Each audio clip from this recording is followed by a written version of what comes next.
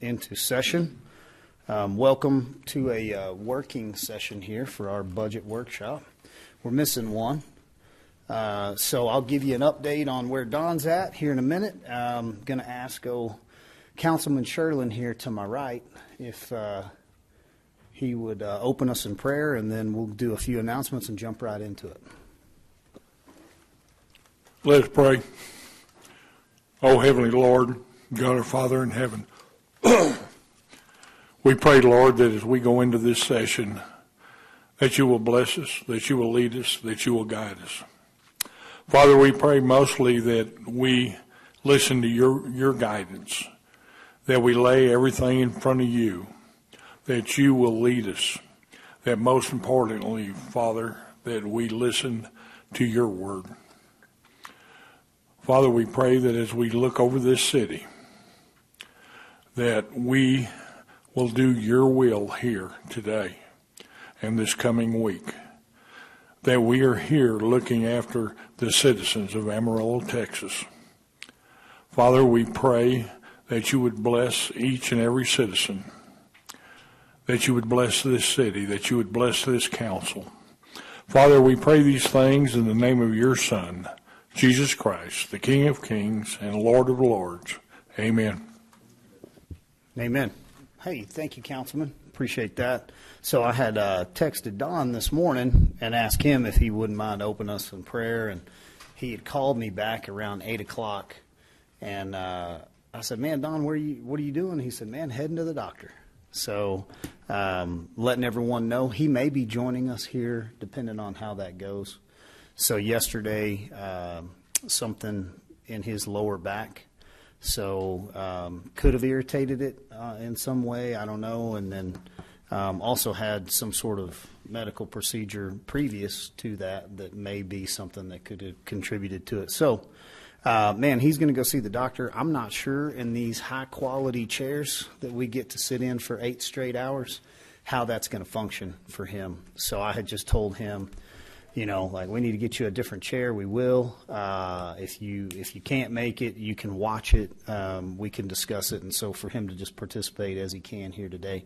So Don's a pretty tough guy. He said, like, out of a 10 kind of being the level of pain of, you know, I'm ready to pass out. He was like, man, it's probably like a 7. So anytime it's that lower back, it can definitely be something that'll put you down.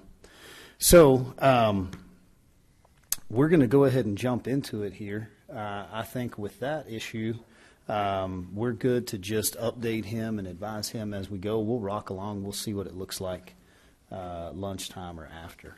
I would say, though, just in a working session, it tends to get a little warm in here sometimes. We don't necessarily all have to be as professional as sometimes we can be. So if you want to take off your jacket, if you want to stand up and move around, I'm not asking anybody to stay seated the entire time. And I think as long as we're all paying attention and keying in on the importance of these numbers and working a good budget forward, we want to conduct somewhat of a business casual meeting here. So appreciate everyone being here. I would ask if we have any announcements, I guess. Grayson, do you know of anything, sir? Okay. Floyd, do you have anything?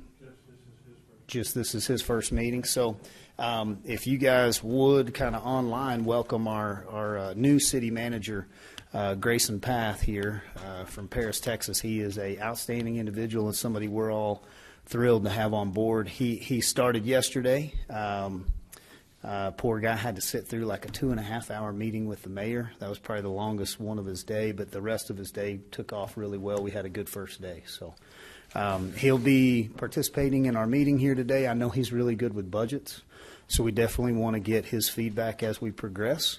But then trying to kind of direct everything through Mrs. Storrs as she's prepared all this and will lead the meeting. And just want you to kind of educate us on where you're at, what the numbers look like. And then council really hadn't had this budget to study it. So I know it took you to the last minute to get it ready. So I think that as people are keying in on this, this will be pretty obvious that this is the first time for all of us to sit down and go through this.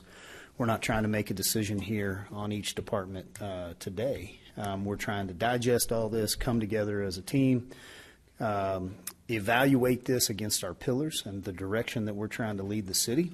And then what is my date? September what? 17th? Yes, sir. At this point in time, we've got y'all set to do final approval on budget and on your property tax rate on September 17th. However, state law just requires it to be done before September 30th. So we have flexibility if you guys have flexibility, whatever works for you guys. Well, so our intention is not to call an election to raise taxes. We've kind of given ourselves the set parameter of you could have a 3.5% increase, that is a non-required voter approval at the ballot. And so for whatever reason, they call that the voter-approved tax rate. And that would allow us a little bit of flexibility. So we'll run off those numbers, and then we really will push this all the way up until the 17th before we feel like we're under the gun, and then give you guys a little time to adjust. And that way this would be reciprocal. We want to be able to hear, listen, learn, and then we want to give back to staff, let staff continue to work, and then bring it back. So, Ms. Storrs, I think you're up. All right, thank you, Mayor. So I wanted to start off with a couple of introductions and some big thank yous. First off, I want to introduce our budget team. So let me just start. They're not all here in the meeting with us today, but there are 4 key members of our budget team. First is back here. This is Katrina Owens. She is our new finance director, and Katrina has been with us now, I don't know, a few months.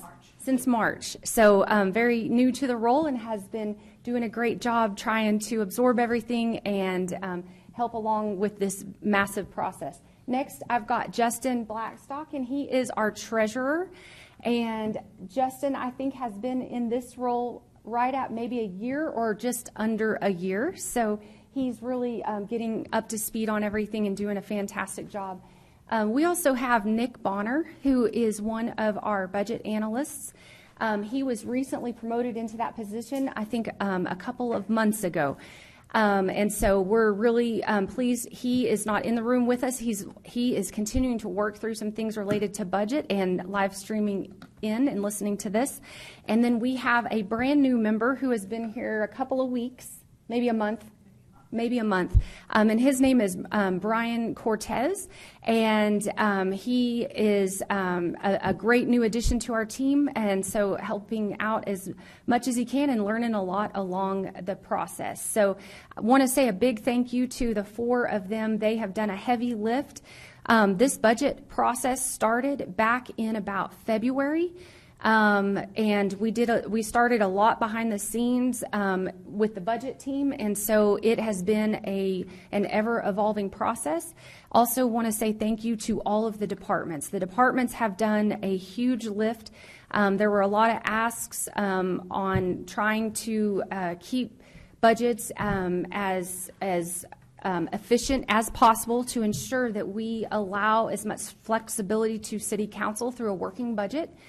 So you all can make some decisions on how you would like to allocate some dollars out to meet some of your initiatives. So appreciate all the time and effort that's gone into that. What you've got here truly is it's an officially filed budget. We did file it last night. I know that it came in kind of at the last minute, so we were trying to make sure that everything was flowing through good and was a good working document for you guys to kind of learn from and absorb the information in over the next few days. As the mayor mentioned, we've got some time to make some decisions. We have a preliminary schedule set at each one of your spots. Hopefully, did y'all get a copy? Okay, great. So this is just, we can certainly deviate from this, but this is just, it's a very aggressive schedule in order to allow as much time for council to have some flexibility for discussions, maybe for follow-ups with departments. We're going to kind of go over overview of the entire budget. We're going to go over property tax, cash flows, revenues, those type things this morning. And then this afternoon, we're going to bring in a lot of departments, and we're just going to go quickly through them because not a lot of changes in those areas. we can certainly pause and let you all ask questions, or if y'all would like, you can jot down things. We can bring it back later. If there's certain departments that you're like, you know what, we need to do a deeper dive on this, we can bring them back at a later point in time as well. So that is what this afternoon looks like. Then tomorrow, we are planning to focus on some of the departments that there are potentially more changes with. There's been more council discussions about things of interest that we thought y'all might want to do a deeper dive into, and that would be tomorrow.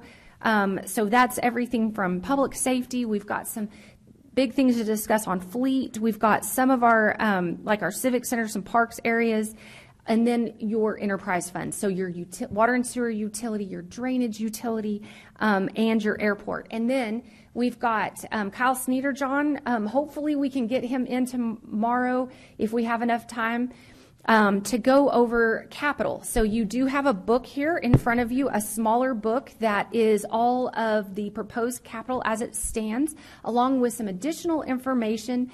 And I think there's even information on projects that didn't maybe make this recommended cut, but there's going to be some flexibility if you all would like to pull some of those off that list and bring them forward. Then we're looking at on Thursday morning, we will go over, I have gathered a lot of ideas from City Council over the last several weeks. My team and I have run a bunch of numbers, and I want to share those ideas with you all. And so we can start kind of talking through, the implementation of those. I do want you all to know, in this budget, as it's filed right now, we do not have any kind of a pay change or pay increase for any departments. What we did is we were able to identify, I'm jumping right to probably the meat of this, we were able to identify a total of $13 million in ongoing funds in your general fund that you all will have the ability and flexibility to allocate those as you see fit. Then there's an additional $3 million, there's $13 million ongoing, $3 million in one-time dollars that you all can allocate either to additional capital projects. You could do some equipment with it. You could hold onto it for things that might come up during the year, whatever council would like to do. So your working budget in this current year was $4.5 million. However, we had allocated out a full 4% increase for all city staff in the current year, and that kind of tied back into the Amarillo Police Officers Association meet and confer agreement. So that was separate last year. This year, we're going to go over some options, some ideas with you guys. We've already talked a little bit about meet and confer requests that have come forward. We'll talk more about those. But for general fund alone, you've got $13 million that could be utilized for any kind of ongoing raises, those type items. And then there's a $3 million amount that will cover for one-time. Yes. Your $13 million includes the 3.5% increase, or does not include the 3.5%? It does include. Yes. Okay. Yes. Great question. It does. Yes. So we'll jump right ahead to some property tax information. So if you look on the first page of your budget, we'll come back to this in more detail here in a second. We've gotten preliminary calculations in from Randall County. These are not final at this point. We did get certified values from Prad. I guess it was about a week and a half ago, and we then have to take it and put it into the comptroller's calculations for the voter approval tax rate and the no new revenue rate. They have updated some of their calculations this year. We'll go over that some more later, but it is let's see here. It's a 10-page calculation that I have run through based on all the numbers given by Prad and by Randall County. Randall County's also done a preliminary calculation of it, and we match. And that is what we've got here on your first page of your budget. So what we're looking at preliminarily is your voter approval tax rate. So the highest amount you can approve without going to an election is going to actually go down to 38.101 cents. So right now we're at 39.195 cents, and so this is actually pulling it down essentially a whole penny. The reason for that, and we'll go over that in a little bit more detail here in a little bit, is appraised values came in very strong again this year. They're a little over 8% above prior year appraised values. So as you all remember, as appraised values go up, you can only capture 3.5% revenue, so you have to bring that rate back down. So we are seeing a decrease in that rate. So we are looking to get a little over $2 million from that 3.5% increase, which is wonderful. We also have one of the first phases of Bell Helicopter properties rolling off of a rebate. It was about $54+ million that we were able to include as new property this year, and that produced a little over $200,000 in additional property tax revenue. So that's wonderful. That's the first one that we have seen, but we'll talk more property taxes here in just a second. I would like to go over a presentation first, just kind of walking you all through where we're at so far, kind of this year, what revenues are trending. So at your packets, and mine's just in black and white, but you should have a handout that is a 24-25 proposed budget. And we've got it up on the screen, and I think those that are streaming live can see this online as well and follow along with us as we go. So, Ms. Storrs, did you print the last year, the FY 23-24, just for us to have? Oh, no, that is the property tax one, and I think I've got a bad date on it, so thank you for, we can reprint that with. So this is the 24-25? That is correct, yes. Proposed budget property tax? Yes. And you said Randall County, but Potter, Randall County, both counties in your numbers? Yes, both counties are in the number. Randall County is our official tax assessor collector, and so they do the official calculations for us. But yes, it's numbers feeding in from both counties. So even if you said Randall County, you mean it's cumulative total taxes? That is correct. Doesn't separate anything? Nope. Okay. It's the entire city of Amarillo, both All right. counties. So yes, I can certainly get that page updated. If you'll start though with this 24-25 proposed budget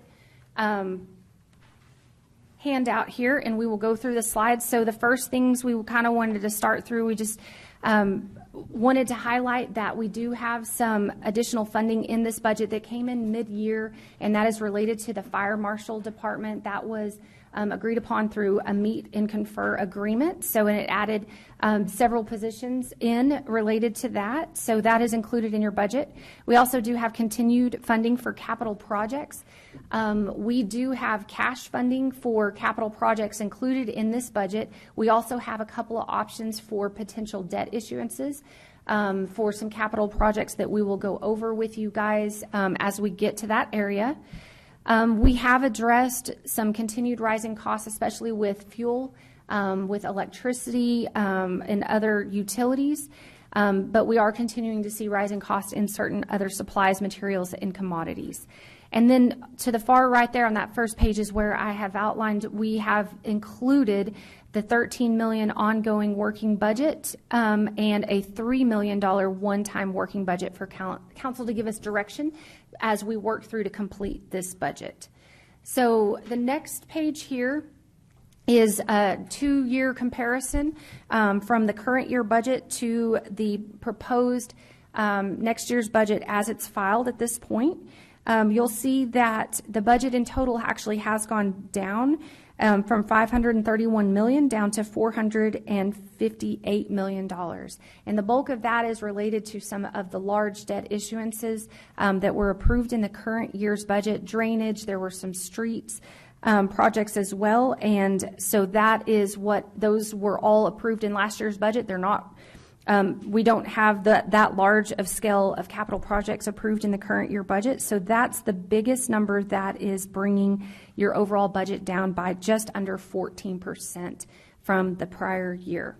So you'll see we've got it outlined from general fund operating. The big change in the general fund is the inclusion of this new in total $16 million working budget that you all have the flexibility to allocate out as you see fit. That's the largest change right there. And then in your water and sewer operating, we do have some supplemental requests in for some additional positions, some reclasses, and also some additional equipment and material needs to help facilitate the water and sewer operations. And we'll go over those in more detail tomorrow. On your capital improvements, we went over that. It's about a 68% decrease from the prior year. I will preface with this book that Kyle has for you, and in the back of your budget book, you're going to see the two proposed debt issuances, one for water and sewer and one for streets. Those are in there for your reference. We have not included any kind of a rate increase or the debt service associated with either of those until we get some direction from you guys, but they're in here for purposes of y'all for talking purposes as we walk through capital. On your special revenue, it did decrease about 12%. We are seeing some funding pulling back, especially as some of those programs related to COVID are continuing to be fully spent out. So that's bringing down some of your special revenue operations. Fleet is up about 7%. That is mainly due to fuel costs. On your insurance, it's up about 10%. Your insurance includes your self-insurance, so that would be all of your property insurance, your police liability insurance, your general liability insurance, those type items. And it also includes your self-funded health insurance plan. We are seeing increased claims costs with our health plan, which is normal, which given what's going on in the healthcare industry over the past several years, they're still at a very reasonable amount, but we are seeing a continued increased trend. And so we do have an increase in the budget for that, just kind of based on what the trends we are seeing. Your debt service has remained flat. Your airport operating is up just slightly, almost flat, and then your drainage is actually down just a little bit. Some of that is due to the timing of how the principal and interest payments are coming on related to the new debt issuance that was done. And as a reminder, there was about 42 million, I believe, that was approved in the current year budget. We issued about 38 million of that. So we've got some more that can be issued at a future point in time. Your IT department operations are remaining flat. Your capital improvement transfers are up. So let me tell you why those are up. What those encompass is the amount that we transfer to debt service that is funded from hotel occupancy taxes. So we keep all of those in our Civic Center Improvement Fund, but the piece that goes over to debt service is included as a capital improvement transfer.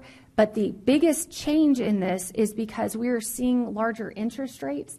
So on your general construction and your general, like your street improvement fund, any interest that those funds earn, we bring those back into the general fund. So you're seeing an increased cost on this expense side, the transfer in, but it is also a revenue source that's gone up in the general fund side. So it's just moving those interest earnings back over to the general fund for council to make a decision if they want to allocate those out in another way.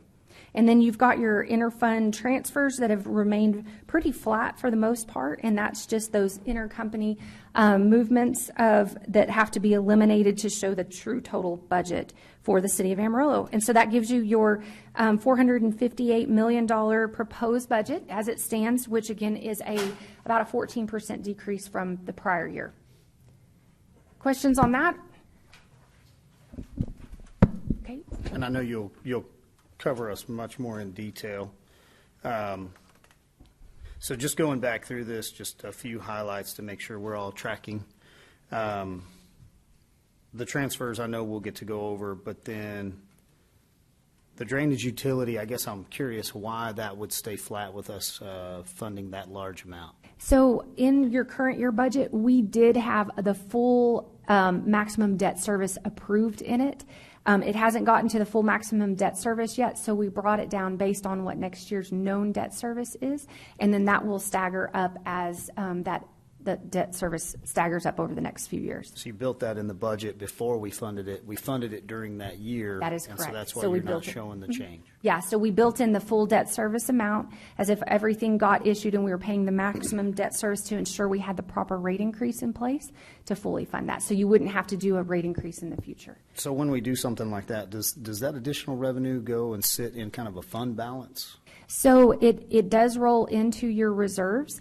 What we have shown when we get to the drainage utility fund, that there is a significant amount of cash that you can potentially allocate to capital projects. And we do have some recommendations on some additional cash-funded capital projects that can be done in conjunction with these debt service projects that are going to take a little bit of time. I know there's a few things maybe that are under design, and so we'll take a little bit of time to get those built out fully. And so there's flexibility to get some additional projects done in the meantime. Okay. Thank you. Yes. Other questions on this? All right. If you'll go to the next page, we'll talk a little bit about some proposed fee changes. We don't have much built into the budget this year. We do have a residential increase proposed for solid waste collection at about an 8.5% increase. That would produce about $1.2 billion. What that is proposed to be used for is we do have remaining hand-collected routes across the city. So we provide trash bags, they put trash bags out front, and we have to have a 3-person crew on a truck to go hand pick up those routes. We're proposing to convert those to the polycart system. So it actually helps kind of from a staffing standpoint, but the equipment is more expensive. We'll have to buy the polycarts, and we will also have to buy trucks to facilitate those routes. And then this will also help bring in some trucks for the expanded service that we have in the community. We do have several new neighborhoods coming on. And so it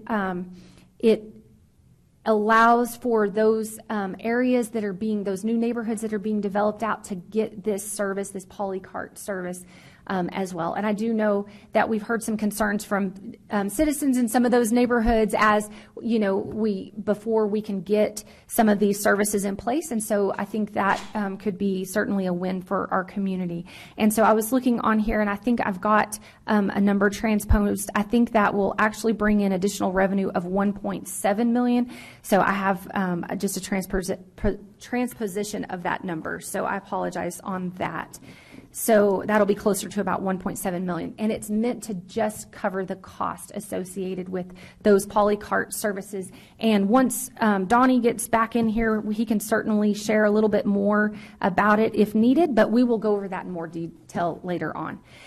Next, we've got your environmental health. They've got various increases on the food inspection area. They're adjusting it to fully cover cost of services there. It will increase revenues about $393,000. And then your Warford Activity Center, we've got some increases associated with some of those fees that are charged there. We're seeing more and more participation, and so we're trying to keep those fees at a reasonable spot, and that would produce a small amount, about $1,500 there. And we've got some more information that we'll cover as we go in the budget related to all of those. So those are your increases that are built in related to fee changes. The next page is your sales tax trend over the 10-year history. So you will see that we had one decrease back in 16-17, and I want to say that was related to some sort of an audit adjustment back then. Other than that, we did have COVID-19 in that 19-20 year, and then we shot forward the next 2 years following. You'll see this past year we kind of flattened out closer to what the prior year's collections were. Over the 10-year period, it's a growth of over $21 million in your sales tax, which is about, on average, about a 3.7% annual compounded growth over that time period. Also, remember, the city has a piece and the state has a piece as well, and AEDC also has a portion of that sales tax. This is just the city's portion of the sales tax collection. The next page there You've all probably seen some of this. This is our trend in our sales tax in the current year. So we have seen mainly up months. We've had a couple of down months. Overall, we are almost flat with prior year. We're up about 1% in total collections through July over the prior year. So one thing I wanted to note, because it occurs in this next month, last year in August, we had a large negative audit adjustment in sales tax. So the state does audits from time to time. My understanding is I think they do them maybe more regionally, and so you would see them kind of all at once. We do not anticipate that coming through again this year, so we think we're going to jump ahead of prior year collections in the month of August. You'll see that trended in your budget line item. We have it closer to a trend of what we had seen over prior years. Last year we saw about 5.6 million. In our budget we've got a little over 7.5 million.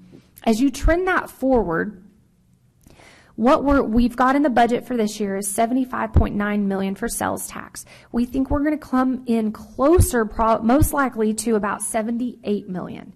And we have left that number flat for next year, or that is what's built into your budget at $78 million.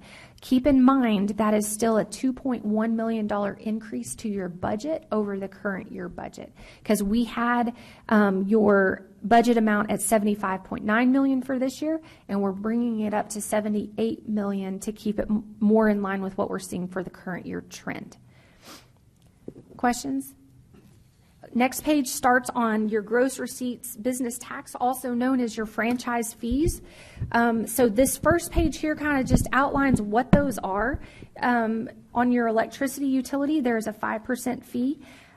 Gas utility has the same. On your telephone utilities, there's a per line charge. However, and your cable TV. However, those bundled services, we only get one fee associated with it. That was a change back in 2019. And so we have seen quite a decrease in those areas since then, just because more and more companies offered that bundled service. Then you'll also see down at the bottom, your city-owned utilities of water and sewer do have a per account charge that we charge. That comes in around about 5.2% of your gross receipts for your water and sewer fund.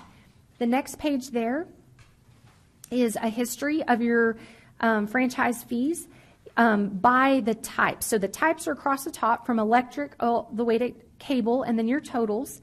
You will see that your electricity one certainly fluctuates. The biggest fluctuation in that is based on whether you've got a mild summer or an extreme heat summer, but it also greatly depends on what fuel prices are doing. There is a fuel factor in your electric utility franchise, or your electric utility fee that is charged, and then that translates back into our franchise fee. So you'll see that we've seen strong growth over the years. We've actually seen a total of about 4.7 million growth in total, which is a little over 2.5% over the 10-year period. If you turn to the next page, though, we did anticipate larger growth. There was some rate cases in place for your electric and gas utilities. Fuel prices were continuing to stay high, but I will say through the month of June, your electricity budget is coming in lower than anticipated by about 13%, as well as your gas utility. It's coming in below about 20% at this point, or 19% at this point in time. So in total, through June, for your franchise fees, we are down about 1.8 million, which is about 10% from budget. And so down below there, you will see kind of how we have built out for next year. So as we're seeing increased growth in our sales tax and our property tax, we actually did bring down our franchise fees to be better in line with the trend that we are seeing in the current year. Now, that could certainly vary. The next few months, electricity franchise fees will probably be up quite a bit if it remains at 100-degree weather like it has been. But as a reminder, we did have a lot of cooler and wet spring and early summer as well. And we had a fairly mild winter as well, which affected the gas utility. Questions on this one? The next page over is your hotel occupancy tax. It shows you a 10-year history. you will see that last year we had extreme growth after COVID. Your COVID year was in that 2019-20 year. We were down about 25%, and then we rebounded well. As people started venturing out traveling again, we were a hot spot for people passing through and to go as a destination, and so our hot tax increased greatly. We've seen a pullback on it in this past year. We were down from about 9.6 in 21-22 to 9.2 in 22-23. There's a few things on that. I think that we have seen the average daily rate across all the hotels really go up over the months and a couple years following COVID, and then they started to come back down and normalize. We're seeing a pretty much a flat trend in the current year with prior year actuals. Over to the right, as a reminder, on your hotel occupancy tax, the state charges a 6% amount. The city charges 7%, which is the maximum amount we can charge. We also have a venue district that charges a 2% tax on those stays, and that stays fully in the venue district to support the north end of the city's civic center, and also the Tri-State Fairgrounds area that supports the Amarillo National Center.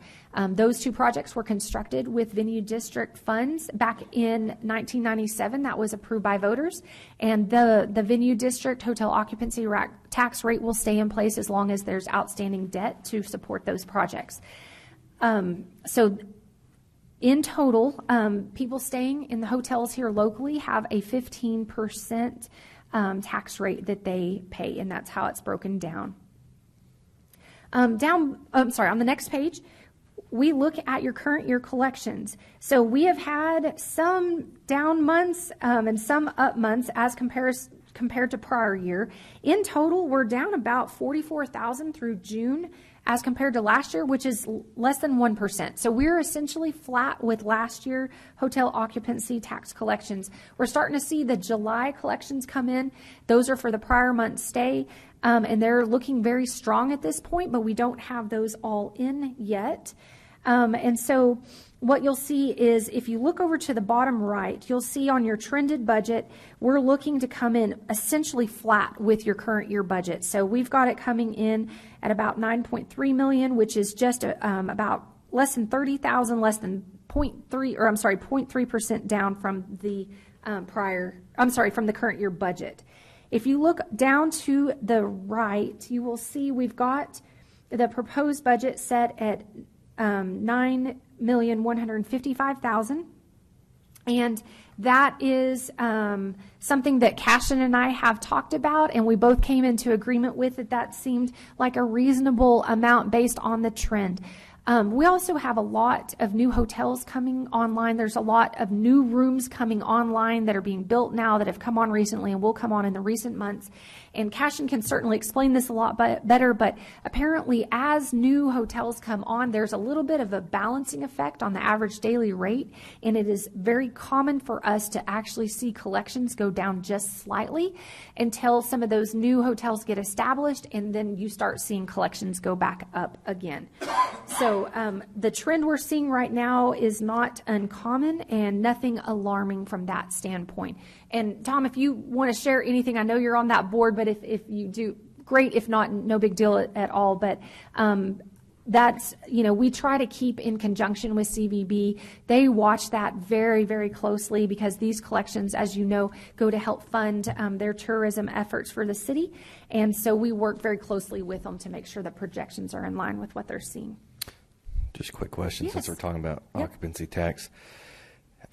What's your opinion on where we're at with debt issuance, utilizing that as debt service? Are we pretty maxed out as far as moving forward? So what we are not completely maxed out on debt issuance. However, so the city, as we get our 7%, we kind of split that down the middle, and 3% goes, so half of that, 3% goes to CVB to fund tourism efforts, and then that other 0.5% to make the 3.5% is used in an activity fund for them to incentivize groups in different ways to come here and choose Amarillo as their spot.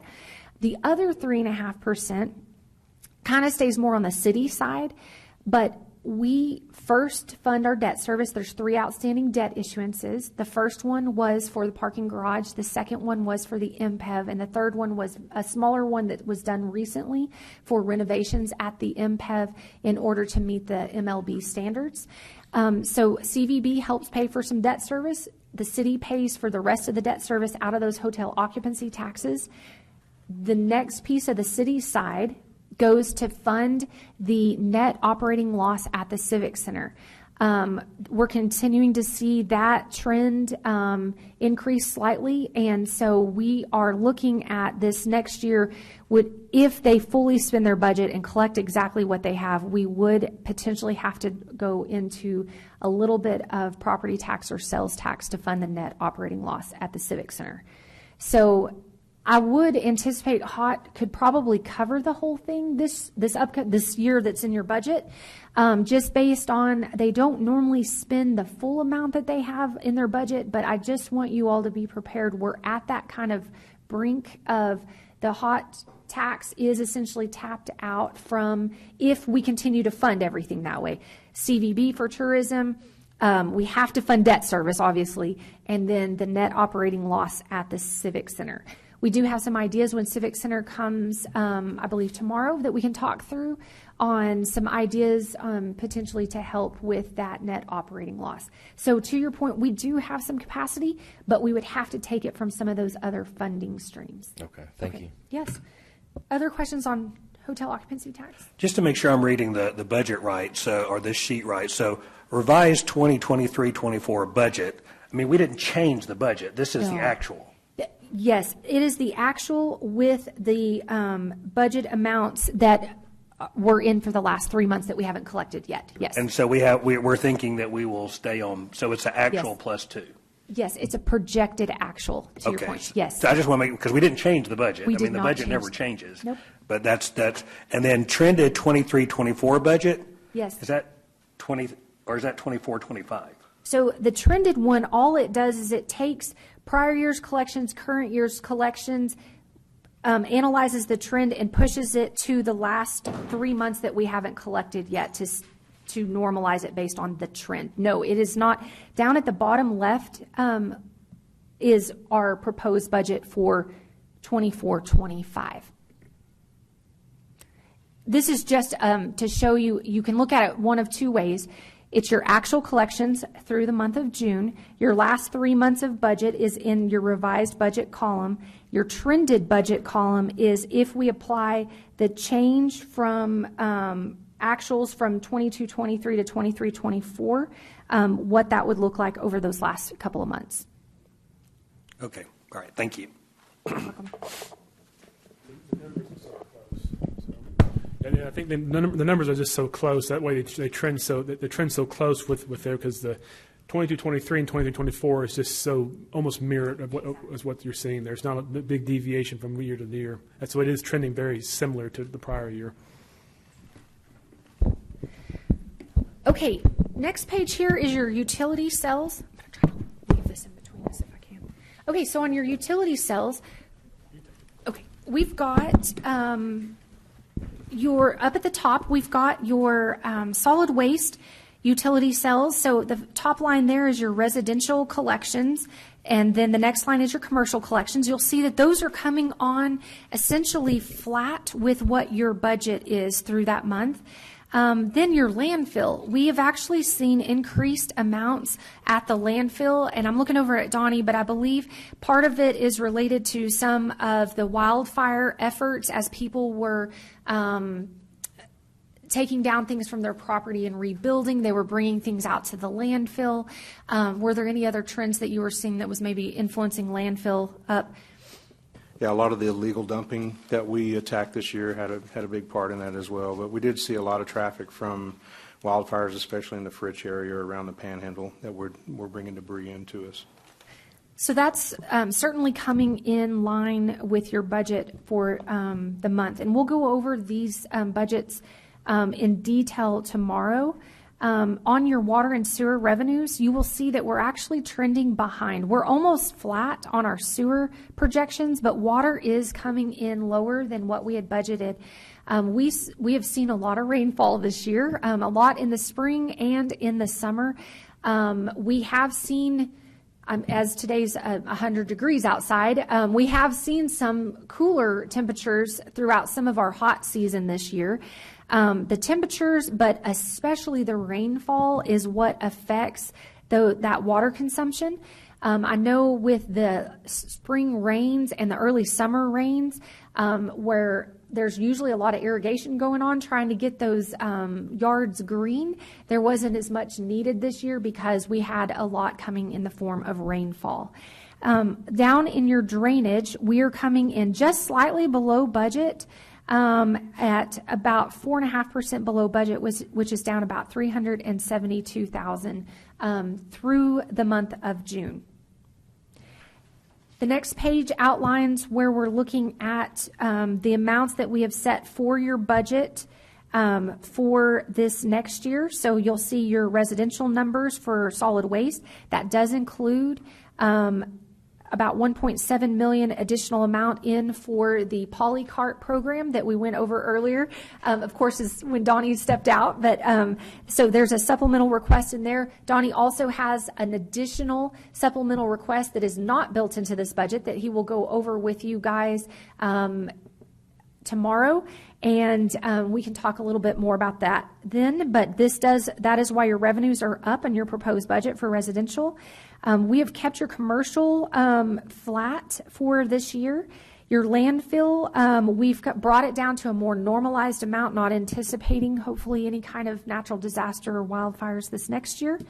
On your water and sewer revenues, we have brought those or kept those essentially flat with the current year budget, trying to keep it more normalized for a normal trend of precipitation that the community sees. And then your sewer amount has a 1% increase just for growth, so no rate increases built into those. On your drainage, we did factor in about a 1% growth for your drainage budget based on just growth here in the community. Questions on that? And we'll be going over those budgets in more detail tomorrow. Next page is just for your information on your golf operations.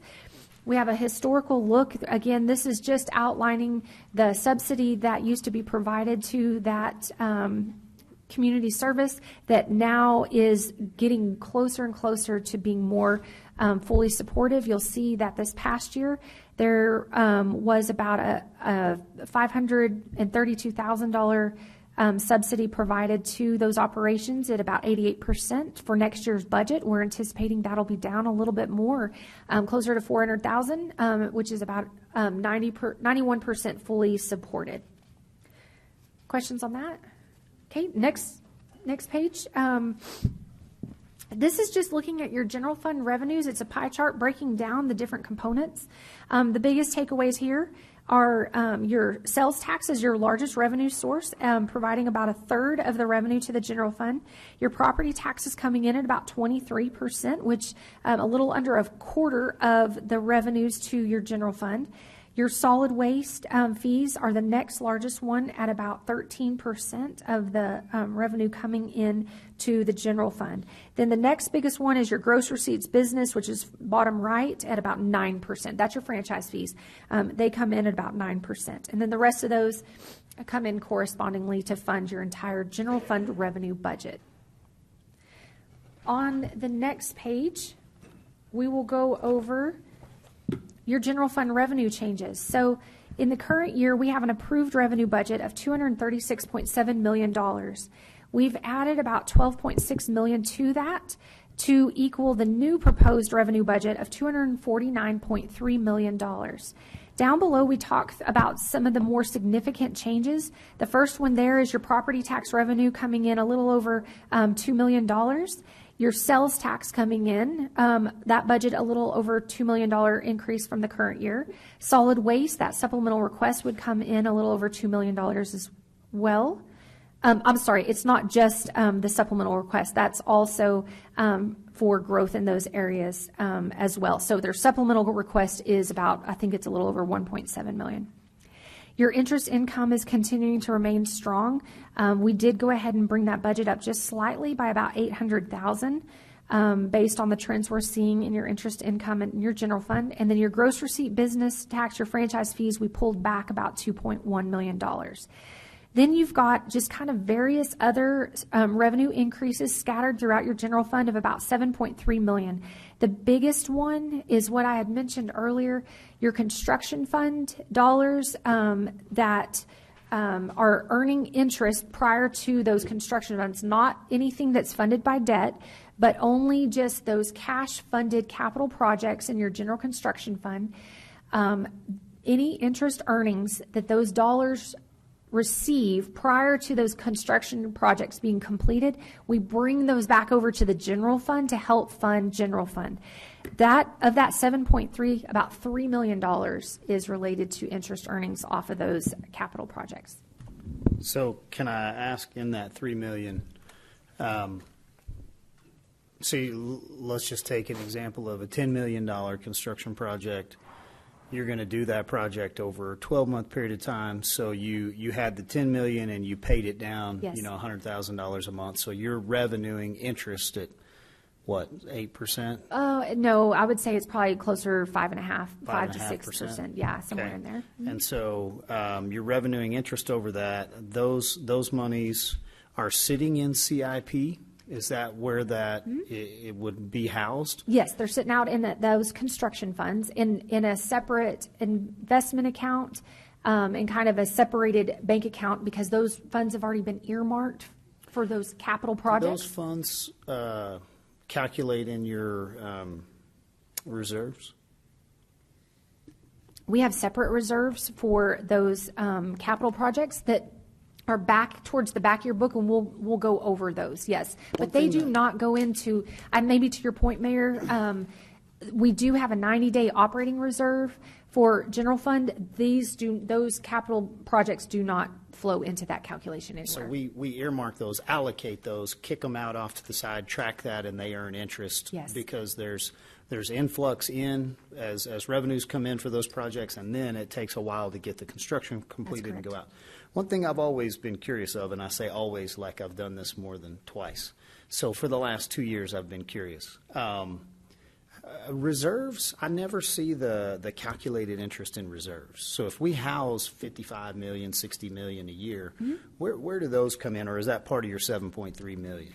So part of it is part of the 7.3 is from your capital projects. If you turn hang on, let me find the page real quick.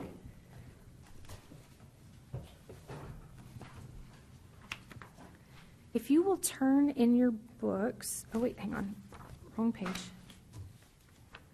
To page 264. It's in the support services section, page 264.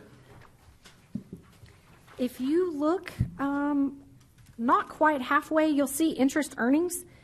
This is your general fund interest earnings for everything that sits in reserves, and you'll see that we had the budget this year at about 2.8 million. We've increased that based on those continued strong interest rates we're seeing. It's coming in at about 3.6 million. So that is where you see it on this presentation.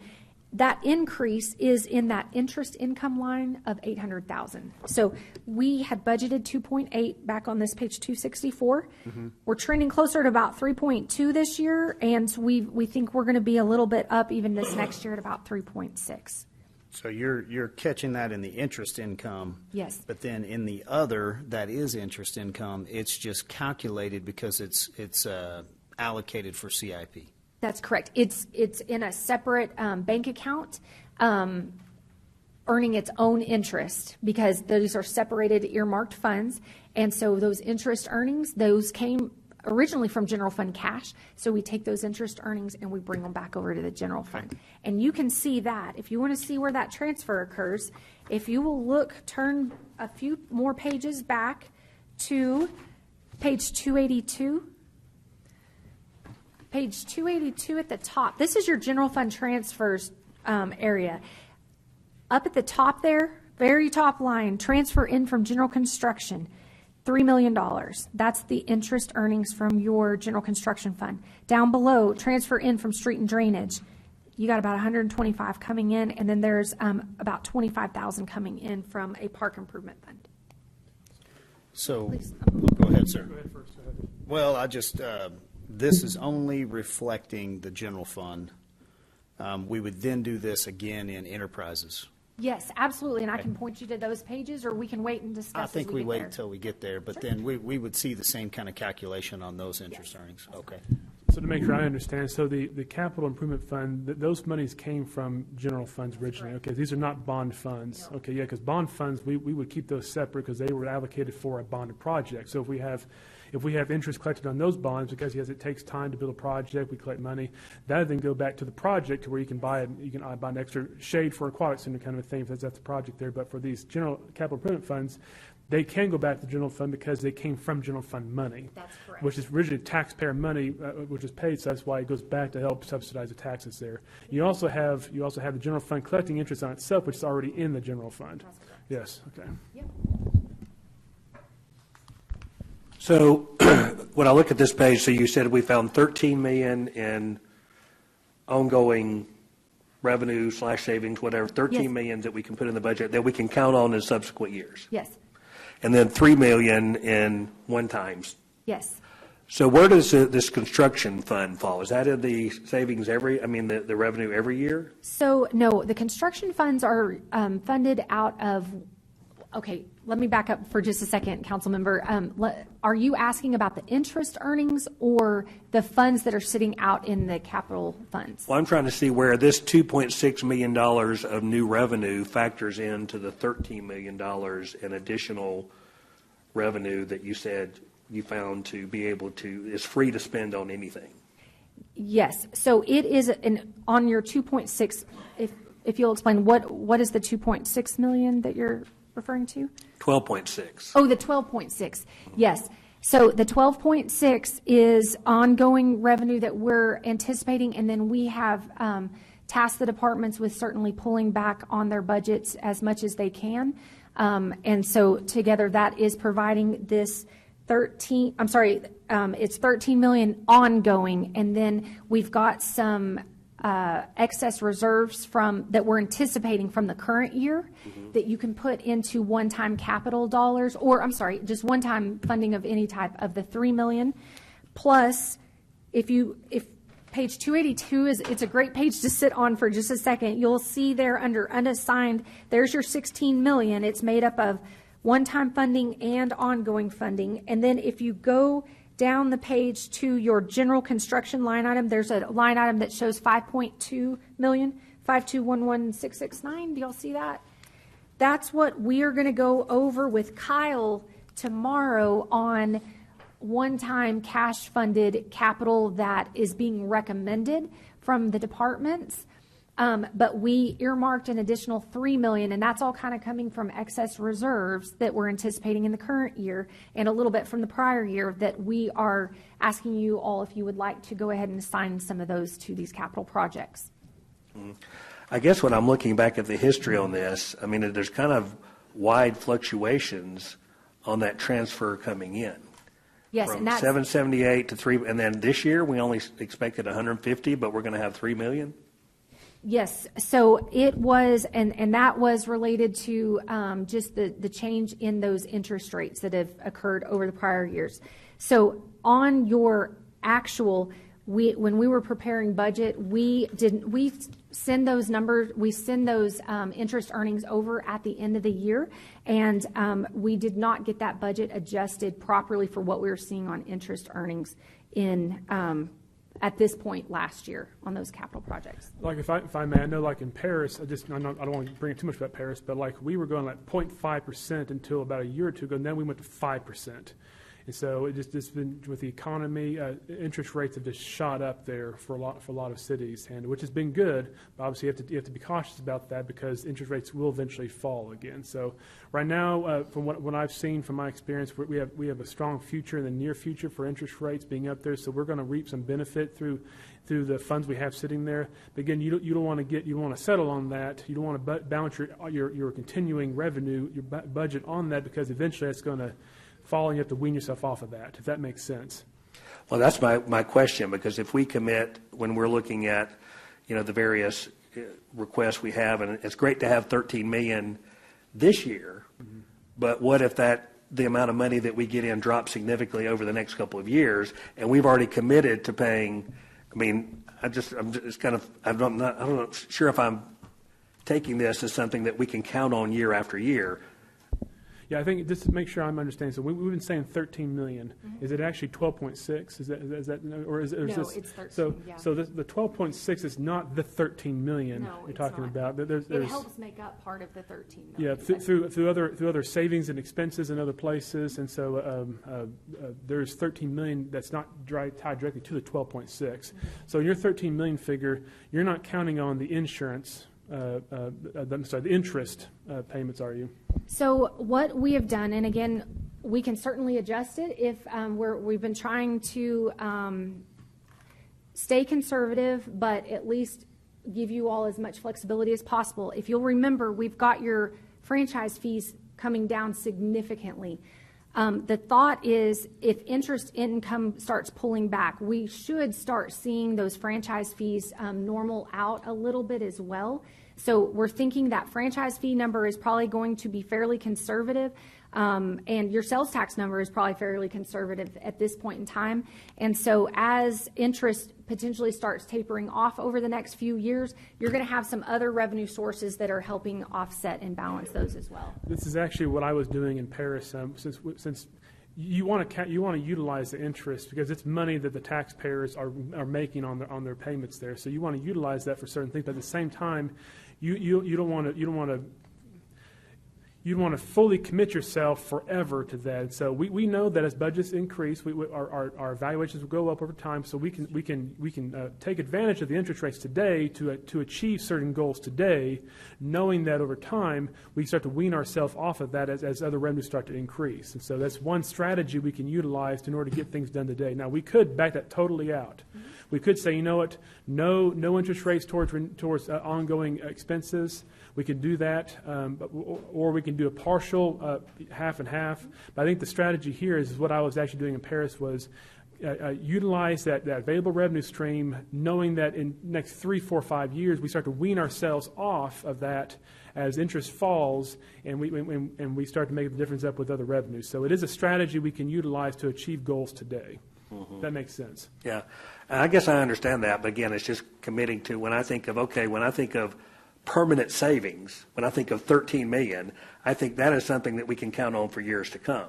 Yeah. 3 million is a one-time, which is we found one things, but when I see the fluctuations on that, I understand what you're saying. It just gives me, I think the least that we can depend on this, the better, because we just don't know what could happen to that, and it could hamstring you on other areas down the road. No, I fully agree. And so, a more conservative approach would be to not use it at all. Mm-hmm. Obviously, I know the council has some goals through public safety, through me to confer, and so we're trying to find options for you all to consider as we try to meet those goals, knowing that the long-term strategy is keeping this in mind, and then start developing those revenue streams to meet that gap as we start to see it there. Yeah.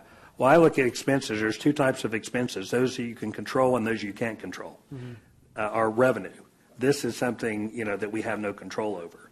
Whereas expenses, when you take them out, you've taken them out, you have control over it, and you cannot put that back in to save the money. So exactly. That just would give me a little bit of hesitancy on this. So, but I appreciate the explanation. Perfectly clear, absolutely. And so, yes, if we want to take the more conservative route, we could pull it out. It would reduce the 13 million down by some number, but it is certainly a strategy, and it's a wise strategy too. There's wisdom in both directions you did with that. And another option related to that is we could shift part of the 13 million out of ongoing and use it more as one time, because I think there's more certainty, to your point, in the one time. We should achieve those over this next year. So if that's something council's more comfortable with, we could certainly shift part of that 13 million out of ongoing and put it into one-time, maybe for capital or something like that. Okay? Good discussion. So I do have a question. Les, were you good? Yes. Okay. And I want to make sure I keep them very separate because previously I think in our conversations we'll wash the two together and it gets real difficult to separate them as we get further in the weeds. General fund revenue changes.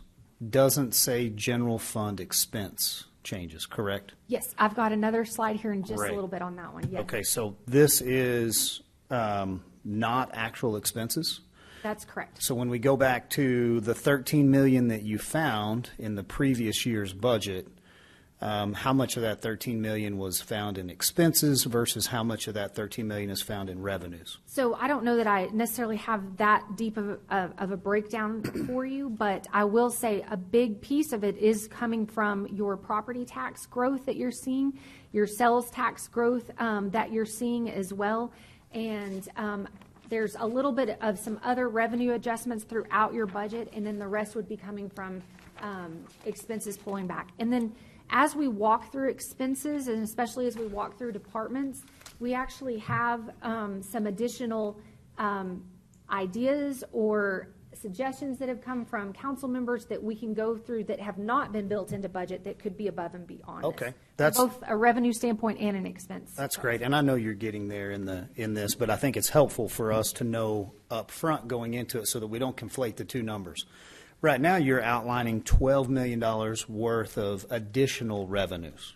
So our budget, our household budget here went from 236 to 250, right? 237 to 250.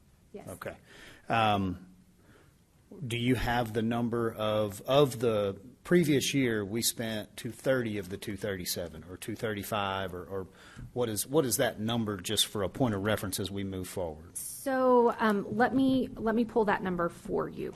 I don't think I've got that detailed necessarily on a particular slide, but I can work on getting that number for I you. know in previous conversations in council, I would just try to keep us very, very directed and focused on, digesting this budget and this in two separate buckets. You have your expenses that we want to focus on were actually hard expenses, not placed positions, not calculated, not general fund or fund balance leftovers, actual expenses. And then we want to take into account, which is very helpful to see, hey, you have 2.1 million in additional taxes. You have, 2.4 million in property taxes. I think that's great to see what these additional revenues are going to come in as. But I don't want us to get confused in not realizing how much money we actually have found prior to trying to implement any kind of principle. So Les is already jumping into, well, are we being conservative enough? Should we pull back? I think those discussions better held later after we actually see how much did we spend. So I just want to do a good job of walking through this, looking at it through two totally different lenses. Expenses on one side, hard actual expenses, not budgeted, not revised budgeted, not projected, hard expense. And then actual conservative budget moving forward, which I think you do a good job of projecting and being able to hit right on the number. So if you've got that number, great, and if you can get it later, we can come back. Okay.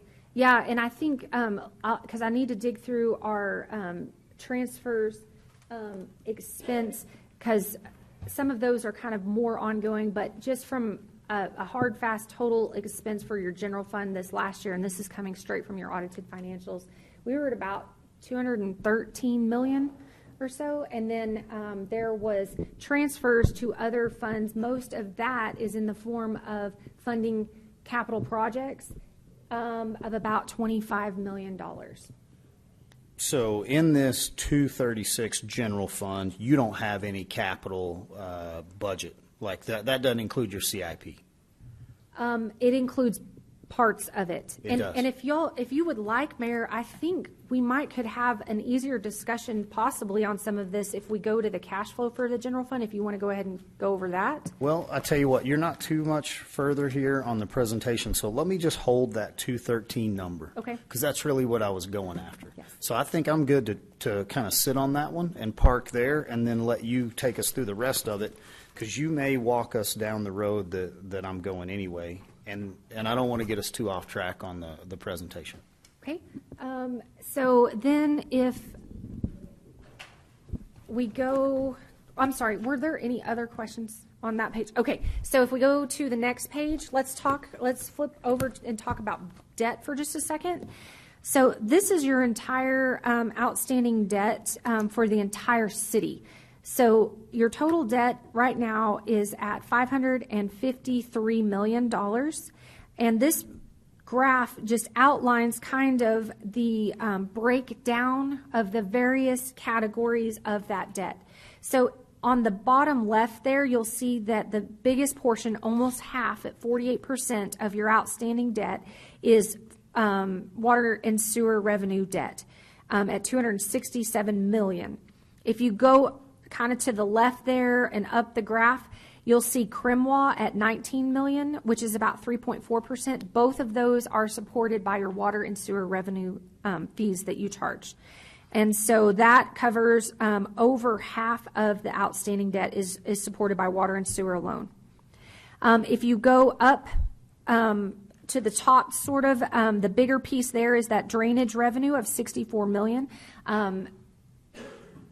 Almost half of that was issued in this current year related to the start of some big capital improvement projects that will be done over the next few years here in the community with that debt issuance. If you go over to the top right, you'll see your property tax supported debt is $128 million. It's about 23% of your outstanding debt.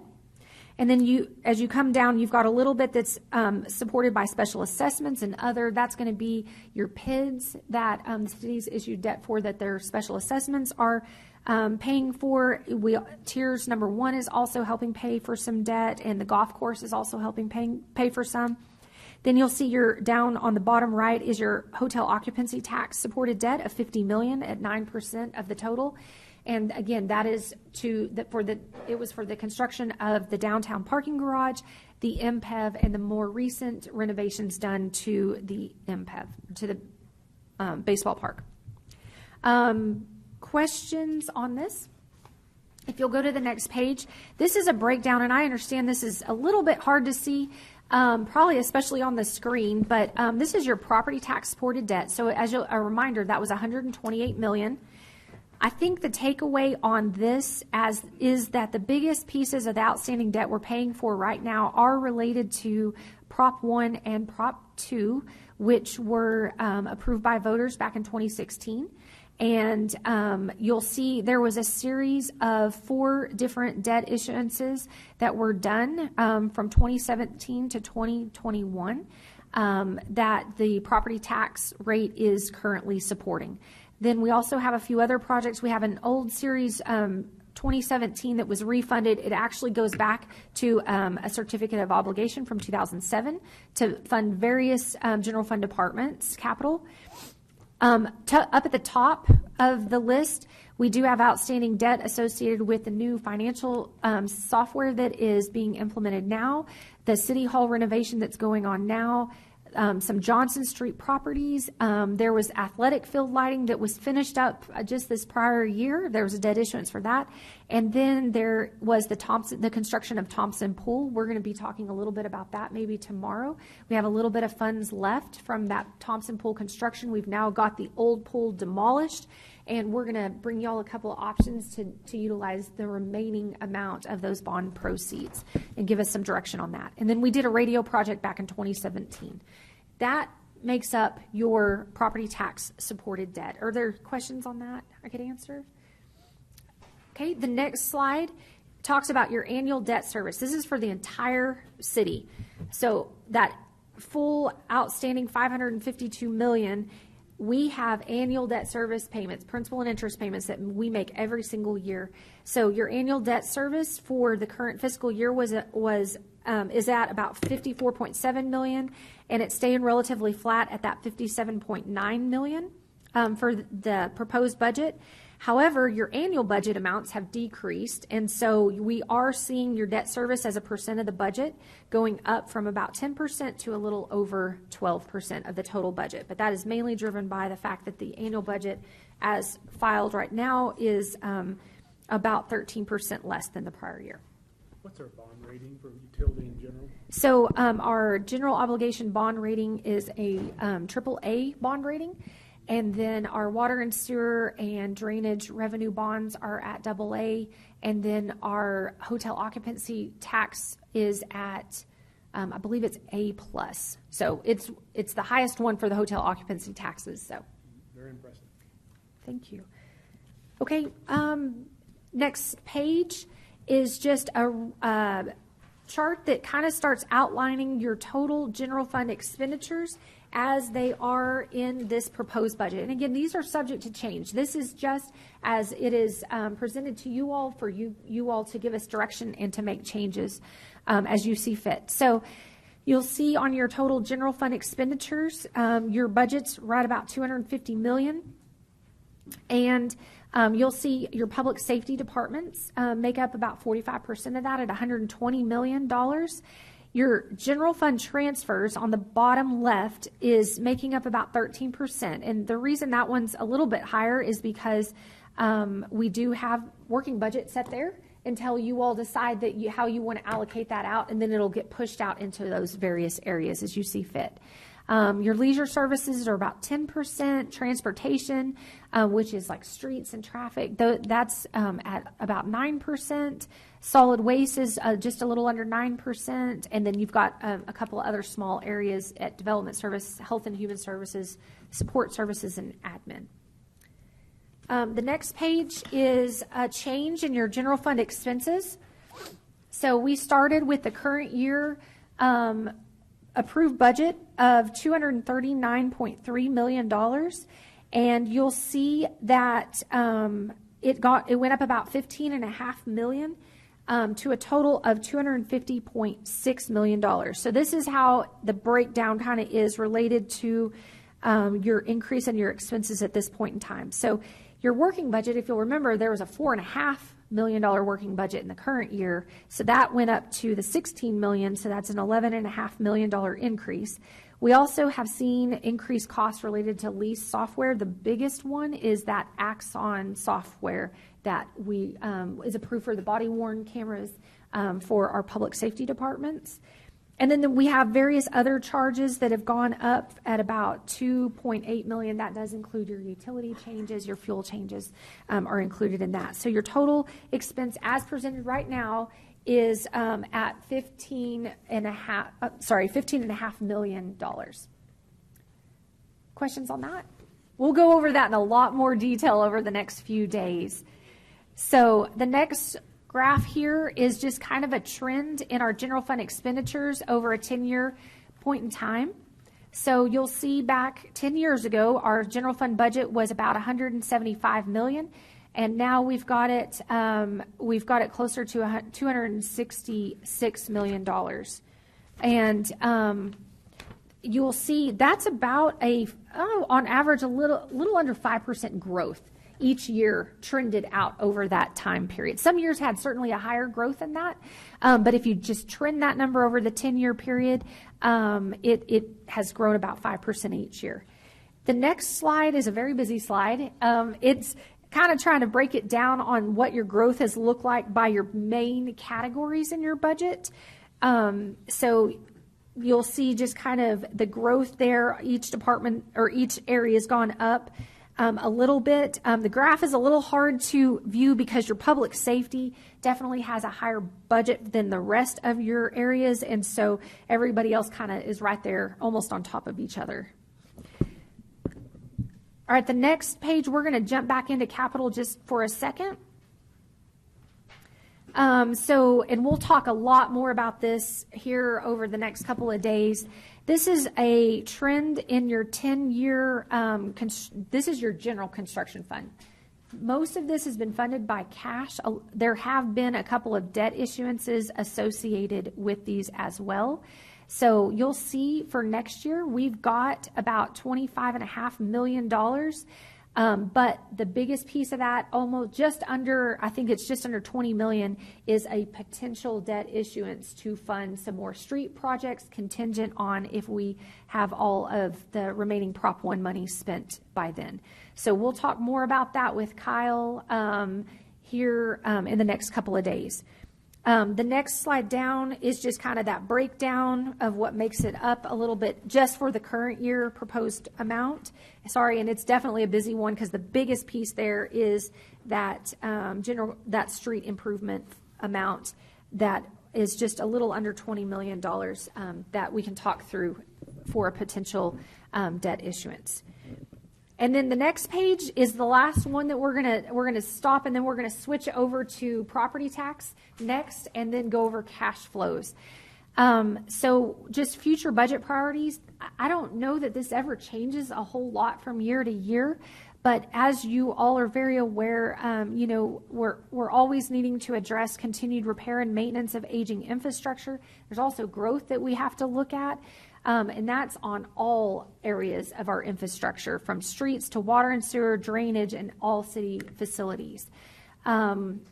We do also have to continue to plan for expansion of city services to address the growth in our community. So our community is definitely growing, and so we'll need to continue to determine how we address future expansion of those city services for our community. And then, as always, we do have staffing, recruitment, and retention, especially in certain areas of our public safety, but all city personnel for that matter. And so we need to continue to try to be competitive in our labor market as possible. And then with that, I'm going to stop. We can go straight into property taxes next, unless, Mayor, I don't know if anybody wants to take a break or if you want me to just jump straight into property taxes.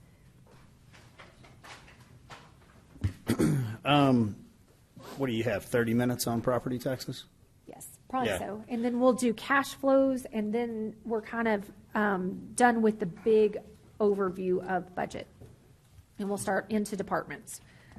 Okay, yeah, I think we go ahead and do property tax, and then we'll take a break. Okay, that sounds great. So if we'll go to the other presentation, and this is the one with the wrong date on it, and I do apologize for that. I was busy looking at numbers and totally missed the date on the cover page, so I apologize. And we will post these out on our finance page on the city's website.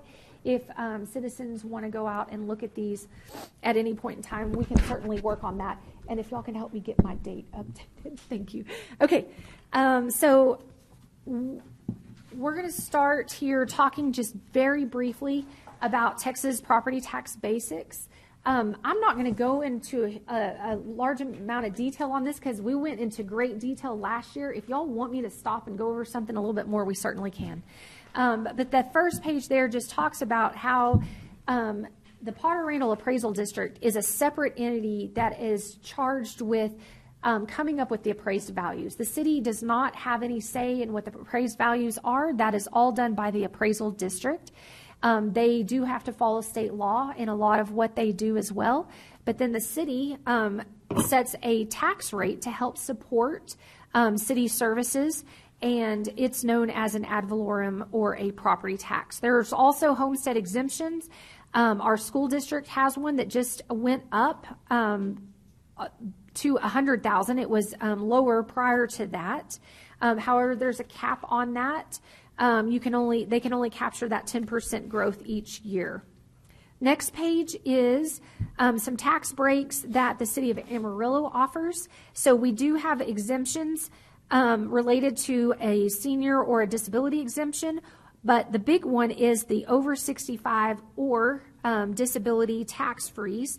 So once one of our citizens turns 65 or qualifies for an eligible disability, they can file this exemption with the Potter Randall Appraisal District, and it essentially freezes the tax dollar amount unless they do some sort of an addition or an improvement to their property that adds that value, that additional value, not just growth in value, but additional value onto their property. I have a question, Laura. Yes. When it says the city of Amarillo offers these options, I mean, is this something the city itself puts in place? So this was voted on by citizens, I believe it was back in 2008. So it was not in place prior to that. The citizens brought this forward for an election, and it was passed. And so this is one of the options that's outlined by state law that has to be approved by citizens. So, Thank you. yes. The next page here talks about Texas property tax laws, what we refer to as truth in taxation. So essentially, property owners have a right to know about the increased value of their properties. They also have a right to know about the tax rates that are going to be applied to their properties. So there's state law that outlines different tax rates that we have to produce. We're going to go over those in a second. One is the no new revenue tax rate. The other one is the voter approval tax rate. Then if you approve anything higher than the no new revenue tax rate, you've got to publish certain special notices and have a public hearing associated with it. Again, if you would like to if a governing body would like to approve anything above the voter approval tax rate, they are required to go to a mandatory election in November following that approval. The next slide just goes through some of those same basic things. There's been a lot of change in property tax law. It's been in place for a while now, but it was effective in 1/1 of 2020. And this was just to bring some property tax relief to citizens across the state. The next page there as well just talks about some additional considerations that came from this Senate Bill 2, talking about compensation for first responders. We do have a lot of calendar changes now that are done for appraisal districts, also for taxing entities, to ensure that everything is done prior to, especially if there's going to be an election called. The next slide there is your elements of your property tax rate. As you all are aware, there's two pieces of a tax rate. You have a piece for your operations and maintenance. That's your ongoing general, it can help fund your ongoing general fund operations. And then you have your interest and sinking, your INS side of your tax rate. That is for payments on debt service for any debt that's outstanding related to government capital improvements that are supported by the tax rate. So the next page is just kind of going over the basics of your no new revenue rate. I'm going to again put this disclaimer out that these are estimated or preliminary numbers. They are not finalized. I'm not anticipating them to change from this, but they certainly could, because Randall County has not given us the certified numbers yet. We did receive certified appraised values just a little bit before July 25th from PRAD. So what your no new revenue rate is, it's essentially the tax rate the city could pass that would collect the exact same tax revenue as the prior year using the new appraised values. Okay, so since our values went up a little over 8% in total, and that's between residential and commercial, our no new revenue rate is actually would be at about 35.5 cents. So it's 0.35559. So as you can imagine, as those appraised values go up, you need a lower tax rate to achieve the exact same revenue as the prior year. That is about a penny and a half lower than what we've got built in as the proposed tax rate, which is just set at the voter approval tax rate of 38.101 cents. Questions on no new revenue rate? If you were to approve the no new revenue rate, you don't have to go through as many publications and public hearings and those type things, but it's because you're going with the exact same revenue as the prior year. Okay, the next page just talks about that seesaw effect associated with the no new revenue rate and the appraised values. As your values go up, you need less of a rate to get the exact same revenue. If your values ever go down, your rate would have to go up to achieve the exact same revenue. The next page. Can I ask Oh, a yes, quick I'm question sorry, just yes. to make sure I stay straight? Previous budget, was it a half a cent that was the $1 million for the street issuance that we weren't able to issue? It was a little under a penny. Oh, it It was was almost closer a to a penny. penny, but it Okay. was a little under a penny this So like past year. maybe 0.9 or whatever? Yes. Was it 0.91, something like that? I could go pull it up, but it's probably around that, yes. Are you calculating that still? Is that included, even though we were not able to issue that? So this captures the full amount without any kind of recapture of an unused increment. So that's something that actually changed in the comptroller's calculations for this year. So previously, you could go back and capture any unused increment that hadn't been captured in a prior year. Now what they have us do according to state law is you calculate the revenue based on the difference between whatever the approved rate is and what the voter approval tax rate was. So 3 years ago, we actually went back and captured a little over a penny that was not used from the year before. So, and that created some additional property tax revenue. So when you look at it and you apply it against the appraised values, you have, it's a calculation of the rate that you had versus what the voter approval tax rate was that year. And so we actually collected more revenue that year than what the voter approval tax rate would have allowed us to.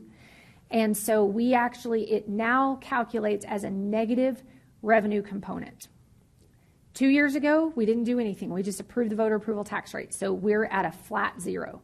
Last year, we did not take the full voter approval tax rate. So when you take the approved tax rate the voter approval tax rate minus the approved tax rate and apply it to appraised values, we have positive revenue that we could go back and capture. Okay? So previously, it was based on, it was essentially like a penny, or it was a tax rate you could capture. Now it is tax revenue that they have you true up in line with the voter approval tax rate, and then you have to net the 3 years together. When we net our 3 years together, we have a negative increment. We cannot capture anything this year. Next year we can, because that third year will roll off. And that has changed, and that's all done.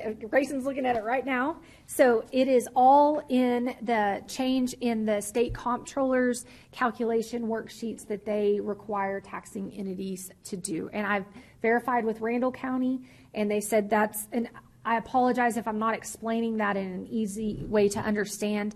I can certainly put some graphics together if y'all would like, but it has changed the way we go back and look at that unused increment over the 3 year period. Yeah, so I'm totally lost. So I'm going to have to put it in pennies.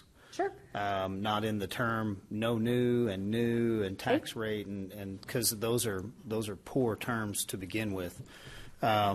So just to make sure we stay straight, my question is, we put a budget together that taxed the citizens for that amount, but we never were able to issue to fund the issuance. So the tax never went, but the budget was assessed at that rate. No. So the budget did not include that debt service because the debt was not issued yet. So we did not capture the higher tax rate, and the budget did not include the debt service as if we were paying that, because on the way a tax rate works is you can't include the debt service until it's issued. So the thing that's confusing there for me, if you can go back and maybe true that part up, we approved a tax rate that included that $1 million cash in order to borrow the $14 million or $13 million. So that tax rate was approved at that set amount that included the issuance, correct?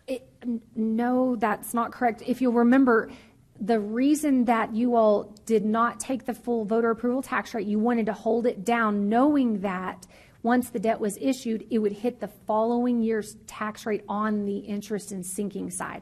So y'all did that to try to make sure there was no tax increase related to that debt issuance.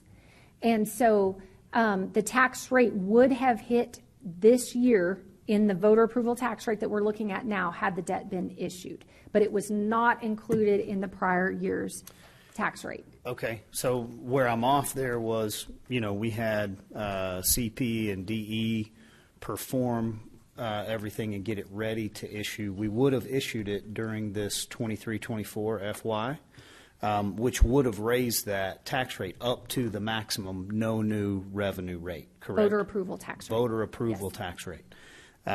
So the budget was comprised to account for that.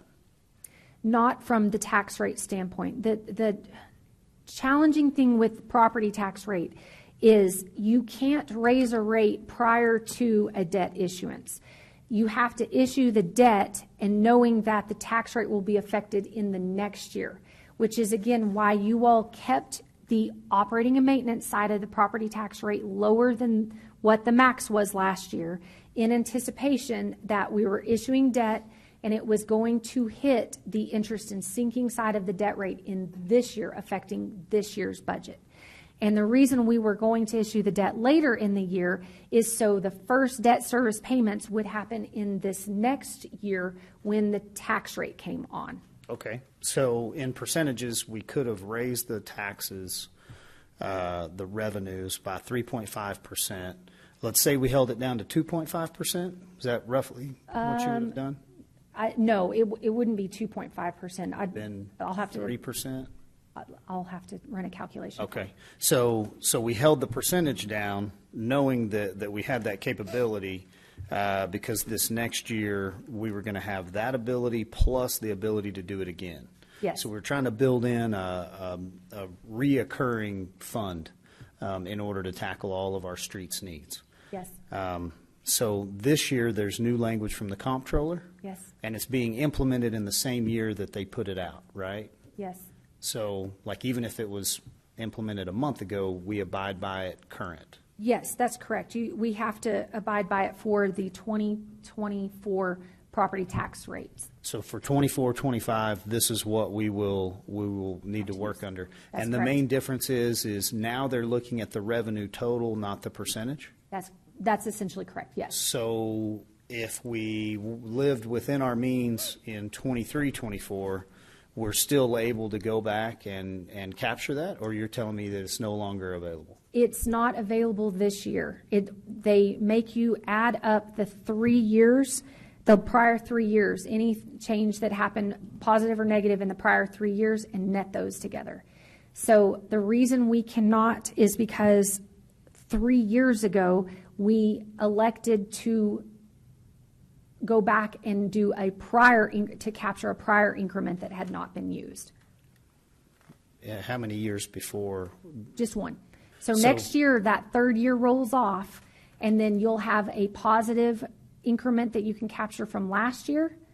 You'll have 0 from 2 years ago, and then whatever is decided by council this year could potentially be captured next year. Okay. If you would, because I'm not going to say this correctly, can you tell me the consequence of what has happened with the comptroller's change in language So based on our specific issue as a city? yes, I think probably the biggest thing is they're not looking at whether you have any unused increment over a period of time. They're now wanting to see the effects of the property tax rate versus what the approved voter approval tax rates were over a 3-year period. Net those amounts together to determine if there's any recapture of an unused increment. So previously, it was if there was an unused increment, you could go capture it. Now they're wanting, and it's all part of just property tax relief. They're wanting to say if you've done anything in a 3-year period that nets together to have been an increase for citizens, they don't want you to have the ability, I guess, to go capture anything. So in the way in which we were strategically setting aside the $1 million in our revenues in order to go borrow the $13 million, Yes. we don't have the ability to do that in the current year that we're in. So in the next year, we don't have the ability to push that forward? Let me clarify something. You still can do what you had planned on doing. So your tax rates still, your voter approval tax rate this in the proposed budget is lower than it would have been had y'all taken the full voter approval tax rate last year. So you still essentially have that built-in savings for your taxpayers. So if you decided to go ahead and issue your the debt associated with streets, it would hit next year's property tax rate, knowing that it's going to hit the interest and sinking side, and you already had a built-in savings for your taxpayers from the 2023 tax year. Transfer that into dollars. We were looking for 14 million this year, didn't get it. So we were planning on 14 million this next year, which is 24, 25. So what you're telling me is we could plan for 28 million in 24, 25 and still qualify for that? Yes, you absolutely could. You have other Dollar constraints amount. based on, if your Prop 1 money is spent. Right. But as long as it is, yes, you still could. And part of that would not have been done at any kind of a tax increase for your citizens based on the savings that y'all built in from last year. Keeping that tax rate lower last year also translates into the tax rate being lower this year because, think about this for a second. Had y'all taken the full 3.5% tax rate, so I believe, I'd have to go back and look, the voter approval tax rate last year I think was just under 40 cents, okay?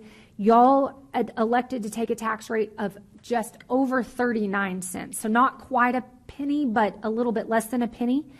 So our voter approval tax rate that we're calculating this year is based on the tax rate that y'all approved this year. So you still have that savings rolling forward for your citizens. Your voter approval tax rate would have been higher this year had you taken the voter approval tax rate last year.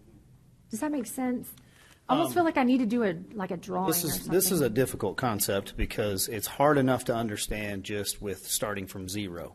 It's really hard to understand with going back from 3 years where they pulled something forward that consequenced us that we didn't calculate on last year because we weren't factoring what happened 3 years ago. Yes, or and 4 years ago. Yes, that's correct. One thing I want to clarify. When we're talking about the unused increment, that's really talking about your operating and maintenance side. So we're kind of talking about two things at one time that are very different because your unused increment is your savings on your operating and maintenance side of your property tax rate. That is what y'all held lower, knowing your debt service side of your tax rate was going to go up. The increment does not affect that debt service side. So if you wanted to go ahead and issue more debt, that debt rate can go up and down as needed, okay? But you can't go back on the operating side and capture any increment this year. Okay, so really what I think you're explaining even a little bit better is the INS side can continue to move, That and is we've correct. held the pennies back so that if we pushed them back up, ultimately we were always living kind of at that point or within our needs because the INS debt side can fluctuate without that criteria. Yes, that is correct. Then on the M&O side, we could have, if we had known all of this in advance, we could have spent the money on maintenance and operations and not push forward with the streets. So we've just lost out on the streets piece. We haven't lost out on the availability to borrow.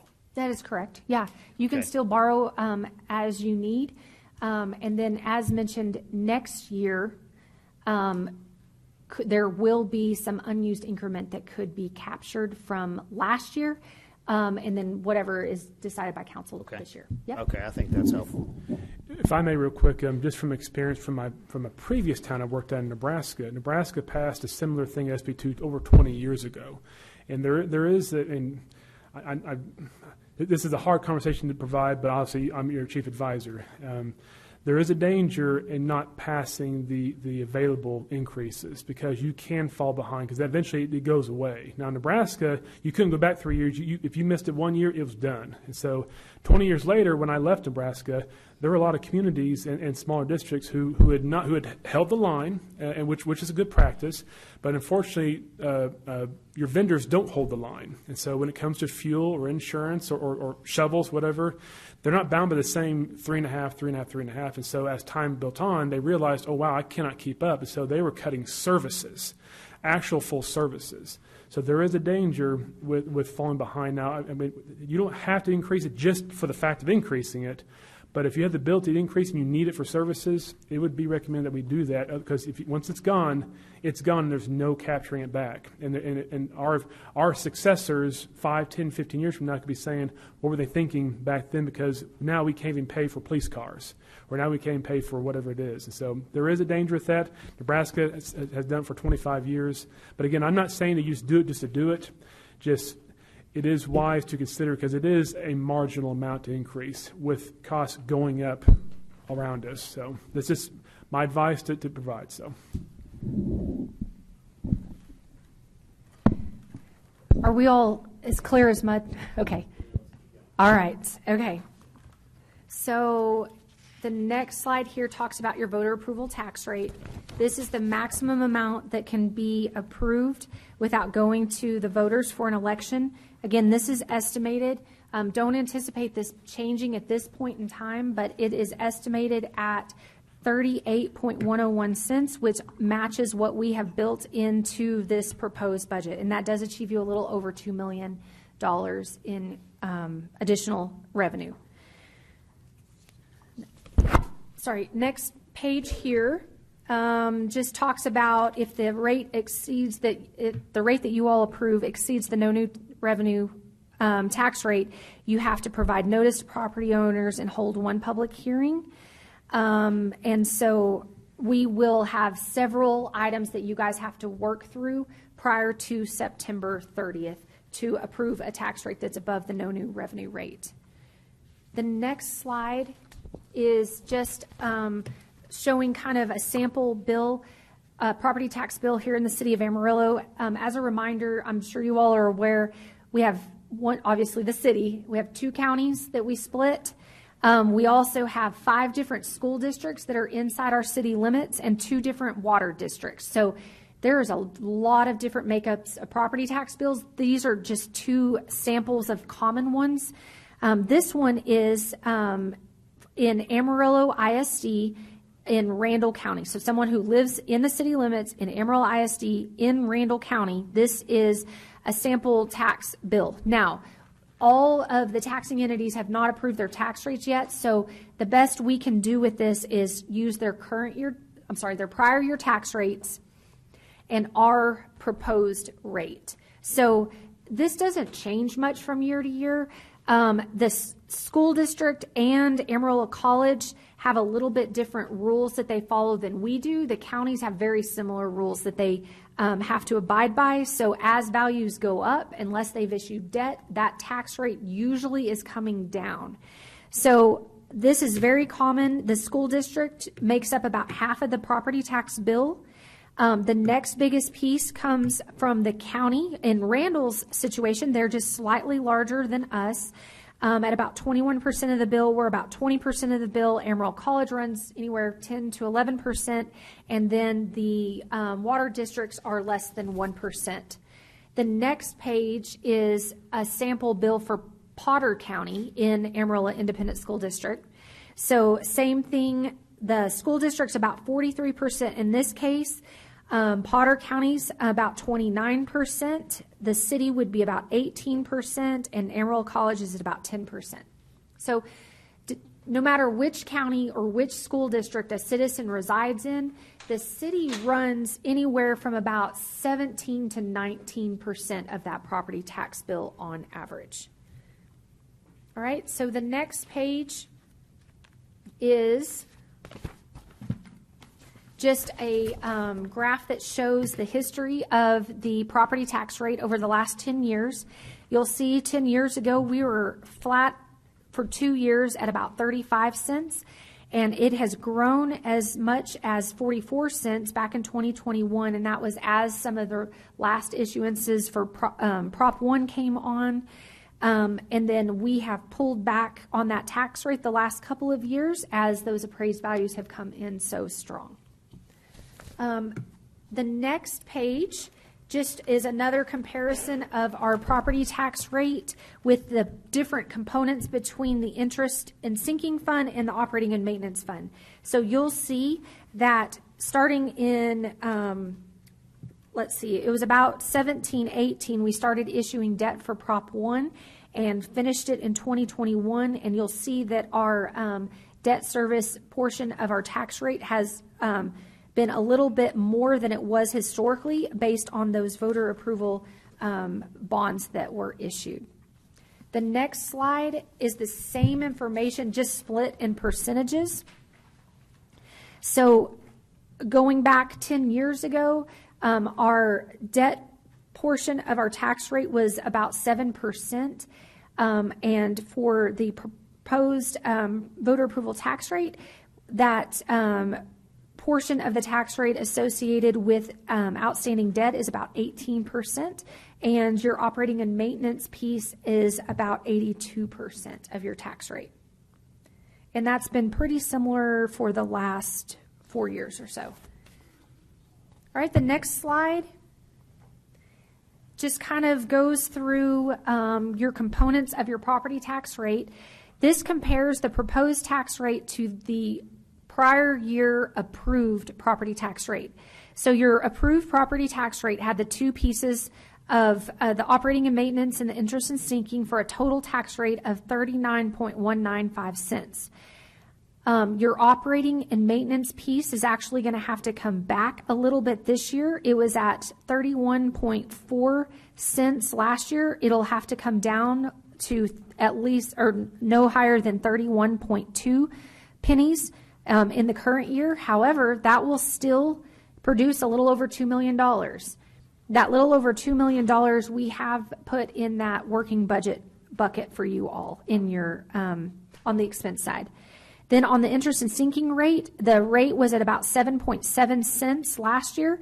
It'll come down to about 6.8 cents this year, but we are going to capture about $1 million more related to that interest and sinking rate. And the main thing is we don't have any new debt issuances or anything that went on. We were spending down some excess reserves from the interest and sinking side of the rate. We were spending that down some last year. And so we are not planning to do that this next year. And so it will actually collect about $1 million more on that tax rate, even though it's a lower tax rate. Down at the bottom, we have outlined here that on a $100,000 home, if the house by some chance had been $100,000 last year and was $100,000 again this year, it's actually a $1 decrease per month from last year's rate to this year's rate. But because most people saw growth in that appraised value, the average homes did go up. So on an average home, last year we were at about $198,000. This is between both your counties, okay? Potter and Randall publish them separately, and definitely the Randall County average residential home value is higher than the Potter County one, but when you net them together, last year it was about $198,000, and this year it's closer to about $214,000, and I'm pulling that up right now to get that exact number. So, as most people saw growth in their appraised values on an average home, with the tax rate going down, but because appraised values went up, an average home value would see about a $4 a month increase on their property tax bill, and that's just on the City of Amarillo property tax bill. Questions on that? The next page is your certified values. These are provided by the Potter Randall Appraisal District. So the top line is your tax value. You'll see that we went from $18.4 billion last year to just under $20 billion in tax value this year. On the tax increment financing captured value, so that's your areas inside of your tiers zones, the values last year were $191 million. This year, those have risen to $224 million. Then your taxable limits, or your frozen taxes, essentially. Last year, those values were just under 3.1 billion. This year, they are about 3.4 billion. So once you kind of net through all of that, your total, here's your total, sorry, not netting it, but your total taxable value on your new properties. So last year we had 354 million in new property. This year we have 335 million in new property. And keep in mind that does include that new Bell helicopter property coming on as well. I'm sorry, it was coming on because their rebate ended. This was the first year without the rebate. And here's that number for you. I didn't have to look it up, sorry. On your average residence homestead taxable value, last year was about $199 between the two counties. This year, it's about $216,000. So you can see there's been really strong growth in those appraised values. Questions on that? Okay, your next page is your impact on your frozen taxes. So on our frozen tax levy that is lost, there's about 4.7 million that we're not able to levy based on those that are taking those exemptions that are 65 and older or have a qualified disability. So what that translates to on your tax rate is we are foregoing a little under 3 cents on the tax rate related to those frozen taxes, bringing that tax relief to that group. The next slide, and I know it's small, but this actually shows the entire history of those frozen taxes. Back to your point, Councilmember Kraft, that was voted in 2008 and started in the 2009-2010 fiscal year. At that point in time, it was about $590,000 or about half a penny. And I'm sorry, about $590,000 of the tax levy that was lost. As you come forward to the current year, it's about 4.7 million in tax levy that's lost, and it's about 3 pennies on the tax rate. So you can just see kind of how it's grown. I will say over about the last 3 years or so, we have kind of flattened on the number of households. So we have a count, and it's hovering a little over 16,000 at this point in time that are capturing this frozen tax. All right, so the next page is just a comparison of your tax rates versus your population. This is just looking at 8 larger cities than Amarillo and 8 smaller cities. So we just went based on population, 8 larger, 8 smaller. What we have graphed on here for you is their prior year tax rates, our current proposed tax rate. So they're not apples to apples by any means, but they're all working through their tax rates right now. And then we've got the population graphed on there as well. And so what you're seeing is on those cities, Amarillo does have the lowest tax rate at this point in time. Now, somebody could lower theirs this year, lower than ours, but the average tax rate of the 8 larger and 8 smaller cities, including Amarillo, is about 55 cents. The next page is that same information, just kind of showing it, sorting it by the highest tax rate to the lowest. It's a little easier to read this one. So you'll see Waco over there on the far left has that highest tax rate at this point in time. Again, they could pull that back this year. And then Amarillo's over there on the far right.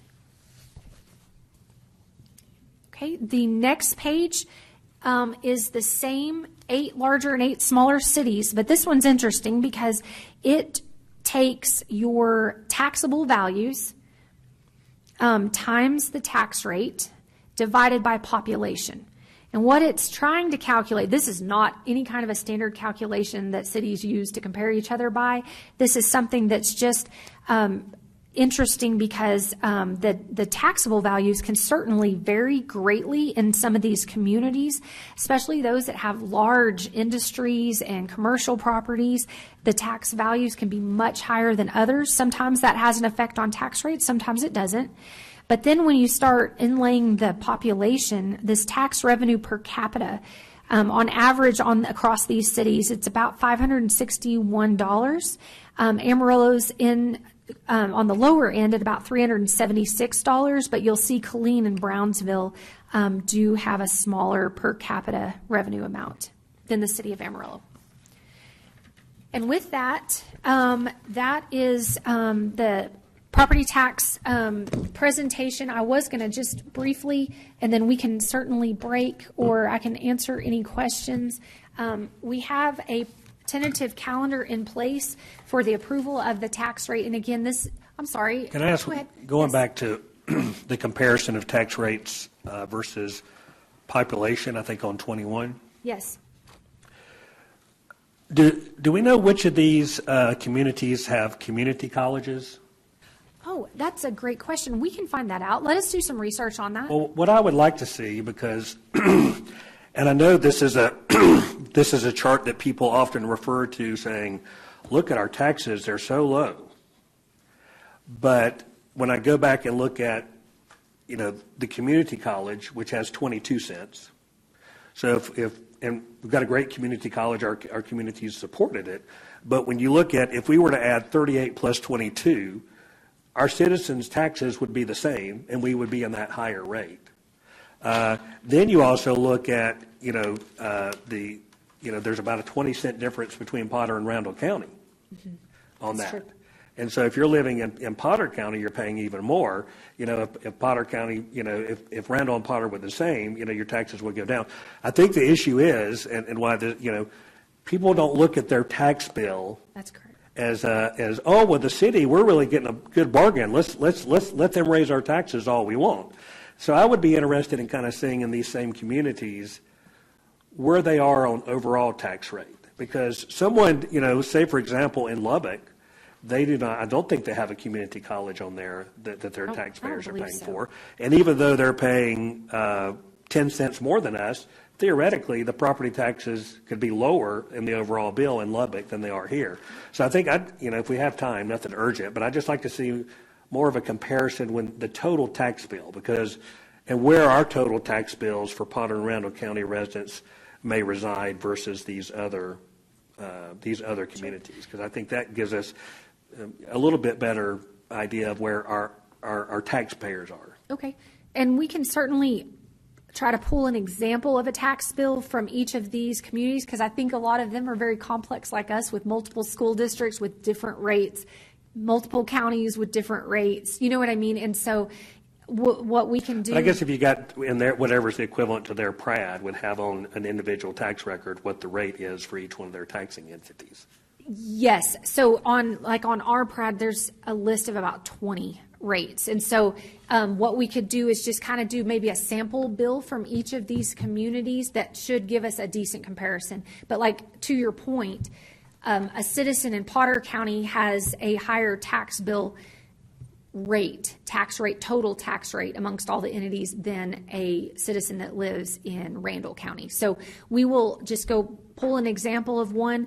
I don't think we can show an exhaustive list, because there could be a lot of different property tax bill makeups in each of these communities. But if that works for you, we can pull a sample one on those. Yeah, just so it's kind of apples to apples, because I think in this, it's not really, if you don't look at the total tax bill, it's not quite apples to apples when it comes to what our taxpayers are paying as a total.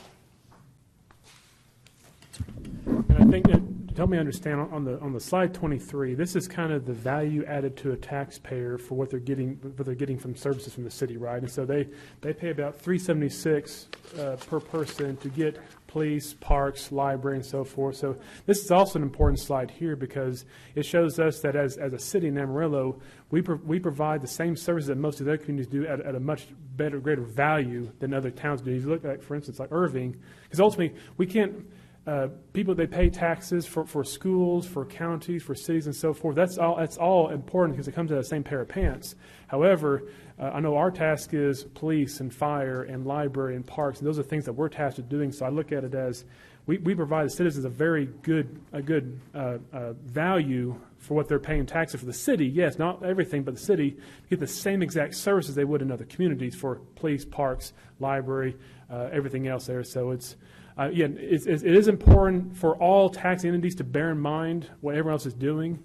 But we also have to also bear in mind what we're tasked with doing and make sure that we are providing our citizens that service. That makes sense. So, but good thing to look at too. We just don't want to undercut ourselves when no one else is undercutting, because the goal is hopefully all tax agencies are also doing this at the same time. But if they're not, we may be the good Samaritan and taking the hit for everyone else. So if that makes Right. sense. Yeah, I think that we had discussed that previously and kind of getting that comparison of the charts. And so I think it's good to see that. I also think it's good to see maybe the comparison of in these other cities, what the rate is. Are they similar from city to county, or is it drastically different? Because I think our county taxes help to offset some of the lack of overlap. So the other thing that you're talking about there, if you look at McKinney as an example of a neighbor that's real close to us, well, they have overlap services.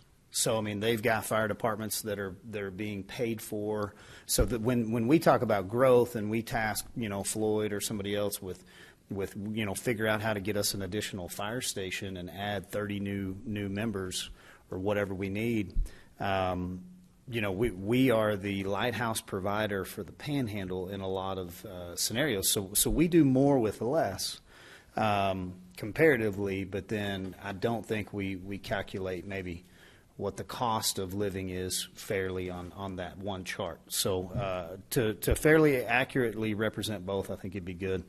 It is 10:40. Would ask if staff has anything else they need to take care of here before we take a short break.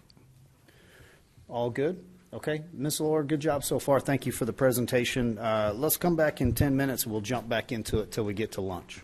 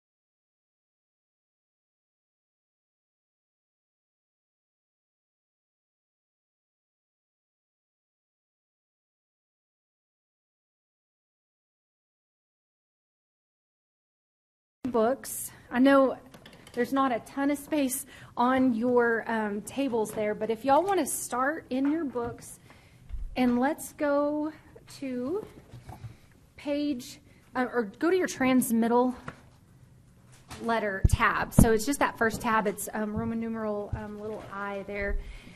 This is just a letter that kind of outlines your the major components of your budget document. There are things missing from this at this point because, Don will bring you up to speed real quick on a couple of things. We have set aside as a working budget $13 million in ongoing funding and $3 million in one-time funding.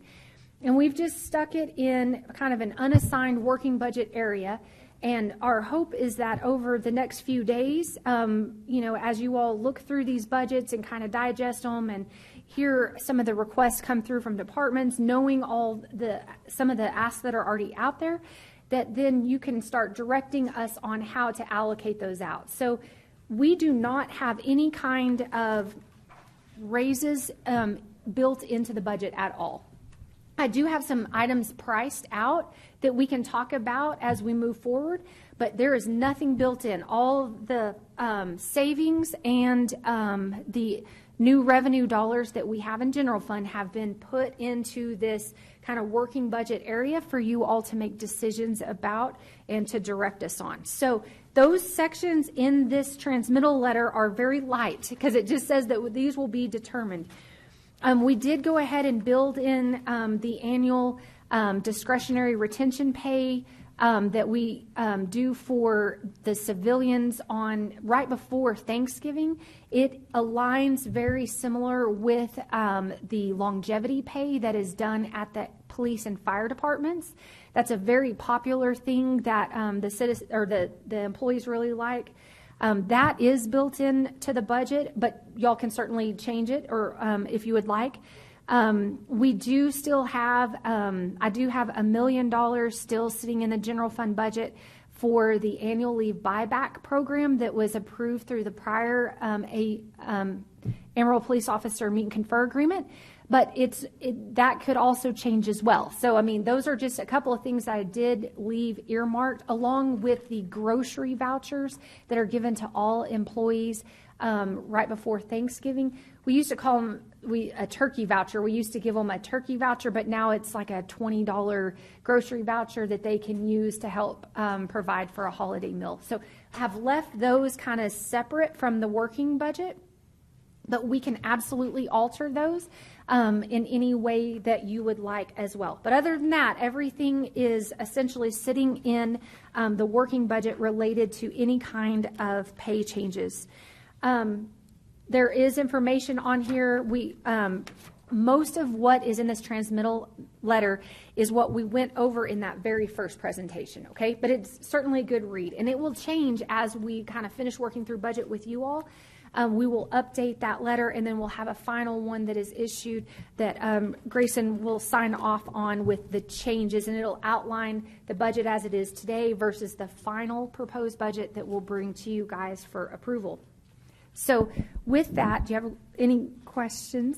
I can bring you up to speed, too. Yeah, exactly. I'm super slow, but I'm going to ask because you and I have already been discussing the health care and all that type deal. We already found with the prescription side that we're going to, possibly up to $4 million? It was about $2.5 million, but about $2 million to the general fund. Yes. Okay.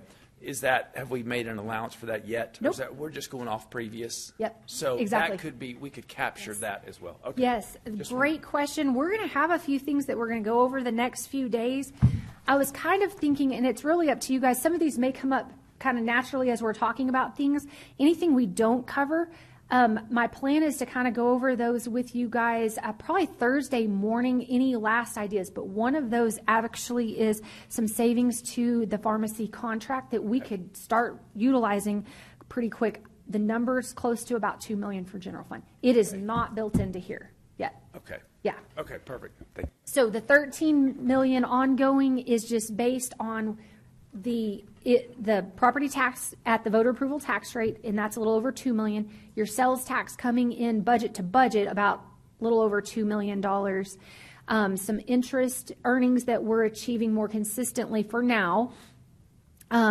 and then some various other changes that departments had put in. And so, and then we've really, and you'll see this, especially on vacant positions, we have really squeezed those positions very tight. And we do have a list that we can go over with you guys of kind of some positions in the general fund that have remained more vacant historically that we have priced out, that if you all would like to eliminate, we could roll those savings into your working budget for y'all to reallocate as well. So I've got all these things, and we can talk about them as we go, or I just want y'all to know none of this is built in yet, okay? So, What about the cost of living adjustment? oh, for the TMRS. Is that what you're talking about? Okay, so what we've got built in the budget is at the current rate of 30%. I have new prices for the 50% COLA and the 70% COLA. For the 50% for general fund, it's about 1.9 million. And for the 70%, it's about 3.9 million to the general fund. Y'all are going to hear me talk a lot, probably more in context of the general fund. Y'all remember that from last year because that's the harder piece to balance. It's the more funding constrained area as well. But a lot of these, like the TMRS, it corresponds to the entire city. But for the general fund piece, yes, we've got those two. They are not built in here. Those would be options that y'all could look at through some of your working budget allocations if you chose to do so. Okay.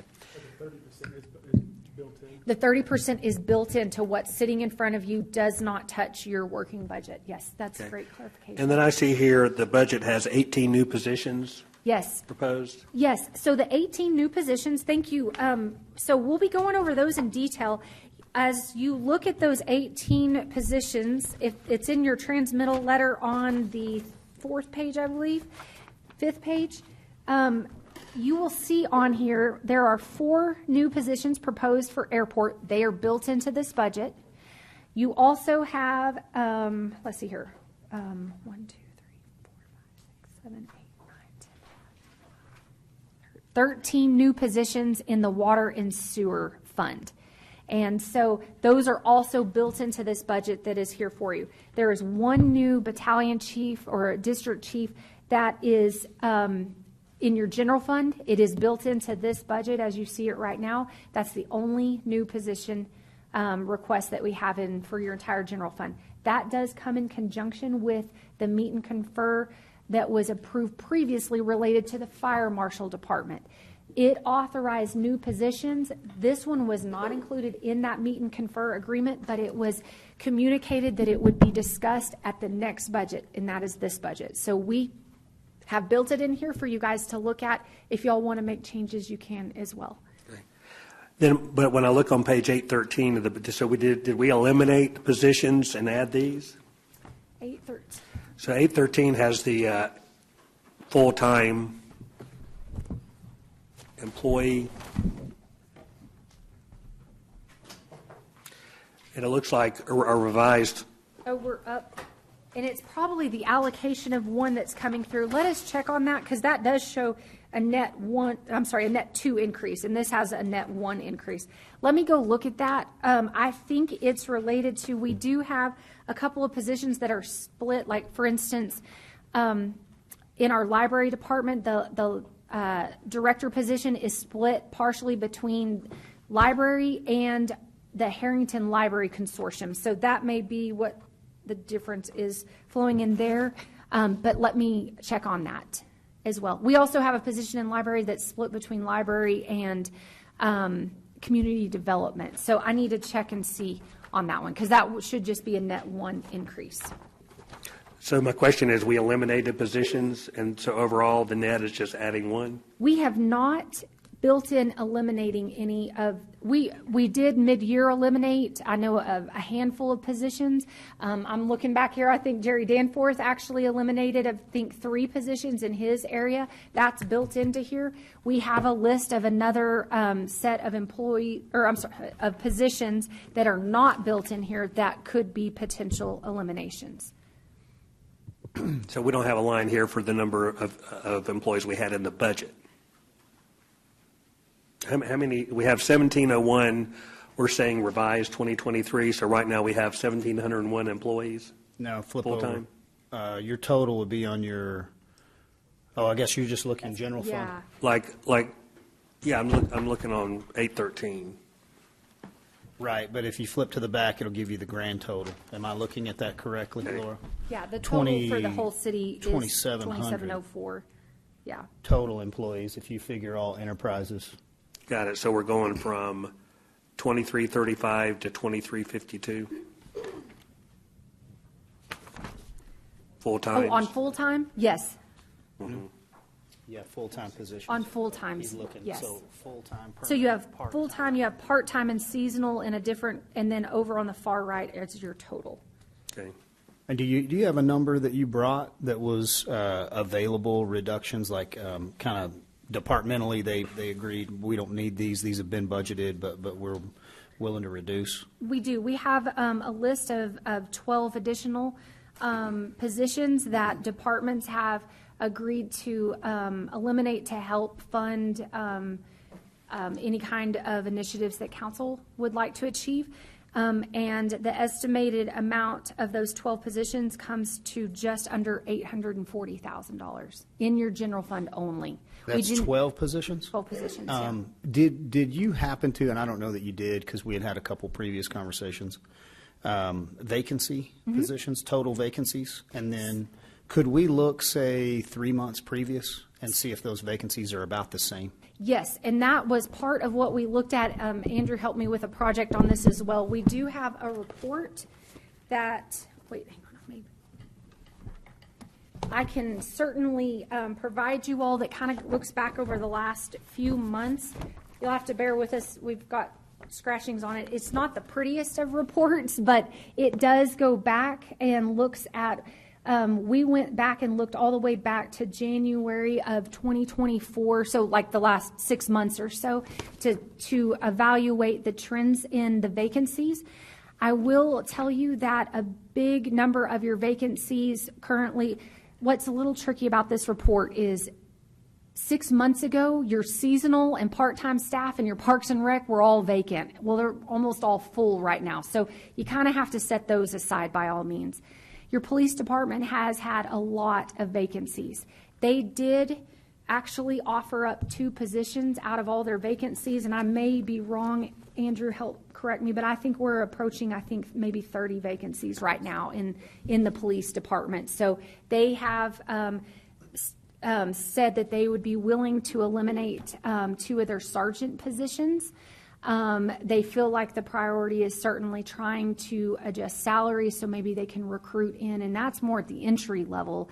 And so I think that is 2 of the positions that we're looking to potentially eliminate. And since those are higher ranking positions, it comes with a greater amount of savings. The other thing in your general fund department, your transit department has seen a lot of vacancies in the CDL area. However, that department is either 80% grant funded or 50% grant funded, depending on which area we're looking at. So if you're eliminating some of those positions, you're only getting a small savings on that. So we didn't actually put those on our list, but that's another area that we have seen a lot of chronically is probably not the right word, but we've seen historically vacant positions as well.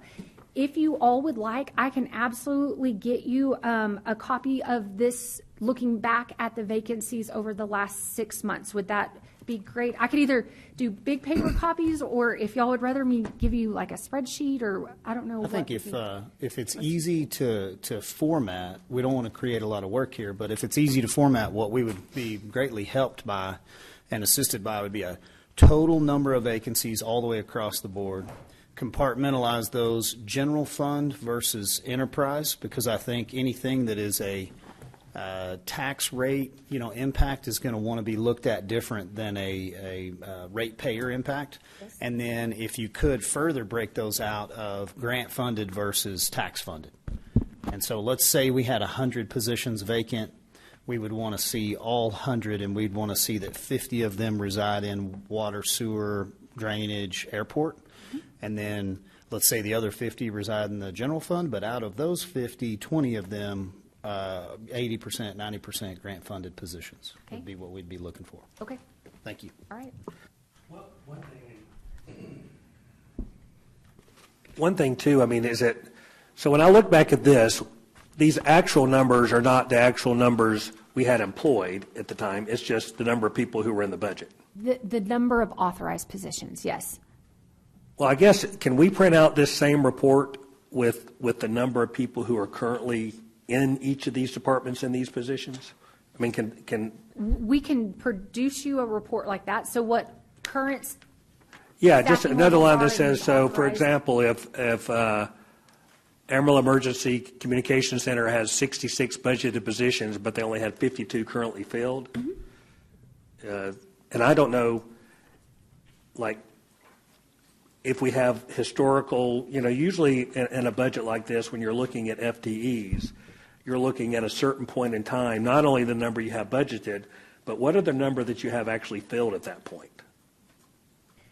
yes, and I, What I would like to see, and it'd be great if you had some historical information, but I mean, since we only have the budget, we don't know.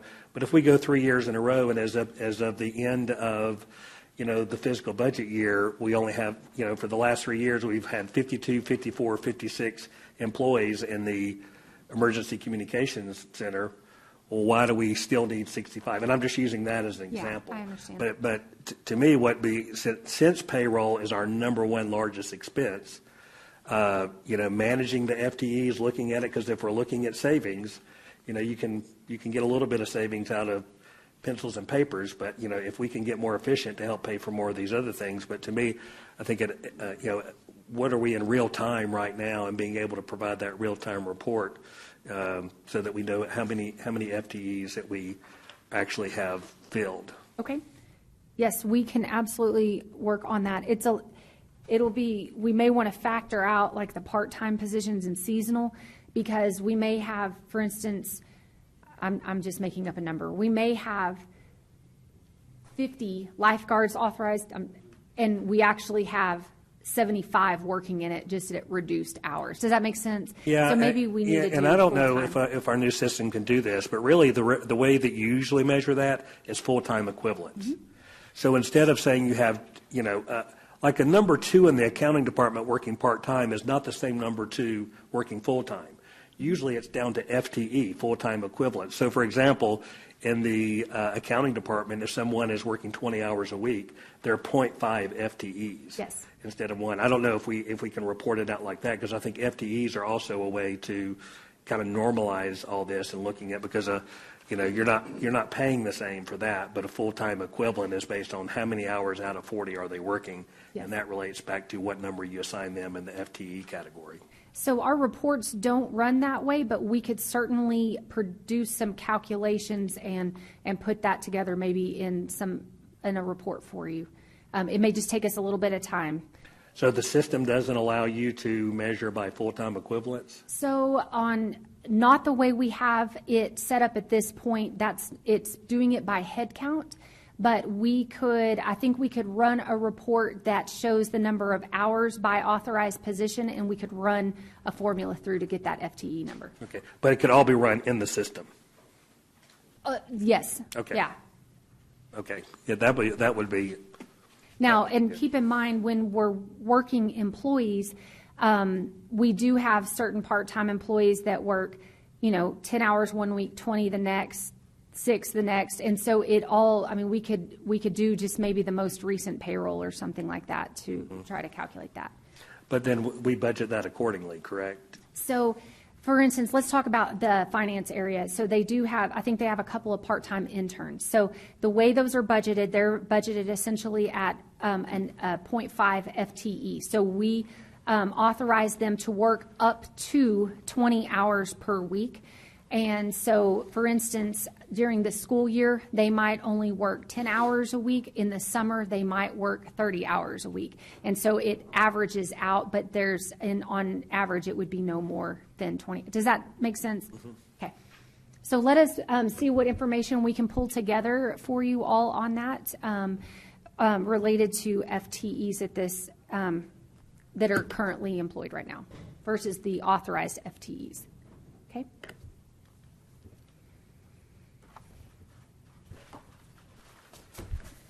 So with that, if there's no other questions on the transmittal memo, we can go on to page 1 under the summary tab. So on page 1, you have your general fund cash flows. So this shows your estimated receipts, expenditures, and available cash. So page 1 there has 3 columns of data. So the very first column is your original budget, so what is approved and authorized for the current year. The middle column there is what is our revised projected revenue and our revised projected spending.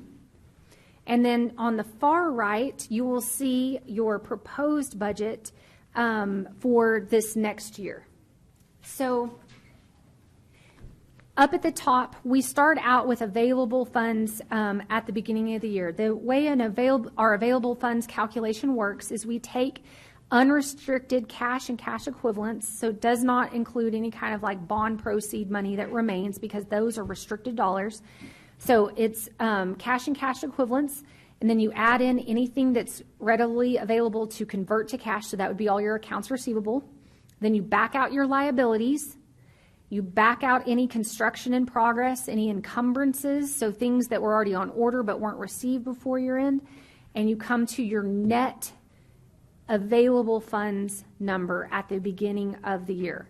So at this point last year, when we met with you all on budget last year, we had put together a revised prior year spending that helped us figure out where we thought we were going to start the beginning of this fiscal year. So the beginning of this fiscal year was October 1st, 2023.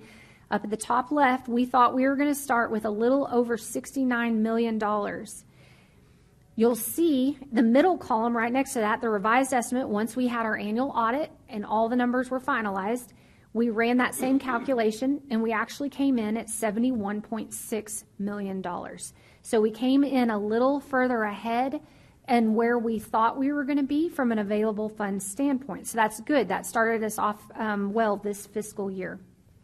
So as you come down, you'll see we've got our revenues shown there. So I'm just talking the first 2 columns for now. We have our current year revenues at 236, our revised total revenues at 241 million for the current year.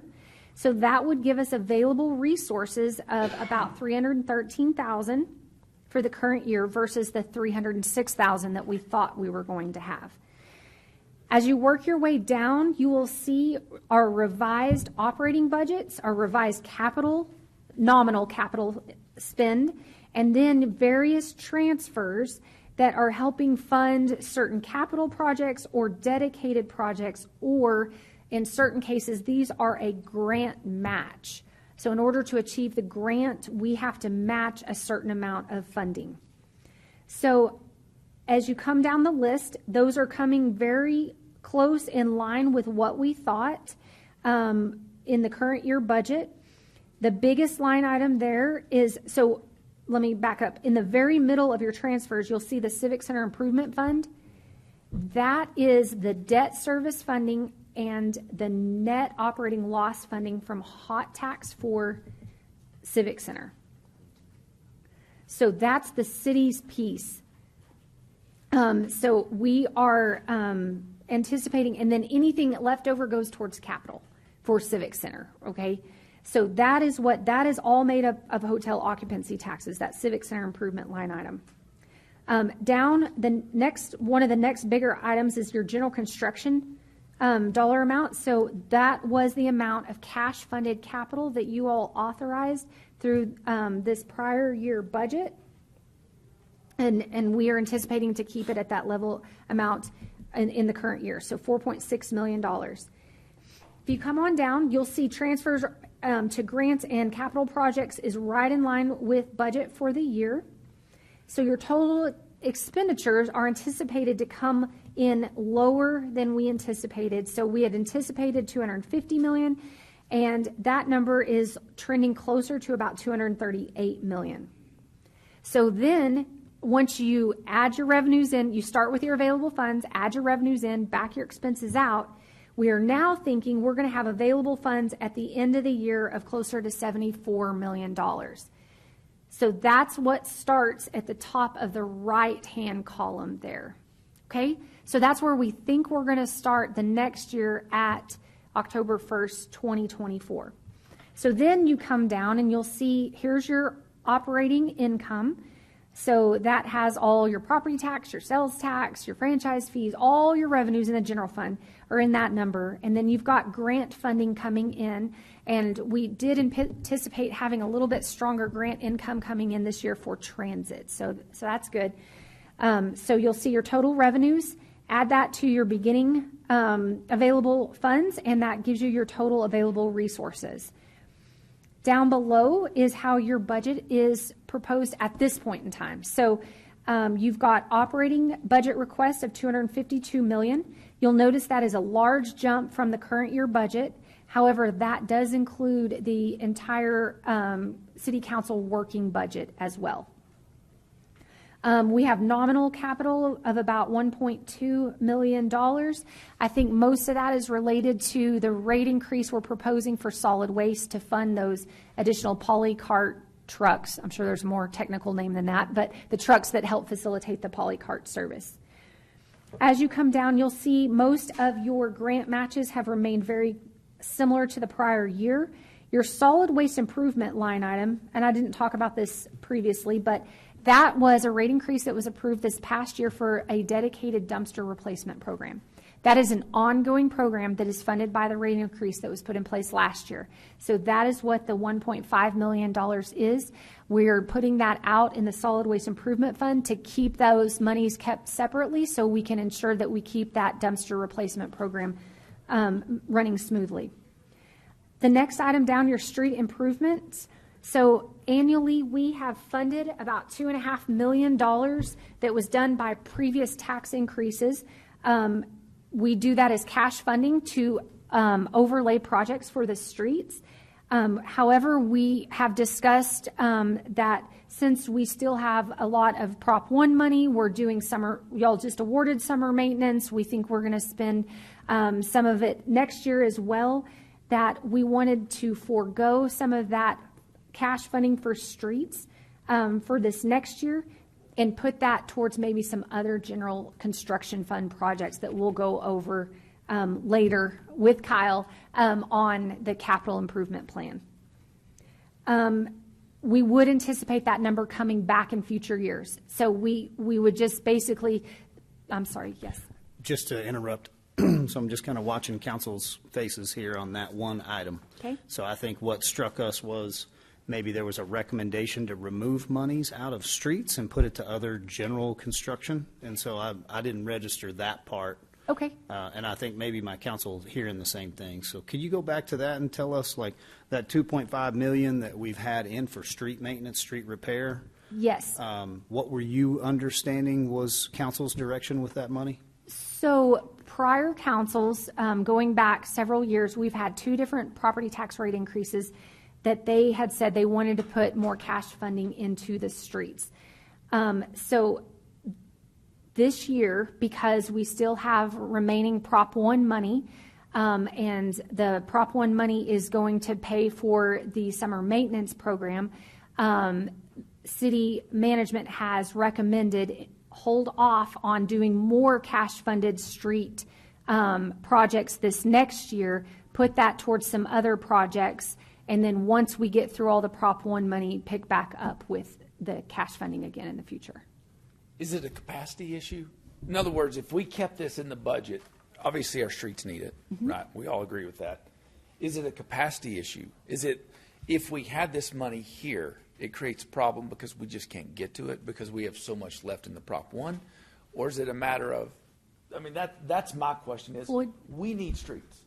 But if it's a matter of capacity, of just saying, man, if we do this, I mean, we've got contractors we can use, we have internal, I guess that's my question is, why would we remove $2.5 million out of Yeah, and I think my answer would match Kyle's, I believe, and that is that we've been unable to get to those overlay projects that money was dedicated for due to the ongoing work that's going on with prop projects. It's like the discussion we had a couple of weeks ago at council when we were going to take some money and purchase some equipment and some put out for contractors, a $5 million contract. That's where that money's coming from. It's from past money that we had in those accounts. So we just thought moving forward, when we got the summer maintenance program going on, we got the new equipment that we're purchasing, we got the Prop 1 projects, that this would be a good time, since we absorbed some of that just now, to purchase equipment. And by the way, that's already in process now, so and the RFP as well, that this would be a good time to do that. We could come back to it later as well. I think the question, though, is can we do that and another $2.5 million of street projects? I think the question about capacity is as to staffing, through contractors, through engineers. Can we do what you just said, plus an additional $2.5 million worth of work?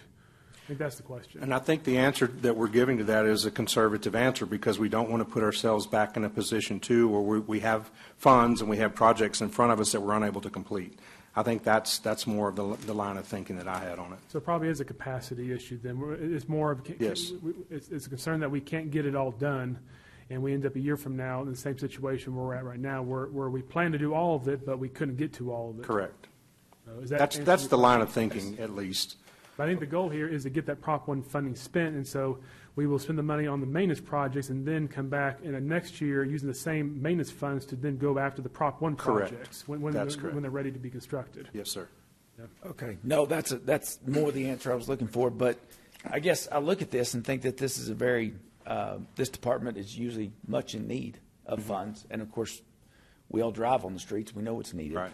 But is this not an area that we would want to put in budget and maybe have excess? I mean, again, I'm all about being efficient and not, distribute the money where it needs to be. But I feel like roads is an area that it needs to be. Does that make sense? I mean, does. I just need a hard answer of like, hey, we just can't. I know we're buying the $1 million worth of trucks, right? The whole filling Right. trucks, but I just, that doesn't make sense to me. And I guess I don't. If it is a capacity issue of like, man, we just can't get to it. That's more what the thinking was, and it's like I told y'all at the last presentation. I mean, we would take all the money that we could get into streets, but we want to be sure and be good stewards of that as well. Just based on what we've been discussing over the past year with Prop 1, we just want to make sure that what we say that we can do, we can actually do. Okay, but the great thing about this money is we don't have restrictions on it. Right. Like we don't have to spend it in a That's certain true. amount of time. We don't have to do like we're not going to be in trouble if we have excess here. And I think what we're saying as well is that it's really your pleasure. If that's what you desire for us to do, that's what we'll do, and we'll make it work.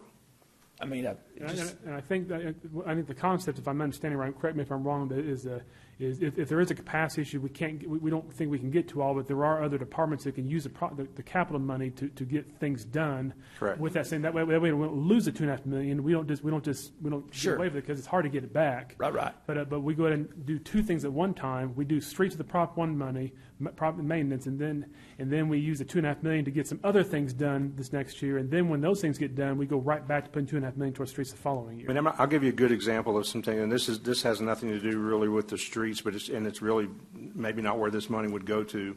But we always have little issues that come up every year, and Jerry can testify to this. Everybody in the room can. That when it comes to parking lot maintenance and things like that for city-owned facilities, everyone says, well, whose responsibility is that? So we really don't have a cycle to take care of that. That would be one thing that we could do to as a use of that money. And there's several things like that are outside of the streets. But I think, sorry, pass the microphone back and forth, but I think this may be a situation where staff is recognizing limitations that we have internally, that we want to put it all in the streets, but I think we're recognizing that through time of day, through workload, through staffing, we likely won't get it all spent on streets. And so since we have other departments who need the money for capital things, let's let others use it, and then when we get the Prop 1 money spent, we come back and then get back in the streets. And I think that would be relatively quick that we could get it back into the street budget to work on it. I'm sorry, go ahead. My opinion is that we don't need to take that out of the budget. Okay. We need to keep it in the budget. We promised people 8 years ago we're going to do roads. Okay. And we need to get that project done. We need to add money to it. I don't care what we got to do. If we got to go outside the city to find contractors, let's get the job done that the citizens wanted in 2016. I mean, I run into citizens all the time wanting to know, why are the roads in the shape we voted to do this, and we still haven't done it? And I don't think we can have too much money in the budget to get them the way we need to. Now, I understand the overload for you guys. I understand that. But I don't think we need to cut budget. I think it needs to be budgeted, and whatever we can do to get it done, we need to get it done. I mean, go ahead. Yeah, I don't think it's not a question of cutting the budget. It's just from overall budget. It's more of the question is, are we cutting it out of the street fund?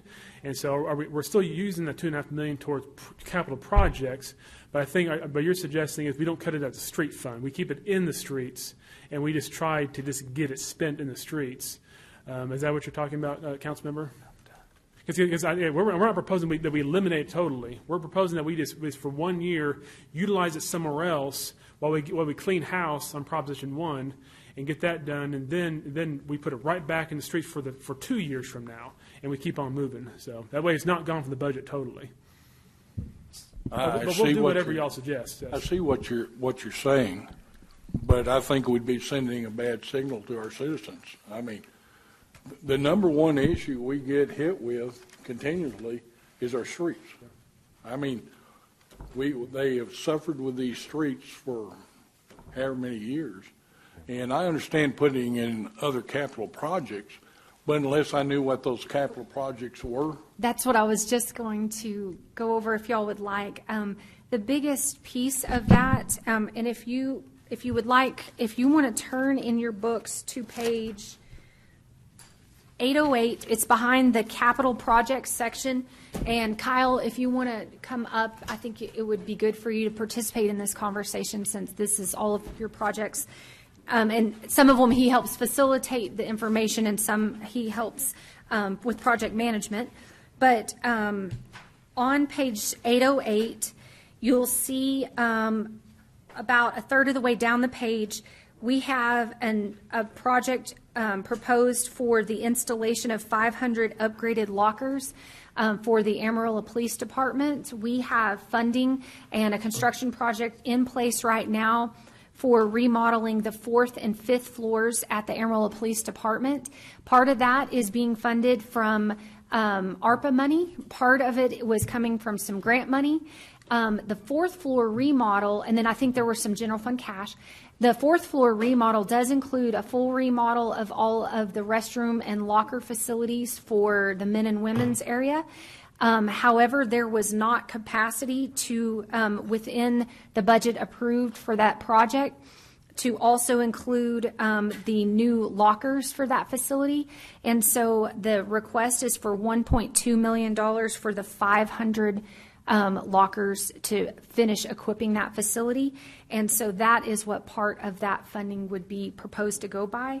The rest of it, so if on page 808 and the top of 809, that far right column with numbers in it has all of the proposed general fund capital cash funded projects.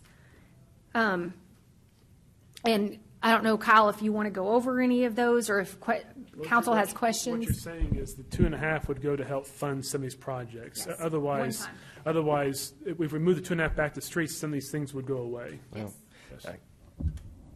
My main concern is once this thing's pulled out, how can we guarantee that's going to go back in for streets? So that's a great question. And what staff does is we try to always follow what the directions of prior councils have done until an existing council says, hey, we want to go a different direction. So we will always include that $2.5 million in as cash funded streets unless council wants to do something different with it. Or in this case, we think that we may have some constraints that we think those dollars one time might go more efficiently to some other areas. And the truth is, even if we kept the 2.5 in the streets, the future council could still pull it out as well. There's never, you really can't bind a future council for anything. But yes, you are right though. If it gets pulled out now, it could stay. So historically, how long has the $2.5 million been in here for streets with previous council? So it started, and I apologize, I'm having computer issues. I will look it up. I want to say there was a tax increase maybe back in 2012, I believe, was the first one, and it was for only about $686,000. And then I think there was some additional ones done about 3 or 4 years ago that got it up to this level. And so we have, as it's grown over the years, we've tried to keep that dedicated cash funding in for the streets each year. And it's been earmarked for overlay projects, but as Donnie mentioned, the overlay dollars had not been used the last 2 or 3 years, and so that's what is being proposed to be used for the additional equipment that he went over with you all at the last council meeting. Instead of just having that money sitting there, we're wanting to put it to work in the community. Okay. Could I drill down on just the one? So 500 lockers, is that correct? Yes. And that's 1.2 million? Oh. Are these, I got it. There it is. I just didn't have it turned on. Oh, okay. It's my operator error. to not be too critical on the front end, I'm assuming these are some sort of like AI locker, facial recognition, something we need, like that's $2,400 per locker. So as a throw-out item of just kind of jumping on one, I'm definitely not moving 1.2 million into lockers. So what is the scope of that work right there? So it's my understanding that it's not just physically, yes, the lockers that are on the wall, but that area of the building. So upgrades to, a locker room. And so the paragraph indicates 500 lockers. This is what was turned in by the department. 500 lockers, and increase our current number of lockers to cover all necessary personnel. So that's an increase in the number of lockers that we currently have. The new lockers will be larger to provide adequate space for equipment and include charging stations for the equipment. So they've got some equipment that they plug in at the end of their day that'll be included in their locker. So I'm sure that's some upgrading to. How much was the locker room updates that we've already funded? Was it $5 million? Am I remembering that wrong? 4th floor remodel. Jerry, numbers. do you mind joining us, please? Come on up here, Danforth. How convenient of you to be here. Thank you. And this is not the 5th floor. 5th floor is totally separate, right? That's your. They're combined together in the funding. Okay, so that's probably where I'm getting 4th and confused. 5th floor are the same project, but they're scheduled differently. 5th floor has to be completed before we can do demolition and start construction on the 4th floor. What the request for the police department is when we hit the end of that, because we're going in and taking basically all of that locker room that exists now that's undersized. Right now, I think they're undersized by 30% over what their staffing is. Take all of that out. The showers that they have in there, the pedestal showers where all the guys stand in a circle around a pole Right, but to take a shower. that was But previously budgeted, right? that's budgeted. So we have all of that to happen. When we got to the end of the project and looking at the cost, I didn't have enough money to do the lockers that the police department required. So they submitted a CIP for those lockers. The timing will be about right as we're going through construction for those lockers to come in. They are basically an AI locker. What they have currently is high school lockers in their locker room. And when you look at their body gear and everything that they take off, at the end of the day, it won't fit in a locker, so they're stacking it on top of the lockers.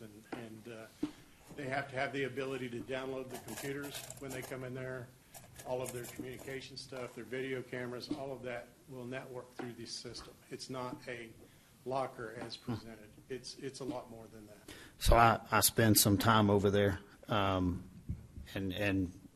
just privileged enough to get to go exercise with some of those guys, and then I'm in the locker room.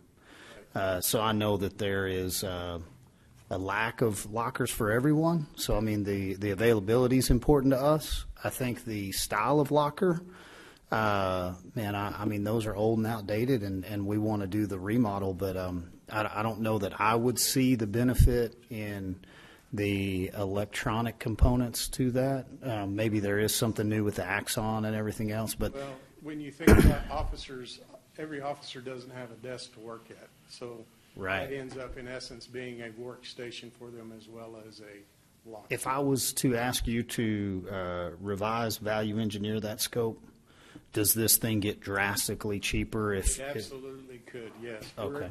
When we go out to bid, this is a budgetary number that the police department looked at, the locker that would meet all of their requirements. And are you under budget projection on your total for the I locker think room? right now, we're actually right on budget. On budget. Right on budget. So you don't have a bunch of unforeseen, well, these are change order needs or whatnot coming in. So really, existing budget is viable. You're trending well. You've got that in a phase. You've got contractors that have already committed, so we're somewhat locked in. You now have an additional budget request of lockers. Just for the lockers themselves. Yes. Okay. And so if we were to argue the point of maybe like pay raises versus lockers here, because all the money is sitting in the general fund. I know this is coming from street allocations. Yes. I was going Right. to say because raises are ongoing, so Right, but this is more one time. I think we're looking at that street maintenance fee as kind of an ongoing funding for us. So I'm willing to stretch it over to the other side. But I think if we were to say like a couple $100,000 for lockers, I mean, Well, we definitely go out to bid. The good thing is now the lockers aren't being bought under ARPA, which gives us a lot of ability. That's a lot of the restrictions that we had on that fourth and fifth floor project is ARPA funding, federal standards, Buy American, you go across the board. Now we have the ability, there's a couple manufacturers that aren't necessarily in the United States that have something very similar that would work. So through the bid process, I know that the police department went under the ARPA restrictions during the original bid process, and that's what the numbers were. We anticipate that we'll be able to beat the number that they currently have, Yeah. but the reality of it is until we go out to bid, I can't tell you that for sure. right. If I could just from some previous experience, and I know everything's subjective, but $400 or $500 per locker unit would be a large amount of an allowance that we would offer as a general contractor. So that would be like melamine finish, good looking, more high end kind of country club locker. We want something durable, and then that electronic component of just a USB port or something. I mean, I just can't see that locker manufacturer is going to have that much there. I think it's really going to come back to your data networking guy who's now feeding some Cat6 wire back and forth. So whatever that looks like, I think if you could work on that, I think that would be something this council would be willing to entertain outside of a comprehensive budget scale. These are the little things that I think we might get hung up in that jump off the page, $2,500 per locker unit. So I think if we could go that direction, I know that's where I'm going. I see Tips has another comment or two. Is that right? Okay, go right ahead. Laura, so right now, if we put whatever amount we put back into roads, does that affect our working budget? Is that where we've captured this? No, it's captured in this general fund one-time funded capital. So it would shift from general construction capital for this year back into streets next year. So it doesn't touch your working budget at this point. So if we left this 1.2, which I know we don't really have a big appetite to do that with these lockers at 2,400, and then we added back that money, what you're saying, where does that affect? So if you could either allocate it to other capital projects, you could allocate it to one-time spending for the year, or you could put it back in streets. Does that answer your question? No. No, I'm sorry.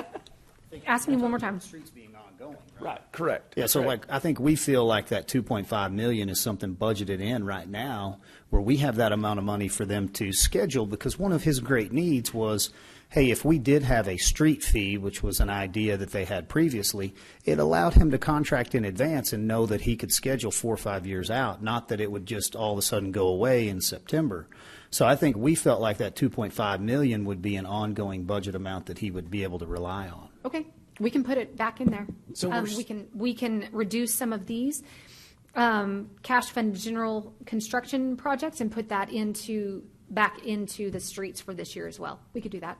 Okay, so back to our original question, it's not a capacity issue. We could, if it was there, we could spend it. I don't know. So, I mean, let's just go ahead. I agree with that. I mean, I think. Agree with what? I agree that if the money is there, we can get it spent. Now, yeah, there's a hesitation even in my own self-critique there. So, and so I know it's there in your critique. And so, absolutely, it comes with that baggage. But in general, if we're going to contract and try to spend $8 to $11 million, an extra $2.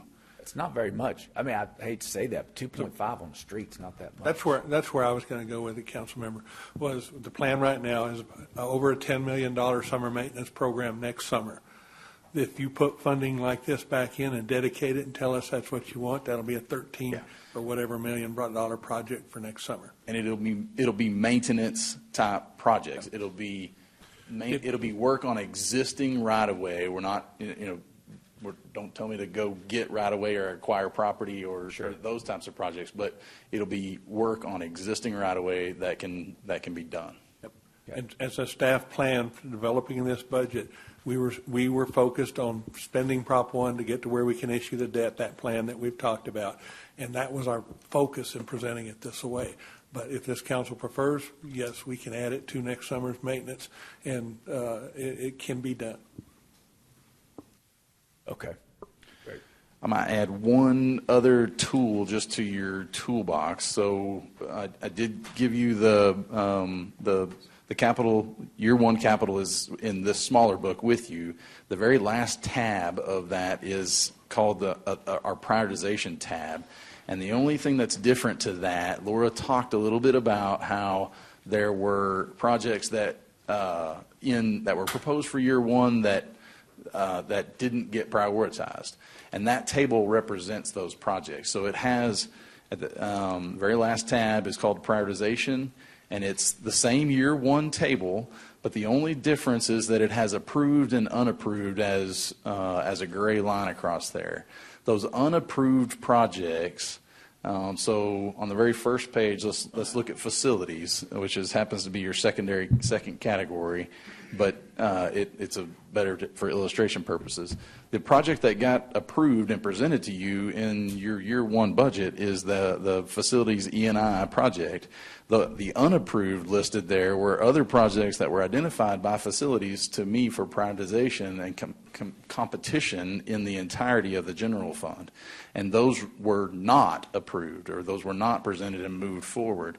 So the idea being twofold, if there's actual conversations going on about the money, the 2.587 from streets, or as we start to look further ahead into maybe that $3 million that she was talking about of one-time funding, my recommendation is going to come straight off of this list to begin with, and then we'll look for other things or other priorities that are identified by council, by management.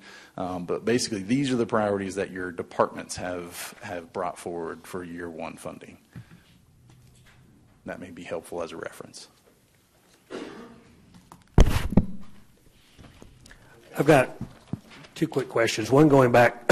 So we have 382 police officers in the budget, I think. And my question is, how many of those positions are currently filled? How many down are we? I would have to check, but I think there's approximately 30 vacancies right now. So we're running less than 350. I believe so. So but we're building 500 lockers at this point? I mean, would it not 350 suffice it to say? And then if we do expand our police department, then we could add to it? Councilman, historically what we do when we do a design or construction, we do a 5 to 10 year look ahead at where they're going to be when I'm doing a physical building. The worst thing I can do is build to today and knowing that I'm going to expand. So we will build to what they're projected to go, and those numbers are given to me by the police department as to what they're going to need.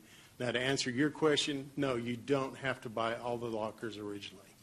But we have to design the space for what they're projected to be as the community continues to grow and the number of officers required continue to grow. I need to build the structure to be able to accommodate that. I don't want to build something that we've outgrown in the next 2 years. I understand that, but I'm just saying, if we're not going to get to 500 officers for 10 years, why have 150 lockers sitting empty for 10 years? You absolutely do not. Okay. You absolutely do not. And I understand the phasing part of it, but how much could that shave off versus, kind of what else we're talking about? Yeah, and when the CIP comes forward, typically what we'll do on something like that is I'll work with the chief and say, all right, you've got X number of officers. Let's look at a 10% growth over the next year. Let's do that many lockers, and then that's what we bring you for approval, for council approval on that project. Typically, that's the way we run all of our construction projects, is looking at that 10-year look ahead, what are our needs, and building to that future 10-year look ahead.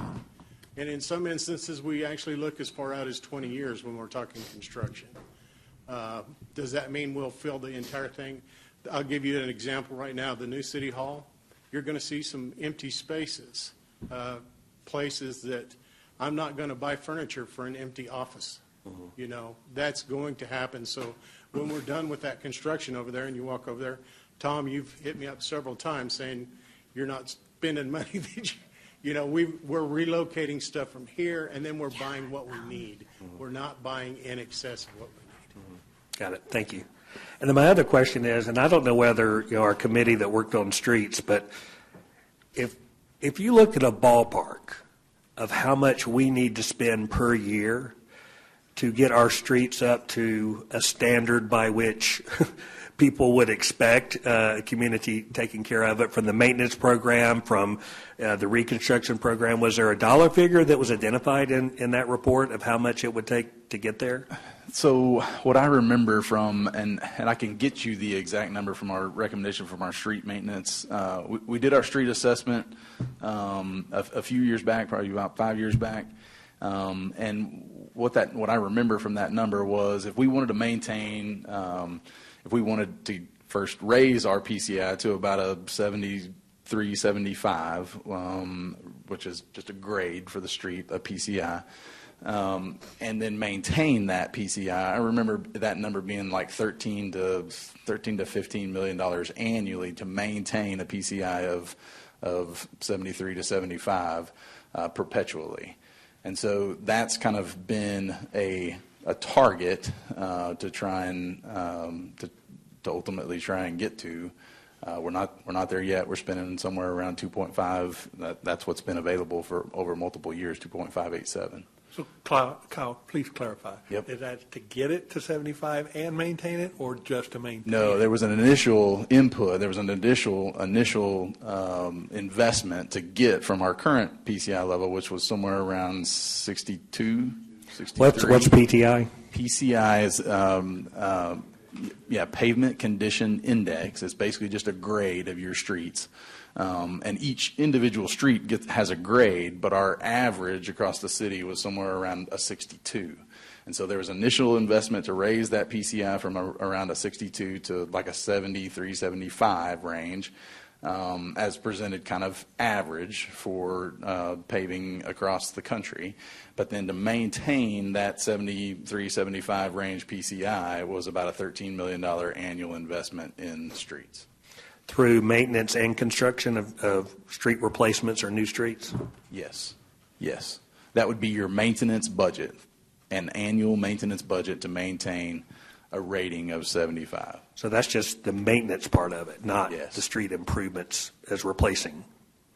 Operations and maintenance dollars, not growth dollars. Really only three categories: operations, Kyle, maintenance, he's and questioning growth. in your ongoing 13 million or 14 million assessment. He's asking specifically, does that include reconstruction as you move forward into the future? Yes.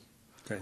Yeah. When a street drops below its maintainable PCI, its maintainable grade, then it would include a reconstruction. Yes, sir. And then every year we don't spend that amount of money, we fall behind another year. Yes, sir. So then the next year we've got to spend twice as much to catch up if we, Your initial investment, obviously, that initial investment goes up every single year. Yes, sir. And Kyle, if I might too, there's other scenarios, there's several scenarios we looked at. Do you take care of your worst streets first? Do you take care of your best streets first? And that all makes a huge adjustment to that initial investment number. If you're taking care of your worst streets first, you're going to see a much higher number. If you're taking care of your best streets first so that the degradation of those streets don't catch up with the other streets, that's a whole different number. It's a pretty complicated and complex process. We spent a lot of time on that. well, I'm kind of with Tom. I just see streets as an area where, at this point, I don't think we can put too much money into it. And I think if we're going to catch up to where we want to be, we're going to have to figure out a way to get the projects done. And I think when we get to water and sewer lines, it's going to be the same thing. That I don't think there's no such thing as investing too much. And if we can, look at that, I think what our citizens are telling us is it's a priority. Yes. And we are committed to utilizing external resources, engineering, whatever it takes to make that work. So, Yeah, and I wouldn't mind at some point. I mean, I know we're in the middle of budget, but I mean, walk me through a timetable of how 10 years from now our roads will be significantly improved. I mean, we're only here for 2 years. This is our second budget, but I mean, for future councils, what is it going to take to be able to, that funding every year? I mean, we put in a plan to try to get to that 13 or 14 million, but just, I'd just be interested in where's our maps? What streets are we going to be looking at? What's going to be done in year 1, 2, 3? What's going to be done in year 10, and how do we maintain that? yes, we'll be able to bring forward a plan. Okay. Thank you. Going back to the locker issue, and you're looking at a 10-year growth cycle, I wouldn't think that we wouldn't be trying to put all 500 officers in our downtown building. I would think we would have locations throughout the city. I mean, to me, that is very not far-sighted, because there's no way the building we have now, I mean, they're already sitting on each other's laps. So there is no way you can put 500 people in that building. To me, we need to start a plan to have southwest, northwest regional police. I think we got one on the southwest side, don't we? Yeah. But I would like to see those expanded and have the lockers in that area where you have a regular, instead of trying to keep everything downtown. That's just a thought. Okay, can I go back to page 1? Yes. Okay. So, I need to live here for a little bit. I know it's 12 o'clock. We are going to try to kind of work through lunch. So before we jump into page 1, let me make sure we understand what we're trying to get done on your schedule. How far down your anticipated morning am I? So right now, we are we've already done the first item, the revenue review, the budget and property tax notices, touched on debt service, but under the fund review, we're on general fund. Right. But Okay. these, well, depending, because the deeper dive we go as we go through these cash flows, the longer it'll take. But we can potentially go through several of these fairly quickly and then reference back to them as we get deeper into departments. It's however y'all want to do. I may try to put us on a different road. Okay. And so the fund overview, if I'm on the road that I'm looking at right here, it's going to get more confusing Okay. the further we get into the weeds. And so let me tell you what I'm seeing, and you tell me if I can just change a title or a heading, and it's a simple change, or if it's actually a numeric calculation and we go back and we change the dollar. So what I'm looking for, 23-24, I see original budget over here. Wasn't that 59 million? On the total expenditures, it was. No, so in the available funds beginning of the year, did we not have 59 million from the previous year that we were expecting to end up with based on budget? So no, based on the way the budget was calculated, this was a complete duplicate of what was in your far right column last year. So it was 69 million. Okay. Was what So- we started the year, but ending the year, I think is what maybe you're referring to. Down there, it was 55 million. It was 55. Yes. So yes. I was expecting that 55 to be dropped in here as we push forward to the next FY. Yes. And we've dropped in the 69. So my question is this: what is the actual? Because I think where I'm at is these are original budgets, revised estimate. Hopefully that's not an estimate. Hopefully that's an actual. With maybe a month to go or something like that. Like we just don't have all the numbers, but we're going to call it an estimate, but these are actual expenses. And then we have our proposed budget, which I can keep the proposed budget separate, and I understand the need for that. What I'm trying to get to is a road that we get on that is actuals and hard cost versus budget, not revised budget that has not an actual. Like, so if I needed to add a column here on the far left, I would think that would be helpful. Or am I misunderstanding the terminology, and that is not an original budget, that's your actual amount? Okay, so let me try explaining it this way. That original budget of, we thought we were going to start the year at 69 million and end the year at 55 million. So that 55 million, had we followed that plan, it would be in the top right-hand corner of that last column, which is now 74. Right. Okay, so we thought that was going to happen. Now we know we started with actuals of 71 million at the start of the year. The middle number, that's an actual number. That's the actual number, is the That's the 71? actual number, Okay. yes. We actually started the year at 71 million, and then most of these are close to actuals and with a few months of estimates, okay? That gets us down to that 74.7 million, which then carries up to to start Okay. your budget for this next year. So these are your actuals. So we think Close. with another month or two, and you bring them all in, you're going to end up with 74.7 million. Let's just Yes. say $75 million. Yes. And That's our what we're minimum anticipating. would need to be 58 Yes, in our reserve. Mm-hmm. So that's the amount we normally are trying to pull out and put towards CIP. that is correct, yes. Okay.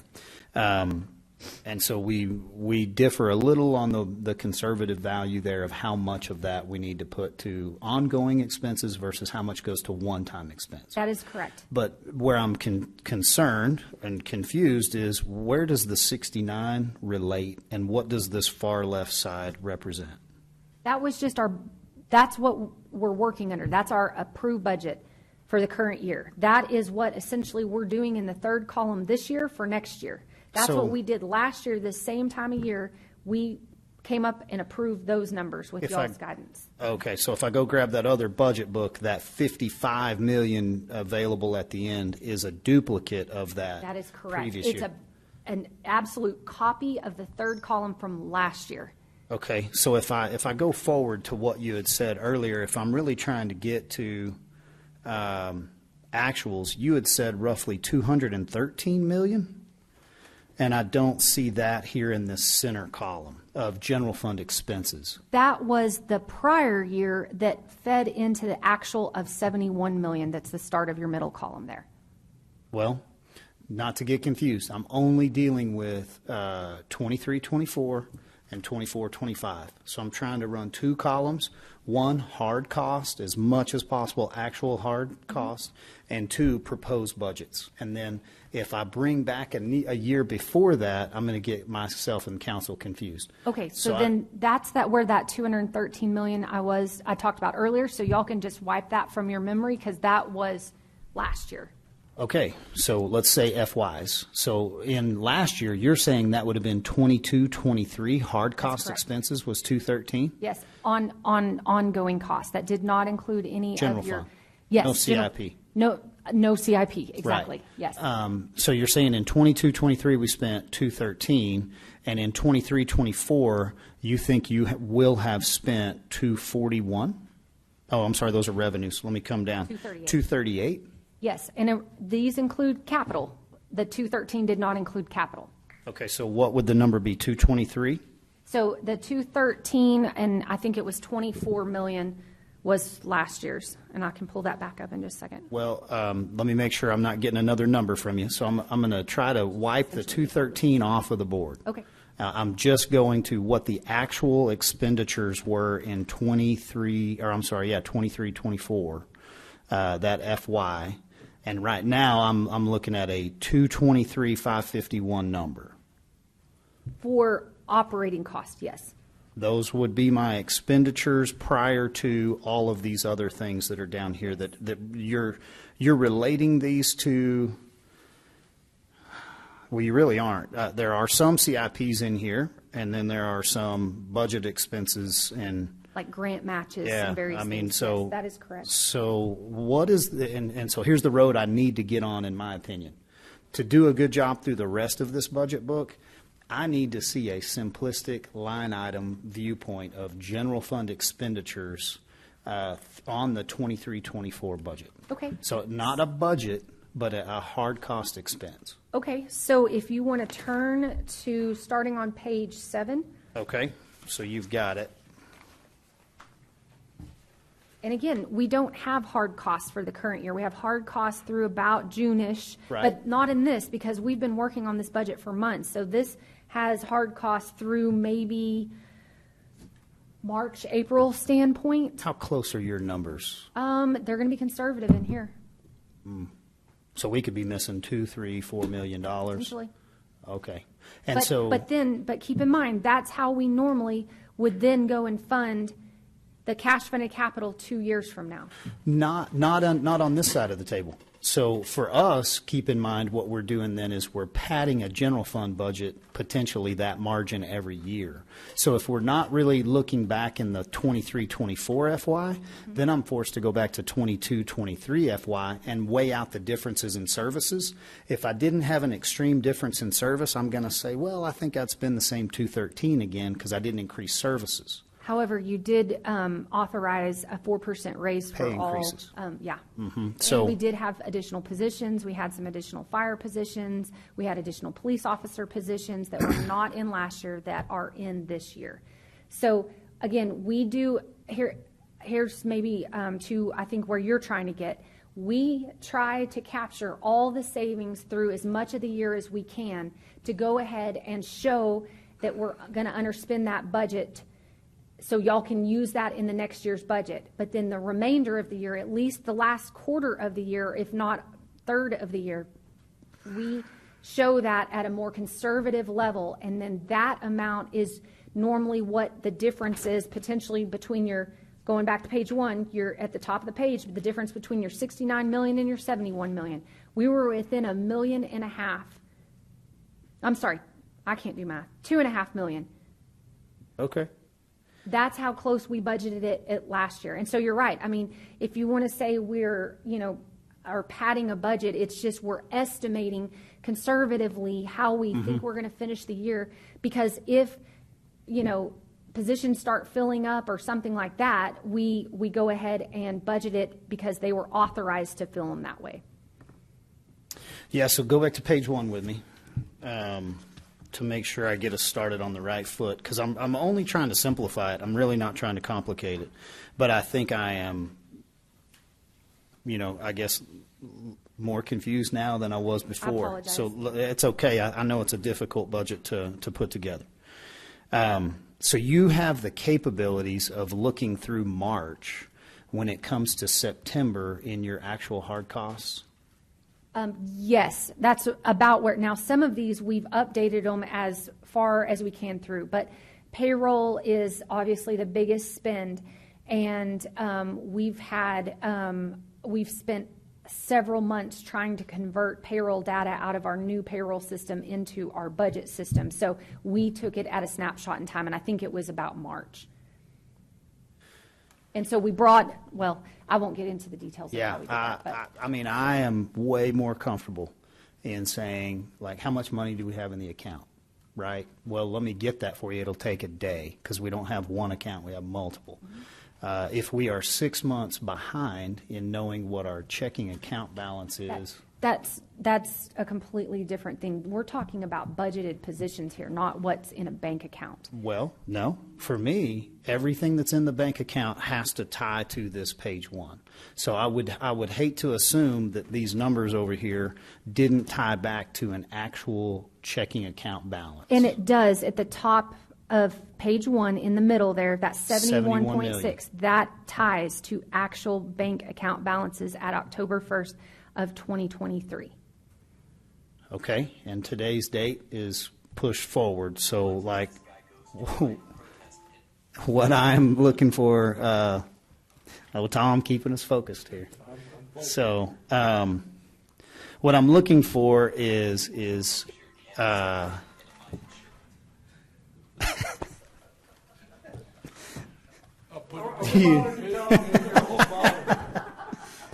do we need to take a break so you can catch up on whatever YouTube you're watching? Yeah. Man. Okay. It's a serious issue for me. Okay. Like starting out here, we are representing that revised estimate, though it's labeled revised estimate, it's within, a small percentage of accuracy, and that these are the actual numbers that we started with in October. So the 71 is exactly what we started with in October. The rest of it, as you come down the page, are the actual amounts we've collected through probably about May, or in some cases June, and then estimates through the end of the year, and then what we've spent on payroll for the first 6 months of the year, and what we estimate spending on the last 6 months of the year, and then the rest of your expense accounts. They vary a little bit. Some it is what we've spent through about May, June with estimates through the rest of the year, and some are, best as we know what we're going to spend. Some we're just set to budget for the rest of the year. What is the benefit of pulling the original budget far left-hand item in? So it's just to show you all how we're tracking against your authorized budget. So if we were coming in saying, your total expenditure budget was $250 million, but right now it looks like we're going to be at about $255 million. Like, that's for you guys to start asking questions like, where are we coming up with this money? What are we going to do with it? We need a budget amendment. Were y'all even authorized to spend that? Like those kind of things. It's to show that if we're in line with what you all authorized us to work under as far as a budget is concerned for this year. I mean, we could take that off if you feel like it's misleading. I don't know that it's misleading. I just think it's confusing in the way in which we are trying to work out. We don't have an actuals line listed, but you're saying the actuals are in the center column. So the revised estimate is your actuals, correct? Yes, that's the closest we can get to an actual value because, again, we've not completed the year yet. And so this is a pretty common budgeting process. You go as far as you get, because the budget starts at a certain time of the year, and then you have to basically just stop it there. And you can't keep updating because you never get the budget done. So you have to basically put a point in time where we're at as of that date, and then you estimate the rest of it going forward. Sometimes you're able to forecast because it's an even number. We know we're going to spend $1,000 a month. Sometimes it's, we may fill a position, we may not fill a position. So yes, the middle column there is what I would guess is, and this is how I would have done Paris, is our best guess at where we're going to end at this fiscal year.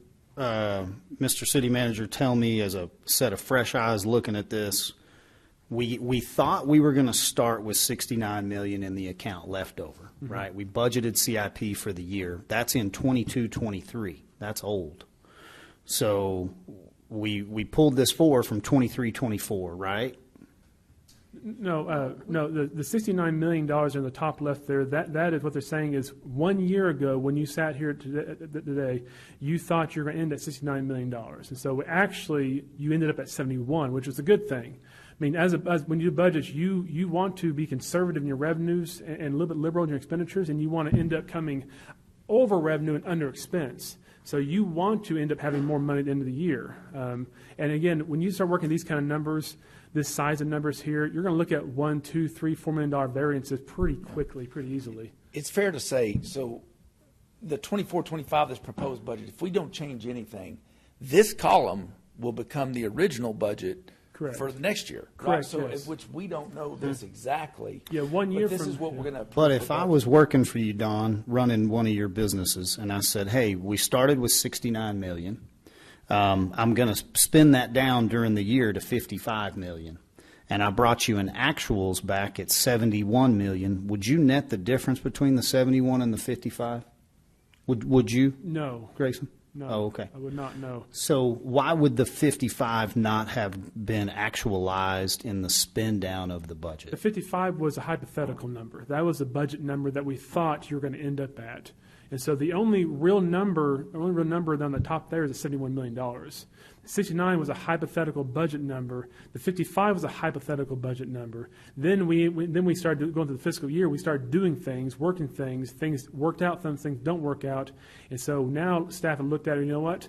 This happened, this didn't happen, this changed, this changed here. So now we're looking at 74 million at the end of this year. So yes, the actual number is 71 million is where we started at, and we're forecasting 74 is where we're going to end up, which is even better than we thought we'd be at. We thought we'd be at 55, but we're going to be at 74. So could I get an actuals of the 22-23 actual start? Because that's not what that 69 is. That's the budget number from previous year. The 69, that is the estimated actual for 23-24. I just want to see how far off we were from that. Yeah. So we can try to find what the previous year actual was. Well, it should be on the previous budget in the center line. Yes. So if we went 71.6 here, and then I could look back to 22-23, I could see if we were there. Yeah. It's one thing you can do. You can look at trend lines and see how are we doing from year to year. Are we kind of growing a little bit? Are we decreasing? Again, you have to look at context. Could there have been a reason why we decreased or increased? Because prior councils would have had prior purposes and priorities. But if you see a steady increase, then you might be able to trend and say, you know what, maybe we're actually going to be a little higher than we thought we were. So, Mr. Path, the other thing that I'm concerned with would be that center line of 238.5. Can we tie to that one and see, is that actual with that projection and look back at the year previous? Because, if you see the 250, can we see the 22-23 actuals, which are the 213? Yes. Is that the number where you got the 213, Mrs. Stores? The far left corner. Instead of 250, it would read 213 if I added a line of actuals. No, the 213 would be equivalent to up there where it says your operating budget request of 235. That 213 number is more equivalent to that number there. Okay. So I think we'll probably have a better conversation when we actually see the actuals here. I think that will help us kind of work through this a little easier when we see actual numbers. I think, is that what you're working on, Laura? Yes, I can pull up our audited financial statements if you all would like. I can walk you through how we calculate the available funds. I'm not sure what to show you that would help. yeah, so let me narrow my search here so that we're not sending you out to do a bunch of work when you're already busy working. So I think what I would like to have in addition to page 1 would be a clarification. Doesn't necessarily have to sit anywhere on this page, but could be an addendum that would show the actual number instead of the budgeted number for the previous year. So if you're showing me the actual number of 71.6 million, you would show me to the left of that the actual number in 22-23. Okay. And then we would come down, and if you're showing me the actual expenditures of 223 million, in the operating, that is not an actual, that's an estimate, I guess. But if you're showing me the closest you have to it, to the left of that may reside that 213 number that you referenced earlier. And then we would not worry about the available funds at the end of the year because I think the rest of these are projections, correct? Yes. Okay. Let's start there, and then am I correct in assuming the rest of the budget does have those actuals listed? Yeah, we can just get them consolidated where they fit into these categories as well. Then I think that's the road I'm trying to get on, Okay. is being able to, as much as possible with government accounting, have a hard cost of here's what we've spent, this is what we've averaged or projected, and I understand projection, fine, but then here's our budget request so that I can see, is budget request going back to a previous budget request, or is budget request truly tying to an actual expenditure? Okay, That's my goal. Yeah, we can do that. Okay, so before we do that, it's 12:15, 12:20. I can do my best to maybe try to get these revised for tomorrow, if that would be helpful. it's a report we're going to have to put together. I can't push a button in this and it comes out that way. So Understand. If y'all will allow me a little bit of time to work on that, I can do that this evening.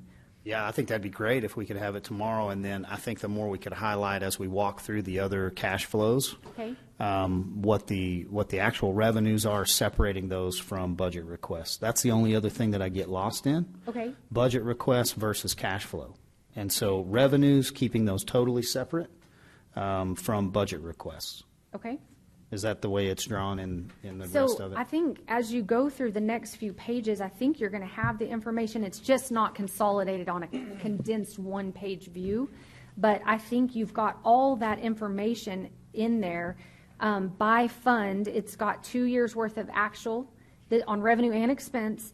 And then it's got the current year's approved budget, the current year's revised projections for this year, and then next year's budget requests. So that's what, if you start on page 2, that's exactly how all these reports are laid out. Now, it's very detailed because it's line by line by line by line, but so you can have these to refer to in the meantime if you would like, and then I'll add in a column that So looks like that. we'll just take a sample here, top of page 3, licenses and permits, right? So you have an actual in 21 of 1.3, an actual in 22 of 1.3, a budget in 23 of 1.3, a revised estimate in 23, which would actually be the actual It would be our projected actual. Projected actual, yes. in 23, not in 23, It's 24. 24, and that's very misleading. Okay. Because our So that is fiscal my year FY started 23-24 revised estimate would be, let's call it 6 to 9 months worth of actuals plus the projection of 1.32. Right? That line item. Equals right? the projection of Then you have a 1.32, budget yes. request of, say, 1.6. Yes. So you're netting out the variance over there. Yes.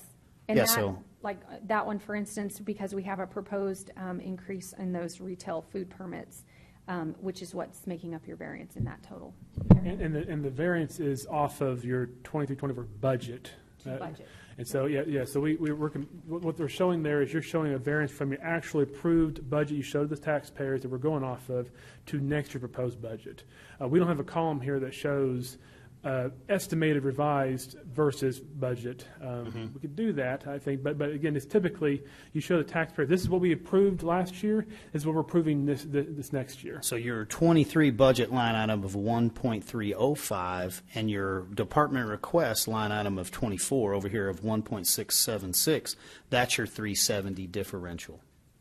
Yes, Okay. yes. So you don't do the differential from what you projected as your closest hard cost guess to the actual request. We typically use that to advise us to what to make the new request would be. And so we don't usually variance that, but we use that to guide us to show trends, to show, hey, we're doing better than we thought we would, and you take that plus new knowledge. And so as you see, there's a big difference there.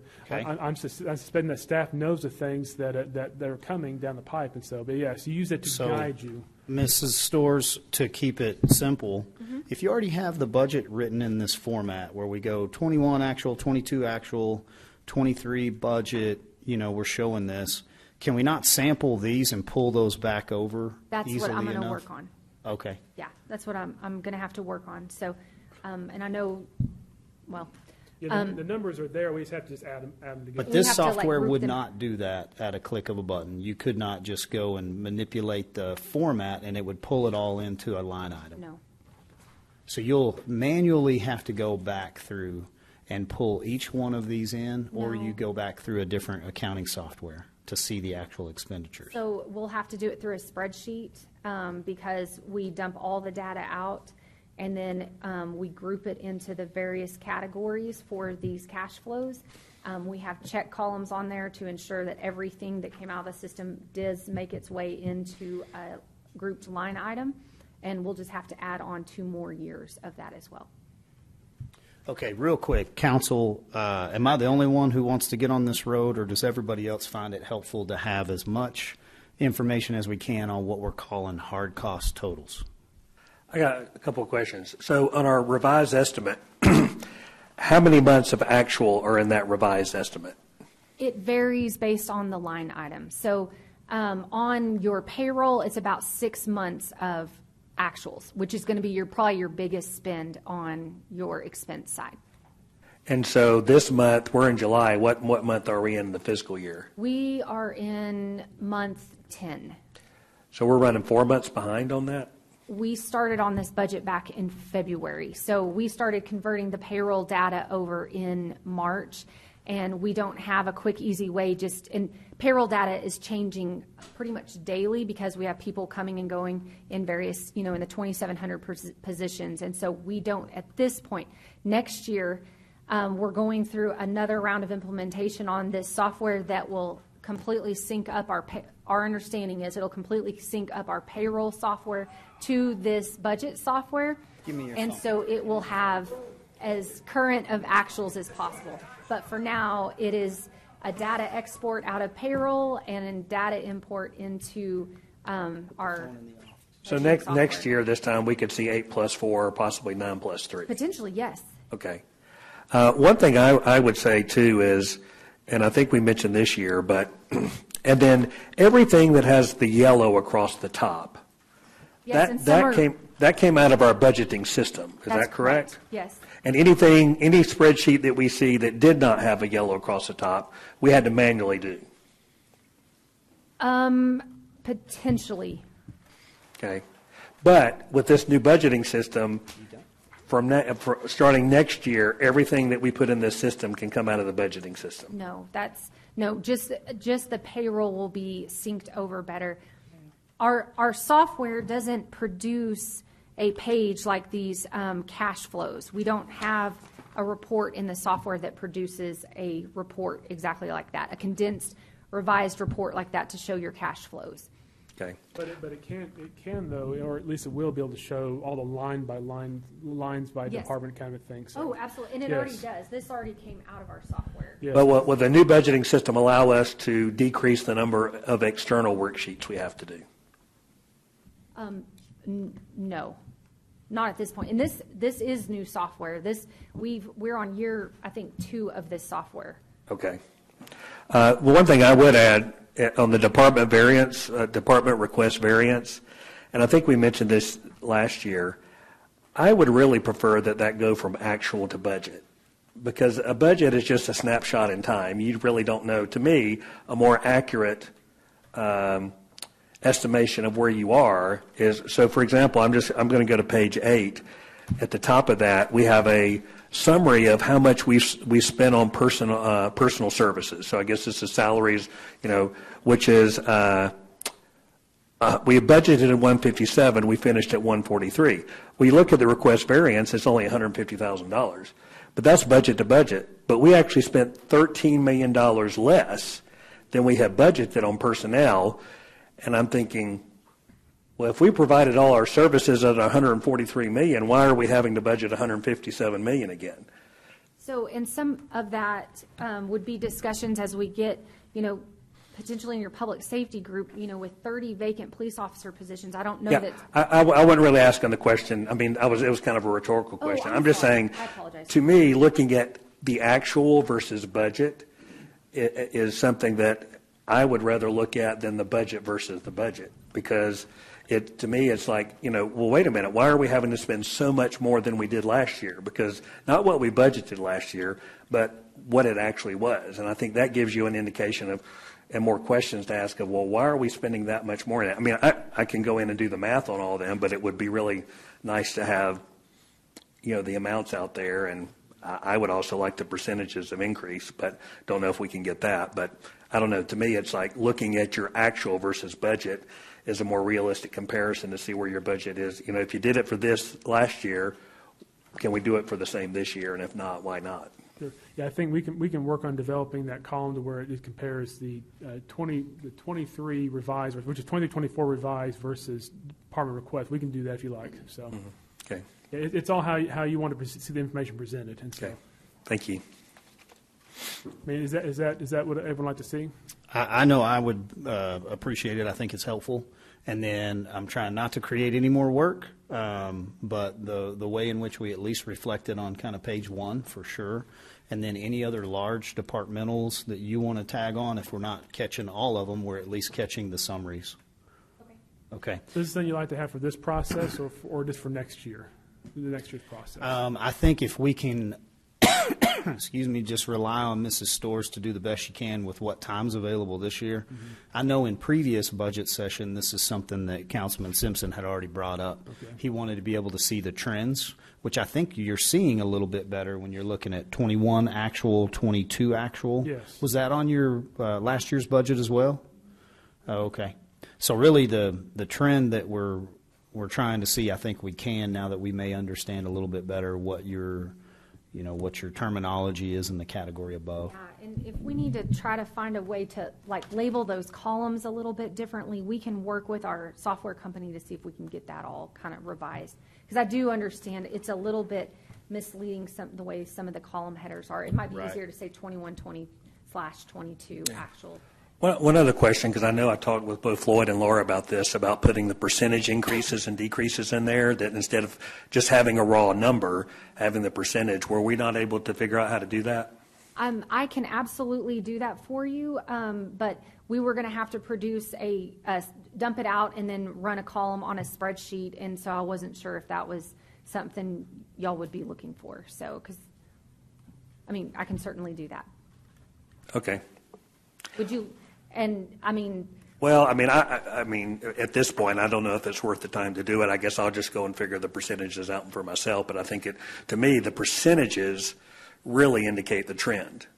So of would going you up like and it down. department by department? Do you want them, on a? Well, I guess if you can, maybe Fund do one summary, department or and we let can you see look what it at looks it? like to see if it's worth, doing the whole department. But I think I showed you an example of it. I think, did you pass it along to Laura? That's exactly what I was looking for. We just didn't have the ability to do it in our software, so I apologize. That's on me because I kind of got the indication that maybe y'all weren't wanting as many hand-done spreadsheets. But we can absolutely dump it out and into Excel and then put that column But the in. system doesn't allow you to put percentages in there? Not That at has this to be point. We'd have to hand-done? we'd have to work with the programmers to add a column in on that. And we did not do that this year. We were focused on trying to get the payroll data in properly, so with our new payroll system. Okay. One other report I would like to see sometime this week is overtime by department. Yes, I have a handout for you. Do you want Okay. that now? Well, whenever you're ready to go over it, Okay. that'd be fine. And does that have history in it too, or just like for last year? It's exactly the same format as what you saw on page 8. So the Okay. 2 years of actual, current year budget, Okay, current great. year revised, and next year Good. budget. Thank you. Yes. Okay, 12:30, we do need to stop for lunch. So here's what I would ask. Council, are y'all good? What, Mrs. Coggins, what did you order? What's back there? I believe it's salads today. Okay, those would be pretty easy to manipulate out here, right? 12:30, let's break until 12:45. I know I'm pushing there just because we're behind. So take a 15-minute break, do what you need to. If you can eat in that amount of time, great. If not, please bring your lunch in here. Feel free to eat when we reconvene at 12:45. Thank you, guys.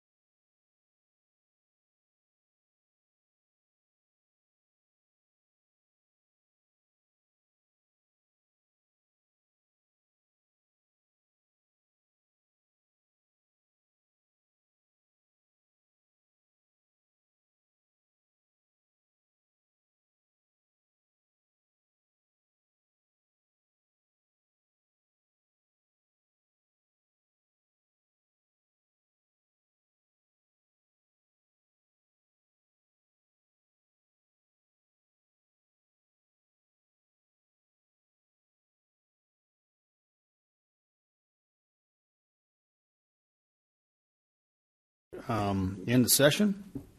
Appreciate everyone kind of working through lunch. Feel free to continue to eat, and we're going to hand it back over to Mrs. Storrs. Let you kind of walk us through, Laura, on these cash flows and hit those different highlights. And then if you feel the need to summarize, you might skip a few things if you think it's not as pertinent, and we could always call back to it. Or if you want to go ahead and just run them all through as scheduled.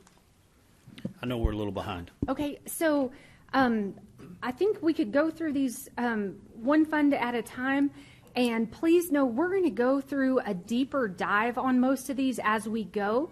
I'll let you guys know if there's any that, there's not a whole lot more to it. And this is kind of the biggest, the time that we're going to talk about the majority of it. So I think bottom line on page 1, we've talked about several things. We've talked about some changes that council's already wanting to look at, which we can absolutely incorporate. So on the bottom right-hand side, your available funds at the end of the year, that would be the end of next year, are estimated to be at just under $58 million. Then as we calculate the reserve, we are looking to try to hit a reserve of about $58 million. So we're right in line with that. And as a reminder, we have a reserve policy to have a 3-month operating reserve. And again, we will talk a lot more about general fund as we go forward. The next few pages are in total looking at all of your general fund revenue and expenses. So it's by line item, okay, for your entire general fund departments, all departments combined together. As you flip on back to page 14, it starts showing a department by department comparison. And this is just a straight line item comparison. And as we have a similar report to this that has variance explanations for each department that we'll be getting to you guys here real soon. Just for kind of like a reference guide as we're walking through things with the departments. And we will also look at providing a copy of this report with the percentage variance added on to the far right. So we will work on getting that turned around for you guys for tomorrow. So as you keep going forward, starting on page 16, 17, and 18, it outlines some of the fee requests that we'll be looking at as we work with the departments. The main one we're going to be talking about is going to be the solid waste collection fee increase on page 17. Again, that's estimated to be right at about 8.5%, producing about 1.7 in revenue, and that shows you what that monthly charge would be, and what that change in that monthly charge would be. As you keep going forward on page 19, we've got the cash flows for the water and sewer fund. So this works exactly the way the general fund cash flow worked, and it's where you start. The first column is the original approved budget. The middle column is the revised estimate, so it's actuals through a portion of the year with projections out through the end of the year. And then the third column over is your proposed budget. So you will see up at the top there on water and sewer, we estimated we were going to start the year just a little over $50 million, and we came right on with that, just slightly above that $50 million mark. On your operating income, we're looking to hit very close to what our original approved budget was at $113.4 million. We're going to come in closer to $114.2 million. That number can still swing greatly over the next couple of months because that is your water sales at the height of your watering season in your hottest summer months. And so we have estimated them at a reasonable rate, not on the high or low end, kind of down in the middle. But your water sales in July, August, and September can be some of your greatest revenue collections for the entire year for your water fund. Quick question. Are these numbers similar to the general fund numbers in the way in which they were verified through like March and then you're projecting, or are these closer up to date? So the revenue is, I think, all the way through June. with projections for the last quarter. Your operating costs are going to have, the bulk of them are going to be your personnel costs, and that's through about June with projections out through the end of the year. Okay, thank you. Yes. So down below, you'll see nominal capital and your CIP came in line with what we were anticipating. So did your debt service, principal and interest payments. So your expenditures are anticipated to come in slightly less than budgeted, and that's mainly due to vacancy of positions, turnover in certain positions, and so we are coming in about $3 million under budget, anticipating, which is going to give you an end-of-year available funds of $34.6 million. Take that number and go up to the top right. That's where we anticipate starting this next budget year. You'll see we have operating income pretty much flat. We did a small amount. We normalized the water revenues because they were down a little bit this year due to the large amount of precipitation we had earlier this year. We normalized that. We did a 1% growth rate for water and for sewer, and that's it. Then down below, we do have some supplemental requests that we'll go over with you guys tomorrow. For some new positions. We talked about those in the transmittal letter. There were several new positions that are being proposed, and we'll talk more detail tomorrow. There's also some requests for some equipment and some other items to address the water and sewer needs. We have some capital, nominal capital at $880,000, and then we have cash funded capital at $13.26 million. That number is going to tie back to what you're going to see in your capital projects section at the back of the book. It's going to outline what we're anticipating funding with that $13.26 million. Now, as a reminder, we do have the option to do a $6 million debt issuance to do a water line. And with that, we do not have that built into this page here. They have it listed as an option in the back of the book under capital. But it would be $6 million in capital, $6 million debt issuance. So we ran the numbers for the debt issuance and the annual debt service. Let me pull that out real quick. It would, if we funded it with a rate increase, it would take about 0.5% rate increase to do that $6 million debt issuance. And so to do that, we're looking at, depending on if we do a 20-year debt issuance, it's $452,000 annually. A 25-year issuance is $400,000 annually, and a 30-year issuance is about $375,000 annually to fund that $6 million potential water line. So, and we can certainly talk more detail on that tomorrow. So, we do have principal and interest coming in at $23 million, and then a little over $9 million. So your total expenditures would come in less than this past year just due to the number of capital projects we're anticipating doing at $118.9 million, leaving your available funds at $32.5 million. As you come down the page, you can see our 3-month operating reserve is $18 million, and our capital reserve, which is normally about 1 year of cash funded capital, at $10 million. We need about $28 million. Backing out our sick and annual leave reserves and our legal reserves for our debt, you are within $500,000 of those reserves with the budget as it's presented. Questions on this or the next few pages are a line item by line item view of your water and sewer fund. Page 24 is an expense by department in your water and sewer fund, so it shows you the trend in your spending on each of those departments.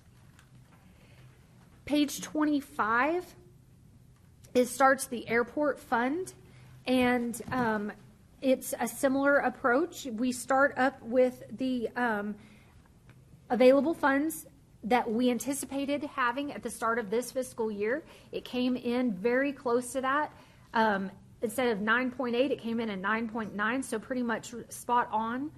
On your operating income, we anticipated collecting about $16 million. We're thinking we may come in slightly higher than that by about $500,000.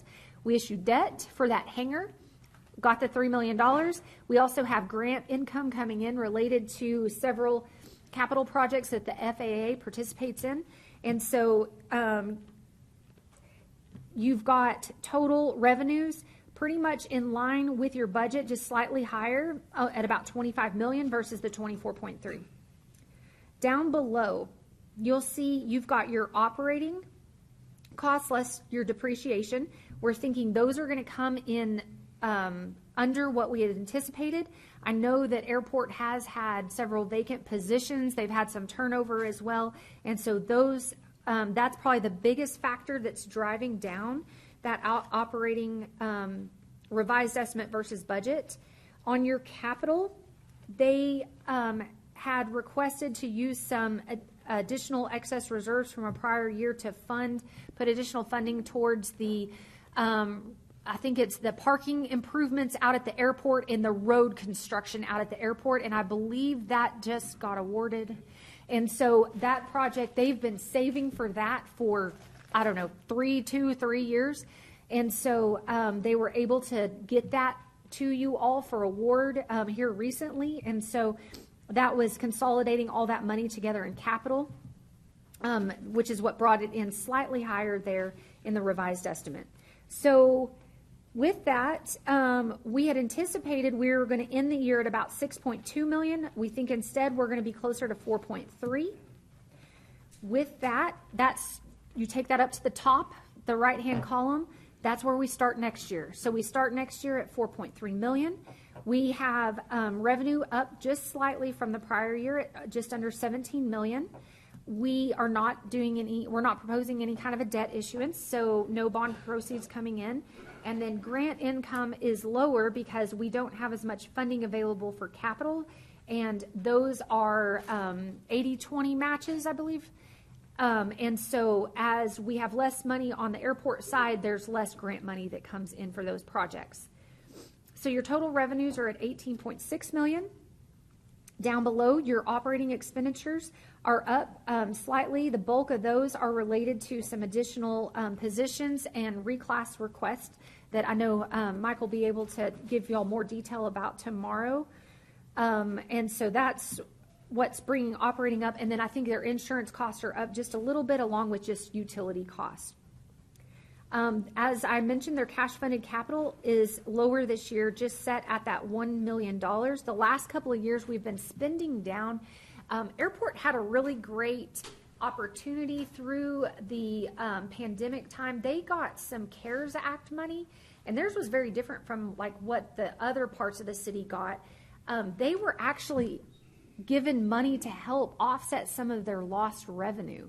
And so it was more wide open and available, and they just had to, show or meet the grant criteria, and then they got the funding in and could use it for other things going forward. So they used it for a lot of capital expenditures. So they've been able to knock out some big capital projects the last couple of years out at the airport, or they're underway right now. Some of them are underway. But going forward, we're going to be probably down to a more normal spend for airport cash funded capital, which hovers around, but somewhere usually between 1 and 2 million each year. So this is getting to a more normalized year. Then under your principal and interest, we issued the debt late enough in this fiscal year that the first principal and interest payments will not start until next fiscal year. So that's where you see those actual amounts coming in versus what we had budgeted this last year. So total expenditures are down significantly because of capital at 17 million, and that would bring your available funds at the end of the year to 5.8 million minus your sick and annual leave reserves, gets you to 5.4, and there's your reserve calculation, and we are right in line with that for what's in your proposed budget. Next few pages are the same thing. It's a line item detail, and page 31 has kind of the two main areas, I guess, in airport that has department expense budgets. Page 33 starts your drainage utility fund. On your drainage utility fund, we thought we were going to start the year at 3.4 million. We wound up further ahead than planned at about 8.4 million.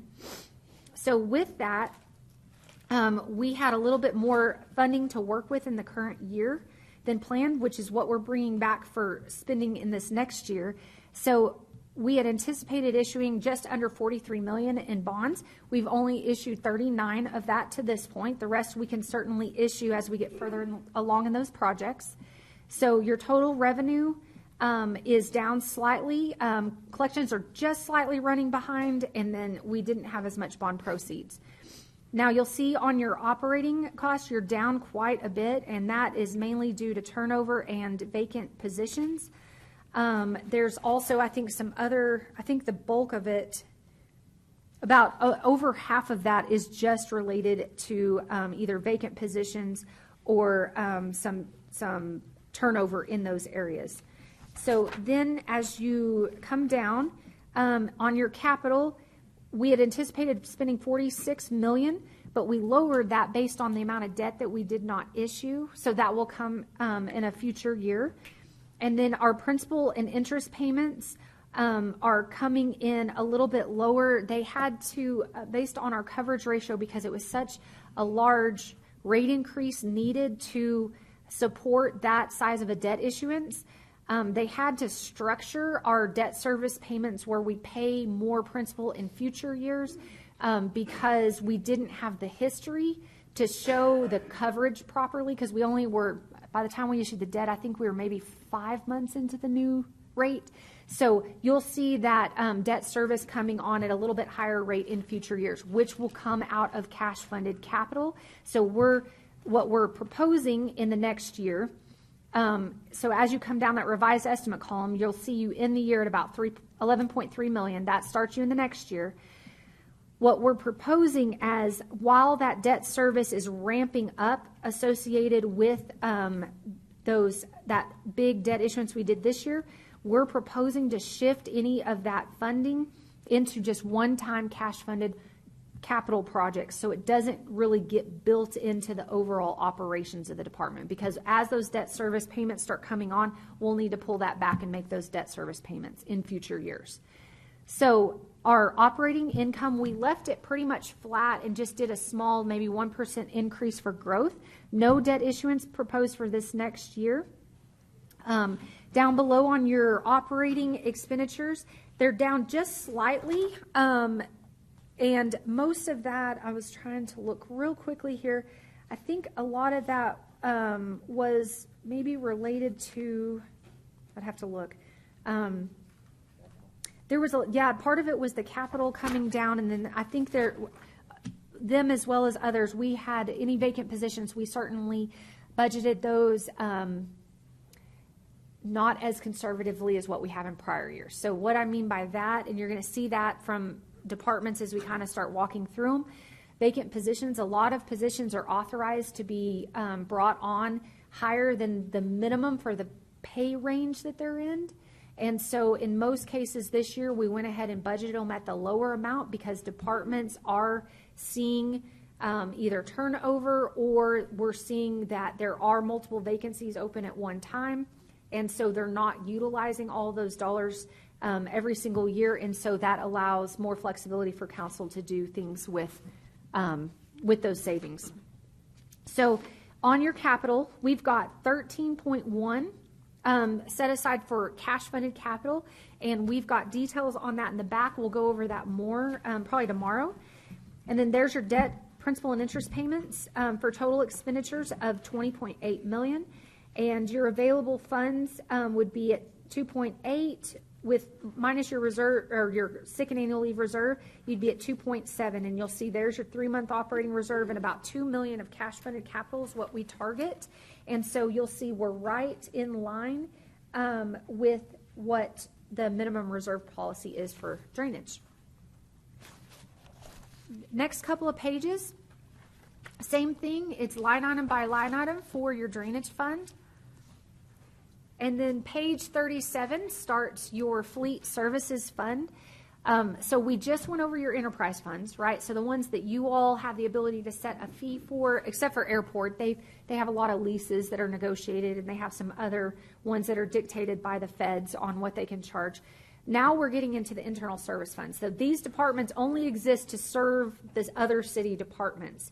So we set these rates based on the services they're providing with the constraints of what the departments can afford. And when I say what the departments can afford, I'm mainly referring to the general fund because that's where there's more of the funding constraints than the enterprise funds. So your fleet services fund, this is where all your vehicle and equipments reside. And so you'll see that we thought we were going to start the year at about $4.5 million. We started a little bit better than we had planned at $5.7 million. Your operating income is coming in just slightly higher than we had anticipated. And that money comes in from the departments. And so you've got total revenues up just a little bit from what we had planned.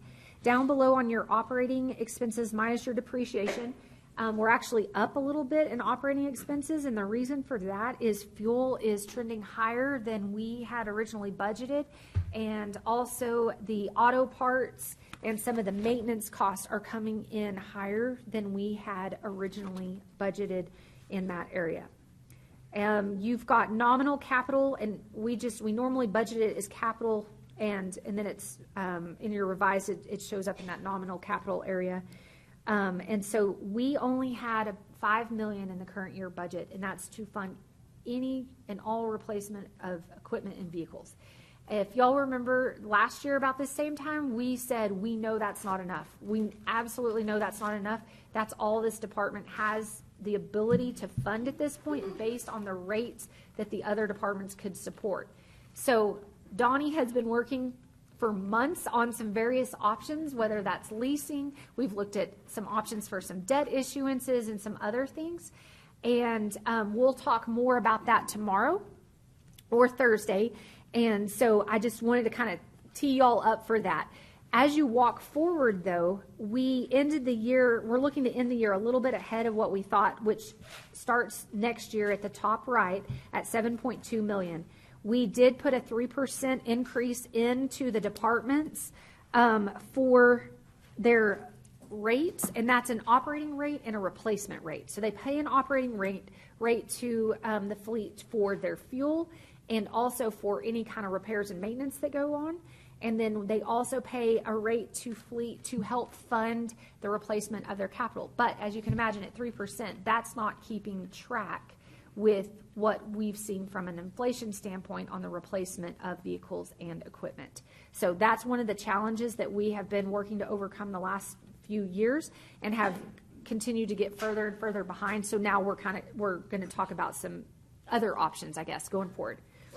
So this next year, we do think we'll be able to handle closer to $8 million in cash funded capital. That's still not near enough. Donnie, what's the number off the top of your head? Is it $19 million if we replaced everything that needed to be replaced next year? Yeah, and I'm glad you said Thursday, maybe to finish that.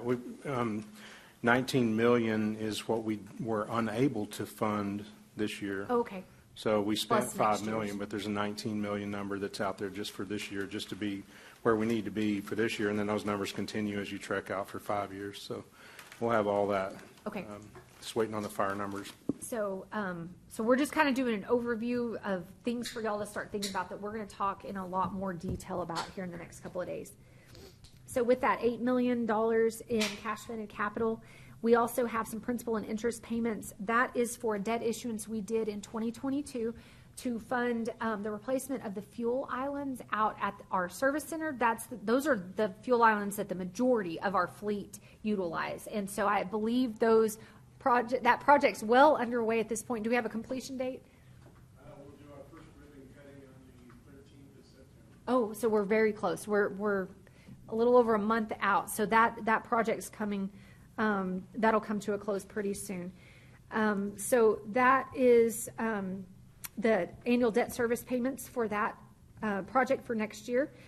Total expenditures would come in at $23.6 million, leaving available funds of $7.2 million, minus your sick and annual leave reserves. There's your 3-month operating calculation and a target reserve for capital of $3 million, which is certainly not sufficient, but it is something. And that would get you right at about a target reserve amount. So the next few pages just outline the line item by line item look at your fleet department. And then page 43 starts your IT department. On your IT department, we thought we were going to start the year about 3.2, and we actually started behind that by about 2.3. We had operating income come in a little bit lower than we anticipated as well. Again, that operating income is the rates that we're charging out to the various departments. And so we were a little bit behind this year in the available resources, but down below you'll see that operating expenses are coming in a little bit less than anticipated. And I do know that they've had some turnover in some positions and some positions that have been vacant for a few months that took them a little while to fill, which created some savings there. They had some capital expenses of $500,000 this year that they're not anticipating for next year. So they would end the year with available funds of about $2.2 million, which would start us out for next year.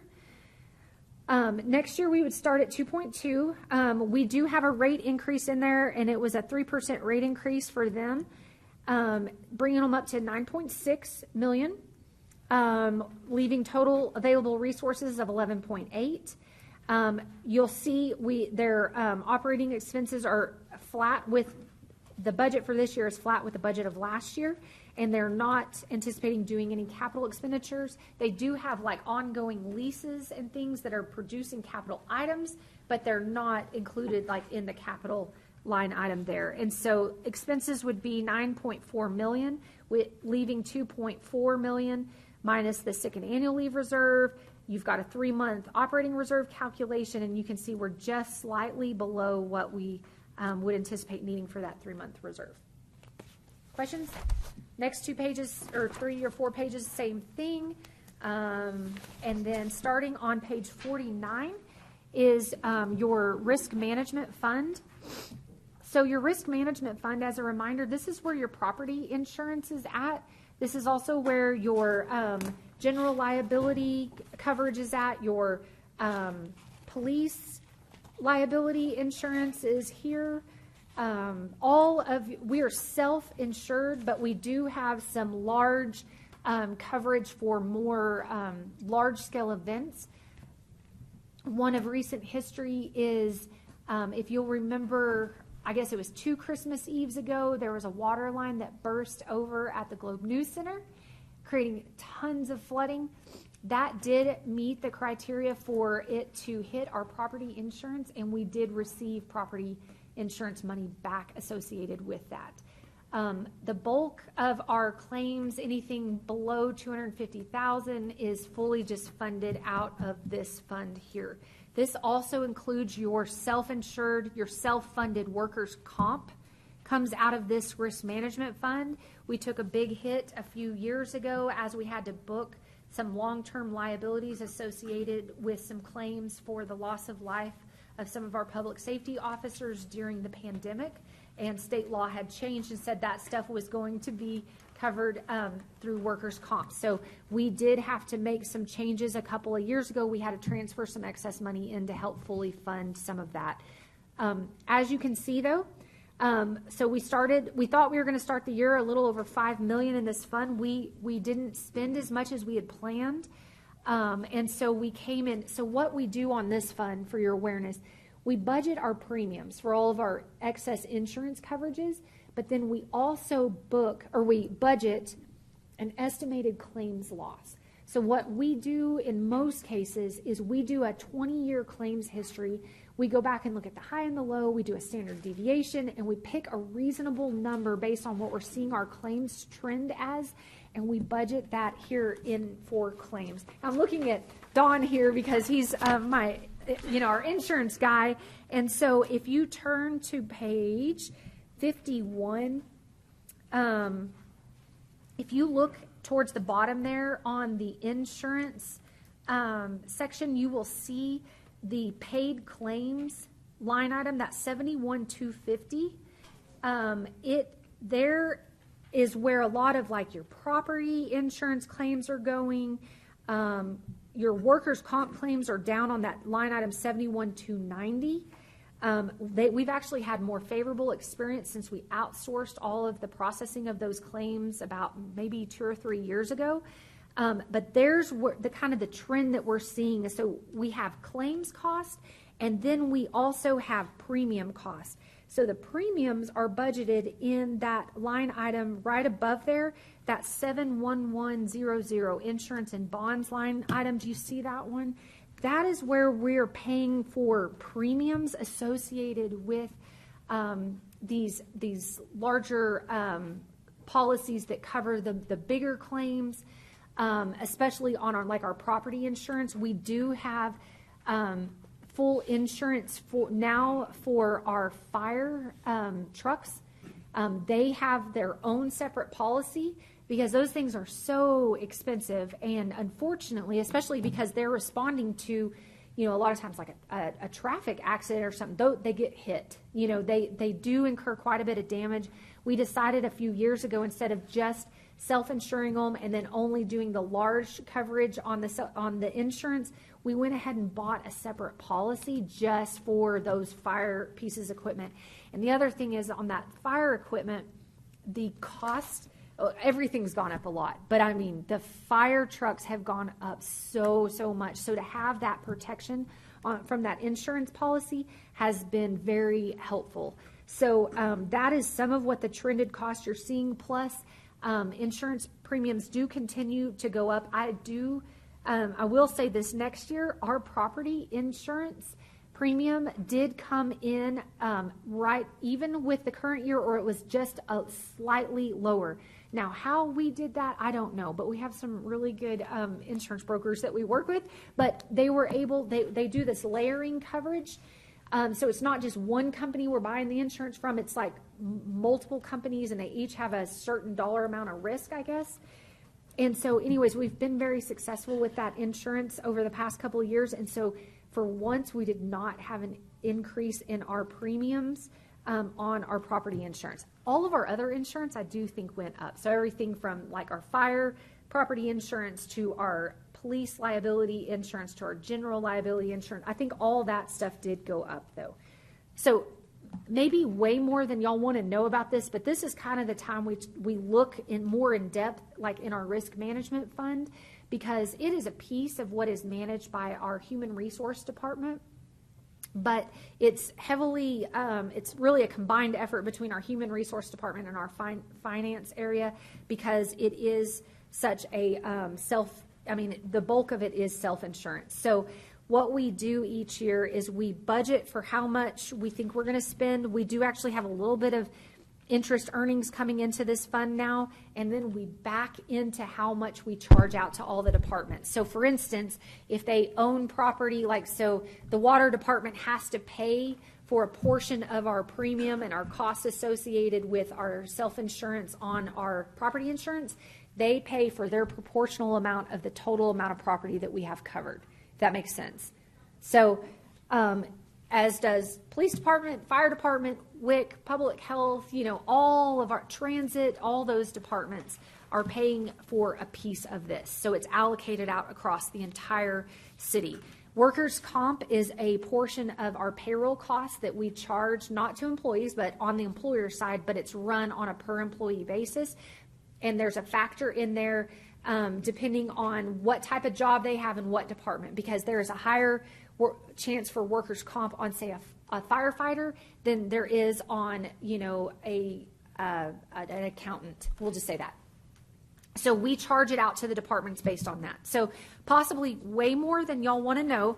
But if you want to go back to page 49, I just wanted to camp here for a second, because this is going to be your in-depth look at your risk management department. On the far right there, we've been able to stabilize this fund very, very well. I think it was 3 or 4 years ago, this department was in the red.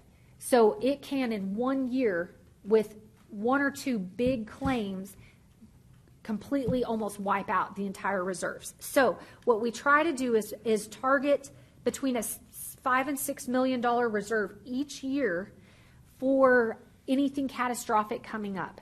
With the way costs have been the last few years, it is definitely probably advisable to have a little bit more than that. You will see we do have more than that. We have about 9.6 in this fund right now. Okay, so that would be sitting there. It's earning interest, which helps defer future, costs charged out to departments, but it is also there for any time a big claim comes across, or any small claims that come across through the year that don't hit the outside insurance coverage, and we just have to pay for cash straight out of this fund. Will we retain that? Is there a level that we say, listen, past 12 million, we've got to reallocate, we've got to get something, or at what point do we, let's say? I don't know that honestly, that is a really good question. I don't know that we have a policy necessarily on that. My recommendation would be not to ever go below your reserve. So I would say nowhere lower than probably 6 million. But potentially, if council wanted to do something with that, it's just one-time dollars. You could send it back somewhere. You could take that back into your general fund if you wanted, but it would just be for one-time spending. But I would say do for sure not below anything about $6 million. Sure. Yeah. But we won't look at our exposure. I mean, yes. To say yes. If we did have a large loss, yes. If we did, then we make sure we want to cover that. Yes, absolutely. And on our wind and hail damage, because this is a fairly windy part of the world and it has a lot of hail too, our exposure is a lot more. Sure. So if a tornado, let's just say, came through downtown, the way our premium works, not our premium, I'm sorry, our deductible works, it is a per location deductible. It is not a per occurrence. So, for instance, if a tornado came through downtown, we're paying a deductible on the Civic Center, on City Hall, Police Department, Library, Sims Building, and any other property. We're paying a separate deductible on each one. So I think that would be the extreme case. We'd probably be looking at a debt issuance to cover some of that. But I'm just saying this number can be completely eaten up in 1 year, depending on what's going on. So I do think that we certainly have a little extra that if council would like to do something else with the excess, we could look at that. But I don't think this is a horrible place for it to sit if council would like to be a little bit conservative on that too. So I'll just put that out there as well. All right, other questions on your risk management fund? Okay, so with that, let's turn the pages to your health insurance fund, which starts on, page 53. Katrina, can you get departments here? Thanks. Okay, so on page 53, this is your health insurance fund. Well, it includes dental insurance and your flex plan as well, but those are all fully funded by the employees. So the city only pays a portion, the majority portion of health insurance. So page 53 is the cash flow for your self-insured health insurance fund. And this brings up something, we can talk about that. Would be a great time to talk about some of that, Dawn. Dawn and I have been talking a lot about health insurance and health claims over the past several weeks. But let me walk you through this first. So we thought we were going to start this year at about $8.5 million. We had very favorable claims experience this past year. And so we actually started the year ahead of where we were, or where we thought we were going to be, at a little over $10 million. So down below, you'll see that we've got revenue coming in from various areas. First, the city contributes in for the majority of the health insurance cost for our employees. Now, we had budgeted it more about the trend we were seeing at about 20.9 million, sorry. It's trending where it's going to come in a little higher than that. The reason for that is we have been filling up positions, right? So as we have less vacancies, the city's paying more. We don't pay on just authorized positions. We pay on actual employees and actual employees that choose health insurance. Now that can change from year to year because employees are not required to take our health insurance if they have coverage elsewhere. So we are actually seeing some more revenue come into this fund in this year, and anticipate that staying pretty flat for next year. Now, on the employee contribution side, the employee pays a piece as well. That continues to trend up as we have more positions filled as well. And then we have retiree contributions. And so I know this number off the top of my head because Dawn had asked me this recently. We've got a little less than, right at around 250 retirees on our health insurance. They are allowed to stay on until they are Medicare eligible. Once they are Medicare eligible, they have to transition off of the city's health insurance plan onto Medicare. At the point of Medicare, the city does fund $150 stipend essentially into an HRA account monthly for those eligible retirees. Okay, so that just helps them bridge the gap a little bit because Medicare is certainly not the same health insurance coverage that the city provides. And so that was done several years ago as we transitioned anyone Medicare eligible off of the plan. The city agreed to contribute $150 stipend to an HRA account for those retirees. So again, retirees do pay a portion. They pay a higher cost per month than our active employees do. But we do have about 250 on. COBRA, obviously we have to allow for COBRA coverage, and it's just based on who selects that. That can certainly vary from year to year. Interest income is coming in just slightly higher than we budgeted. And then we've got a line item in here. That's about our employee contributions for the dental plan. That is separate. It's only employee funded. The city didn't put money in on that. And then the line below that is our drug rebate revenue. So our drug rebates were budgeted to come in at about $1.9 million this year. We think that's actually going to increase a little bit this next year. And this is something, Dawn, if you want to talk about this now, we certainly can. I think that was the area that we have seen, we haven't seen as strong of performance from our current pharmacy contract in the rebate area is what we have seen from market trends from some other pharmacy contracts. And so we had expressed some concern about the cost involved with part of our pharmacy contract and that those rebates were kind of lagging behind to a certain extent compared to market. And so our pharmacy provider has presented an option that we could tag on with our existing pharmacy coverage, and it is called Payer Matrix. And it's essentially like if you've heard of it's like a discount program. So it's kind of like if y'all have heard of like, I don't know, a common one I think is GoodRx and some of those. So it's very similar to that. And so it's almost like a plug-in program with our pharmacy contract that we could utilize. We have been told that it would create no disruption for our employees, and it should have seamless transition through and save money on the employer side and potentially save a little bit of money on the employee side.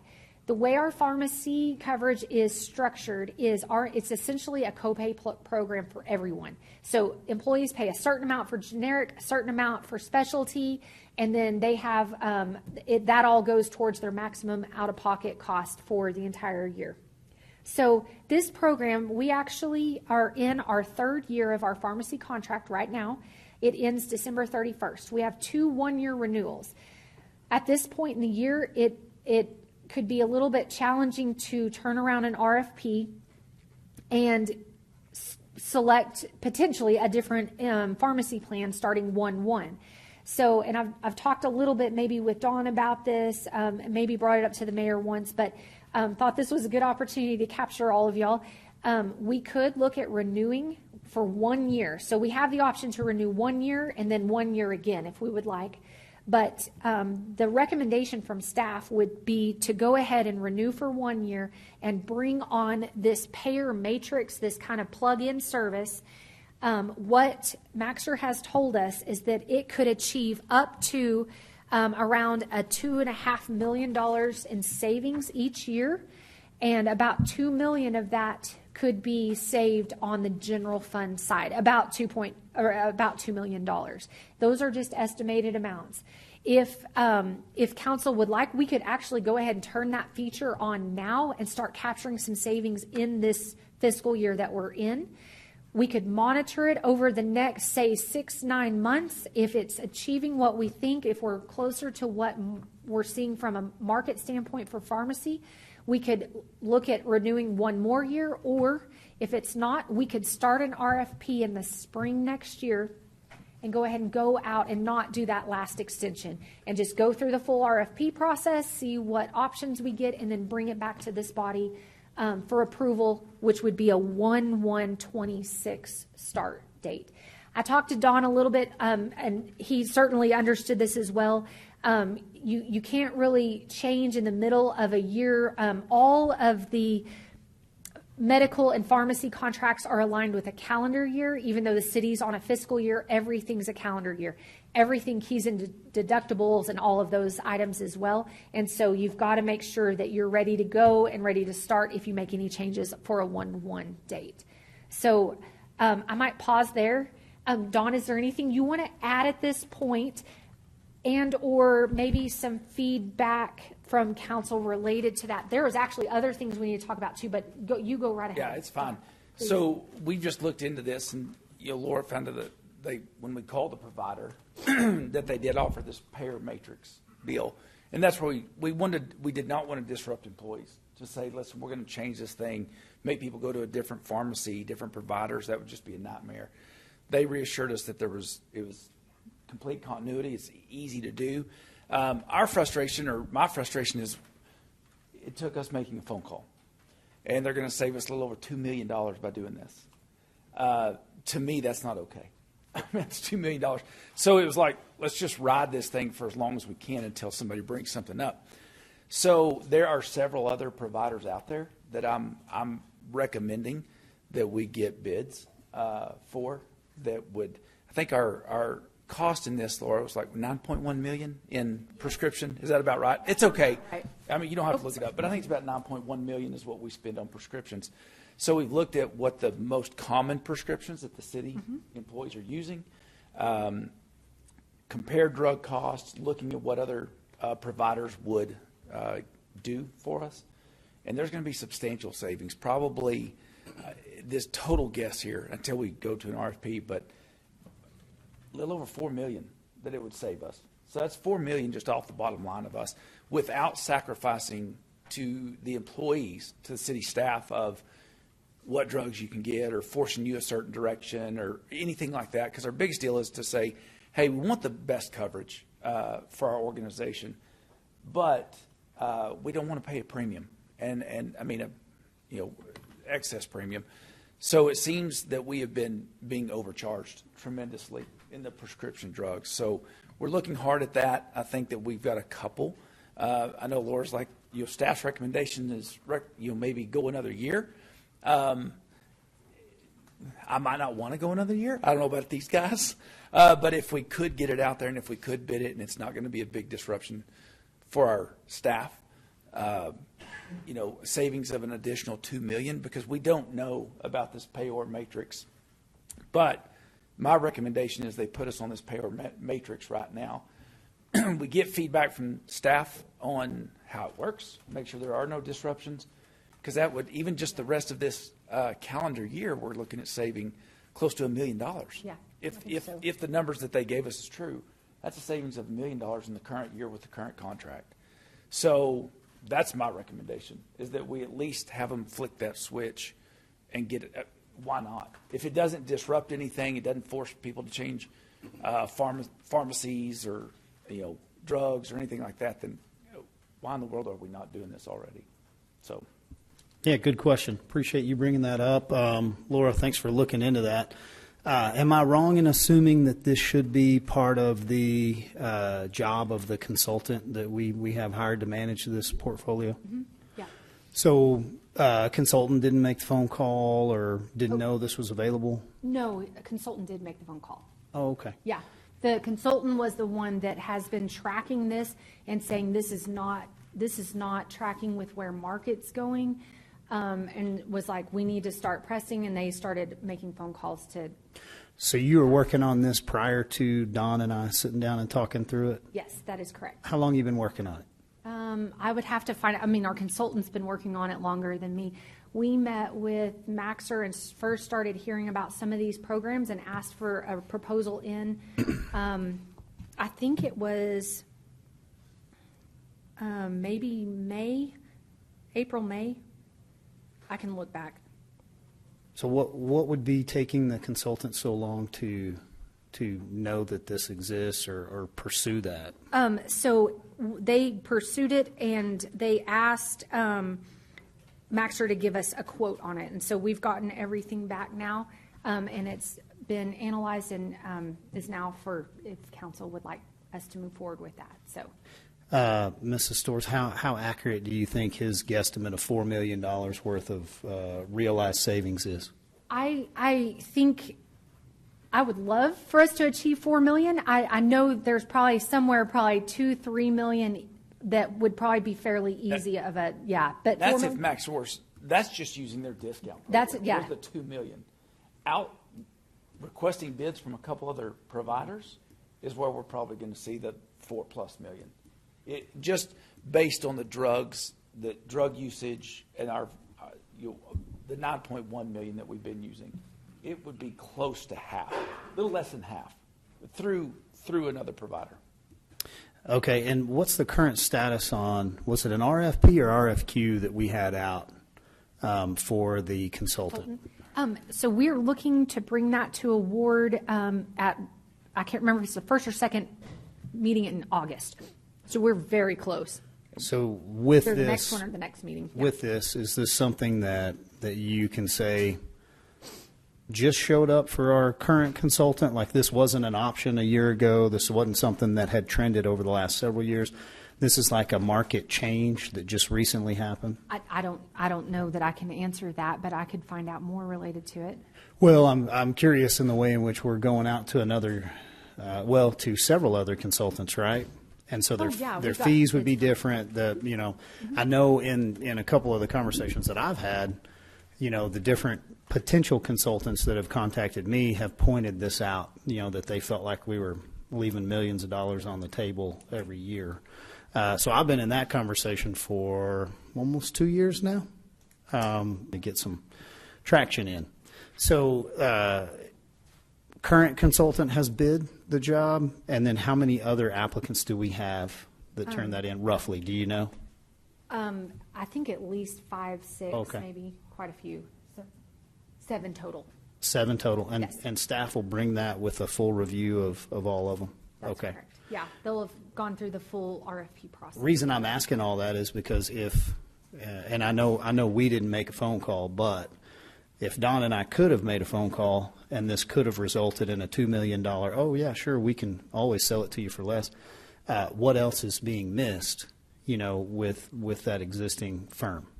And so were these 7 different applicants able to do a thorough review, look through, our data, and then did they all present like different options of, hey, here's where we think we would be the best asset for your organization, or are these just, this is what we think our fee would be in their application? It was more than just the fee, but I would have to get that criteria of what was requested in the RFP. I was not part of the scoring committee on that RFP, and so I apologize. I could get you a copy of the RFP if that would be helpful. Oh, yeah, I think so. I think Okay, sure. so that copy would give some of the results from the scoring committee and some of the application info? No, not yet. That will come when it's presented to council. The RFP would show you what all was requested by each of the proposals, what information we were seeking from the proposals. Does that make sense? It does. So we wouldn't actually see the backup documents until the posted agenda? Yes, but I can find out if there's a way for council to view those proposals. I'm looking at Grace, and let me ask our legal department and probably purchasing if there's a way you guys can look through those proposals prior to recommendations coming forward. So Okay, I think last question. What's the risk again in pulling the trigger right now? I mean, you're going to change or you're going to renew with your consulting firm. They really are the ones that are managing this contract for us. So would that not trigger something, being done in August potentially? Why would we wait until January if we ended up with a new consulting firm? Are you saying to add on a service like Payer Matrix or to do an RFP for pharmacy? I'm not sure what Payer Matrix is because I wasn't part of any of that conversation. So assuming that Payer Matrix is something that realizes some savings over the next 5 months, wasn't there a risk involved in trying to change something prior to January? No, we could go ahead and do that change right now. That's with Maxor. Yeah, and it's with Maxor. offers this program, this discount program, which they have not offered it to us until we make the call. That's the frustrating part. But that can be done right now. But you're saying the consulting firm would have inquired back in April, May about this program? They did prior to that. We met with Maxor back in April and that was the first, and I'd have to get more information from our consultant. I can't speak on their behalf, but that was the first I had heard about this kind of, that they had some options for some, and I'm not saying this right, but a supplement program or a plug-in program to their contract with us. Okay. Well, I appreciate the additional info. Anything else you can get us, I think, would be very helpful in looking at that. Sure. Yeah, let me see what I can do. And I've got a lot. Okay. I do have a lot of data that I've asked for, and we've gotten that from the consultant. And you and I are still linked up on this one, right? Correct. Okay. Well, then why don't I rely on Don maybe to get back to me and update me on what he's found. Sure. And then I may be better equipped to ask you some more specific questions. And so you could hold off on sending me anything until after he gives me that update. Okay, that'll work great. And then, Don, if you need anything else, just let me know, and I can just keep sending stuff your way, too. Okay, So perfect. Okay. Thank you. All right. So, sorry, we paused a little bit. This is probably our big time to talk about health insurance as well. These funds, they might be, our HR department kind of helps oversee them along with our finance area, but they're not really a department full of people, and so this is really our kind of our deep dive into these insurance funds. We do not have a proposed rate increase to the premiums for our employees for next year or on the employer side for this next year. Now, we are seeing costs continue to rise. However, we have seen such favorable claims over the last couple of years that we've had some excess reserves that we would want to utilize as claims go up instead of requesting that the employees pay more or that the city fund more into this plan. So it's kind of, we're wanting it to self-maintain for a little bit. Back in, I believe it was 2015, this fund was in the red. It essentially was completely broke, and that's when we started making some really challenging decisions, going out for third-party administration, transitioning some retirees to Medicare, those things. So we have done really well to get this back in decent shape. However, in future years, we're going to need to have increases to the premiums we're paying, most likely, on the employer side and the employee side. But we try to keep the cost down as much as possible for our employees.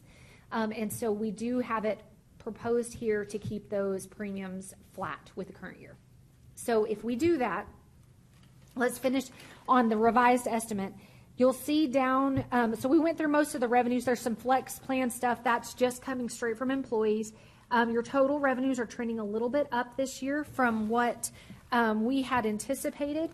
And so down under expenditures, you'll see that our medical dental claims, it's mainly medical, is trending higher than what we had budgeted. So we're looking at about $26.4 million versus the $24.8 million. Down below, there's life insurance runs through this as well. That is all funded by our employees if they want excess life insurance coverage.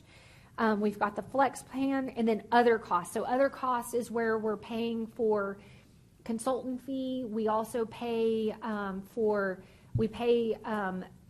investment advisor to analyze. We have a 457, I'm sorry, I'm thinking of the wrong one. We have an OPEB plan. So OPEB is other post-employee benefits. That's our retiree insurance. So we have to book a liability each year for how much how much is unfunded based on an actuarial valuation of how much the city's going to owe for future insurance costs for all their active employees right now. So we have set up a trust, and we do pay consultant fees to help us monitor that as well, along with, I believe, our admin fees for both Aetna and for Maxer are coming out of that other line item as well. The next couple of pages are the totals for the fund on a line item basis. Oh, and then the other thing is any of our retiree insurance costs that we're paying for the HRA funding, and when certain eligible employees that are within 3 years of, I'm sorry, let me back up just a little bit. Sorry. Employees that it's our police and fire employees, and then any city employee that started at the city prior to 2007 has a whole different set of benefits than employees that started after 2007. And what that means is that they have a maximum amount of sick leave that they get paid out when they retire. For those that were prior to 2007 on the civilian side, and all of your police and fire, their excess amount gets converted into funding for an HRA. So we do have a line item if you'll look on page 55, in the middle of the page there, under the other charges, you'll see a line item 71,230. 71,230 is that annual cost of what we're paying to those HRA funds for our police and firefighters that are retiring with excess sick leave, and then also our civilians that are retiring that started prior to 2007. Okay, so that's what that annual cost. That is also in that other line item that's on your cash flow on page 53. And that's at least a third of that, about a fourth of that. So questions on health insurance. Certainly do know we'll have some more information coming. I'm hearing that it sounds like y'all would like us to move forward with putting the payer matrix option on with our pharmacy contract, just so employees can start seeing some savings. Hopefully we can start seeing some savings over the next few months, and we can keep that moving forward. Sounds good? Yes. Quick question. So how do we budget? I'm just interested in the employer contribution, because, I mean, I'm sure we had vacant positions during the year. Yes. And unfilled positions, and we still do, but we wound up spending about $1.6 million more than we budgeted, even though we had unfilled positions.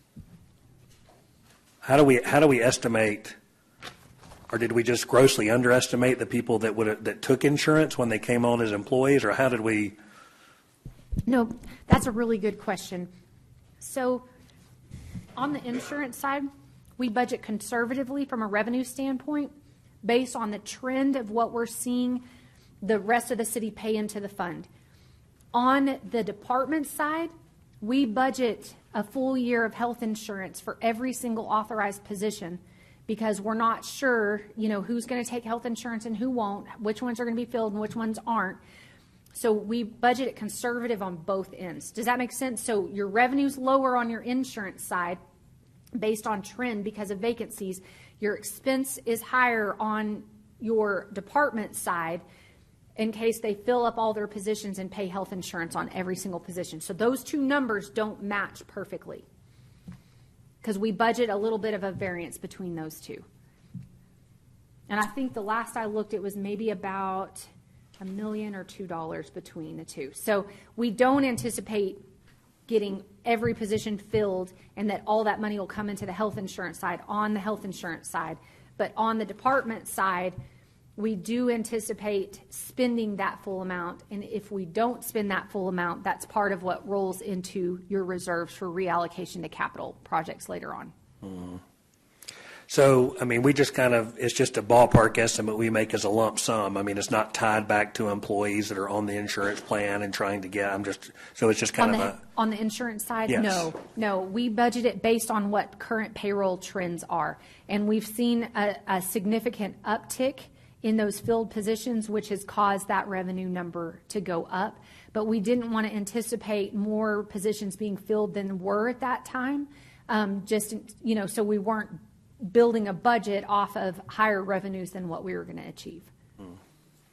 And where do these uptick in the higher positions, where do they come from? What department or departments, or just overall, what caused this sudden increase in hiring? We've just seen it over the last couple of years, more and more of those vacant positions starting to fill up. And the other thing, too, is it can vary based on who's in those positions, because certain departments, I know I was looking through some health insurance variances on a department-by-department basis, and certain employees that were in a position last year did have insurance, this year didn't, or vice versa. And so it's all up to the employee's choice on whether they choose to. So we have just that coverage. underestimated. Yes, absolutely. I underestimated on that revenue line item. Yeah. Other questions? Just as a overall, so each of these reside in the general fund. So you went over the enterprise funds that sit outside, and then these health insurance, risk management, fleet sit inside the general fund. No, they sit completely separate. General fund pays them. Enterprise funds pay them. Special revenue funds pay them. So they sit outside of the general fund. So all the general fund monies that we're looking at earlier, reserves and everything, are separate. Yes. So these reserve accounts don't contribute to the reserve account that we're identifying for the general fund? That's correct. Okay. And all of these are treated like an enterprise? Essentially, but they are just trying to break even and keep their costs at a reasonable amount, because all they're serving is the other city departments. So our 3-month required reserves on enterprise and on general fund exist on these as well? So if you go back to risk management, and that was on page, let me get back to that page.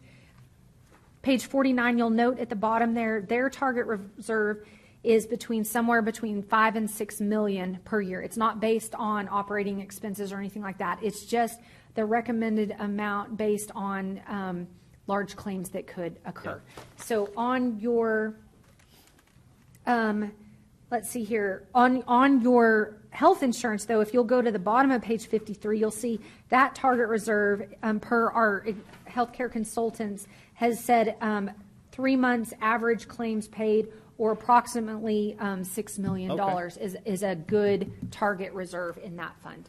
So good best practices, not against reserves at all. Definitely like knowing that we're being good steward with the money if something went wrong. But then looks like we're exceeding in all those reserves. So a little bit in line with Councilman Simpson's question. I'm not real sure how we underestimated if we're continually growing those reserves year after year. Why would that underestimated amount not be just calculated in the reserve? Why would we be looking at an increase and have the reserve in excess? So that underestimation was, I'm just going to make up numbers for a second. Let's say it was 1,500 employees. 1,500 employees that the city was contributing in for. That was kind of maybe the trend we were seeing. Well, maybe that bumped up to 1,600 employees, in the year. And so all that's doing is it's putting a little bit more revenue in here, which then means, technically you could decrease your premium amounts for your health insurance. You absolutely could do that. I would not recommend it, because 1 year could completely change this another direction. You get a handful of large, high claimants in a year, and you could eat away easily half to the entire reserve.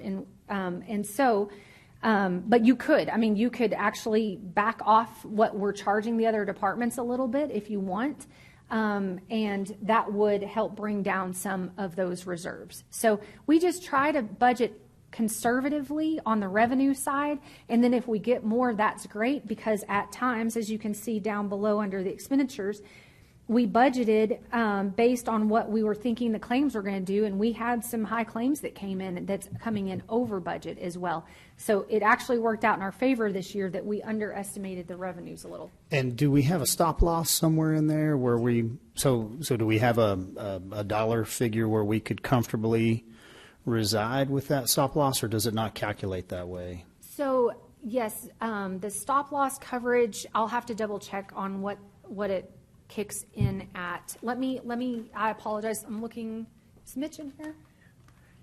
I guess what I'd be looking for is, if there's $1 million policy Yes. premium we could pay, and it would give us a stop loss that could And we do cover have that. we have stop loss coverage. I would just have to, let me double check. I'll get you that number. Okay. And it would have already been expensed in the budget, right? Yes. Okay. Yes, it's one of the costs under that other category.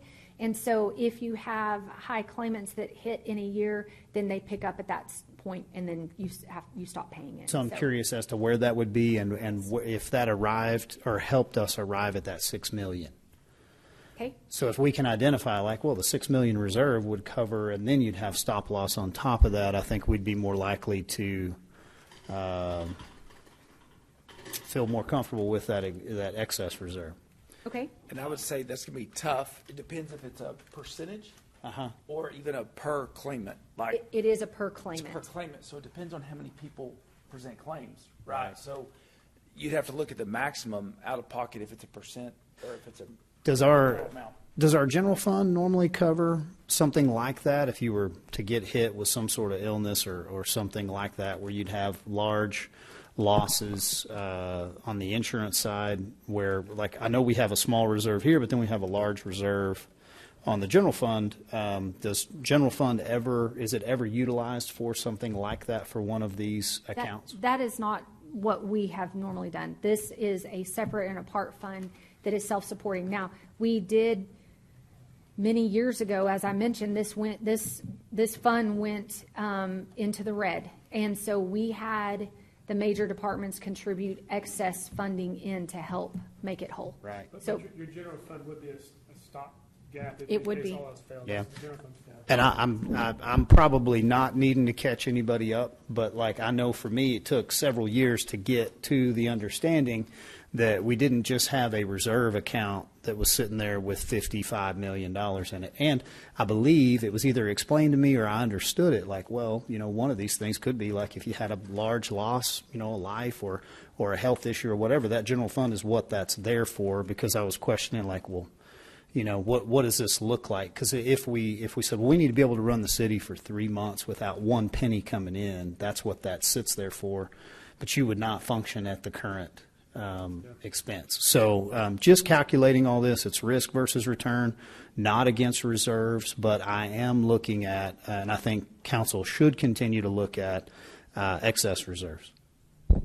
absolutely. And we have excess here.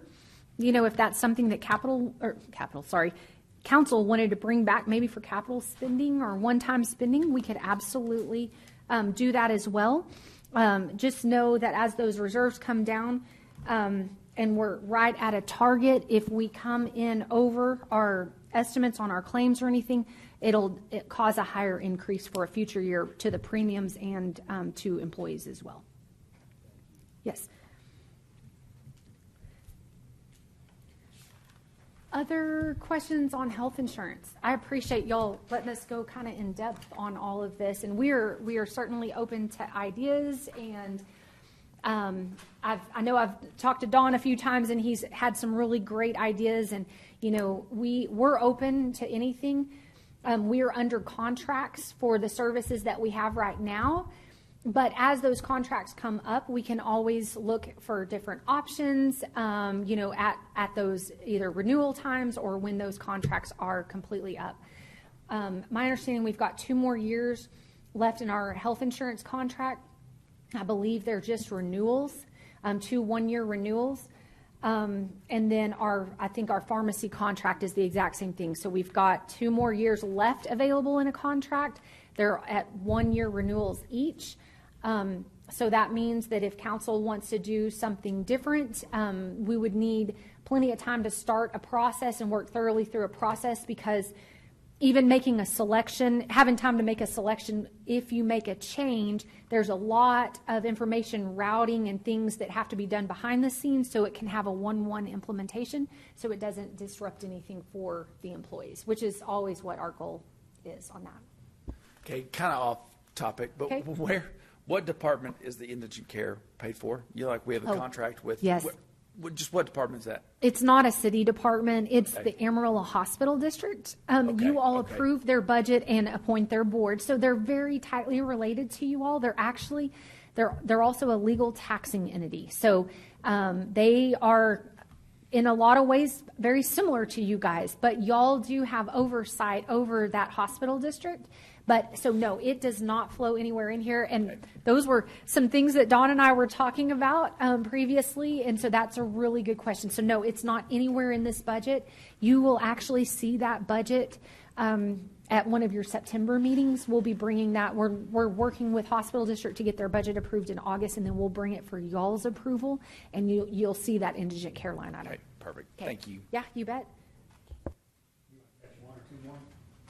Yes, absolutely. And then, as you can see, we got a lot of departments showing up. We're hoping to go very quickly through what I was actually wondering, Council. It's up to you guys, because I don't want to ever go faster than y'all are comfortable with or feel like you're not getting enough information. But starting on page 57. On page 57, it goes through your grant funds. And I'm looking at our room, and we've got pretty much every grant department here. And what I was hoping maybe we could do is kind of go by each column. I'm looking for, is Jason Riddlesberger? Oh, you're behind James. Okay, hi, Jason. All right, perfect. Just making sure we have all of our grant departments. If y'all like, I think page 57, instead of looking at a line item by line item, I think we could go through your grant departments. Here's the unique thing about your grant departments and your special revenue fund departments. They are given a budget that you all approve at council meetings based on a grant award.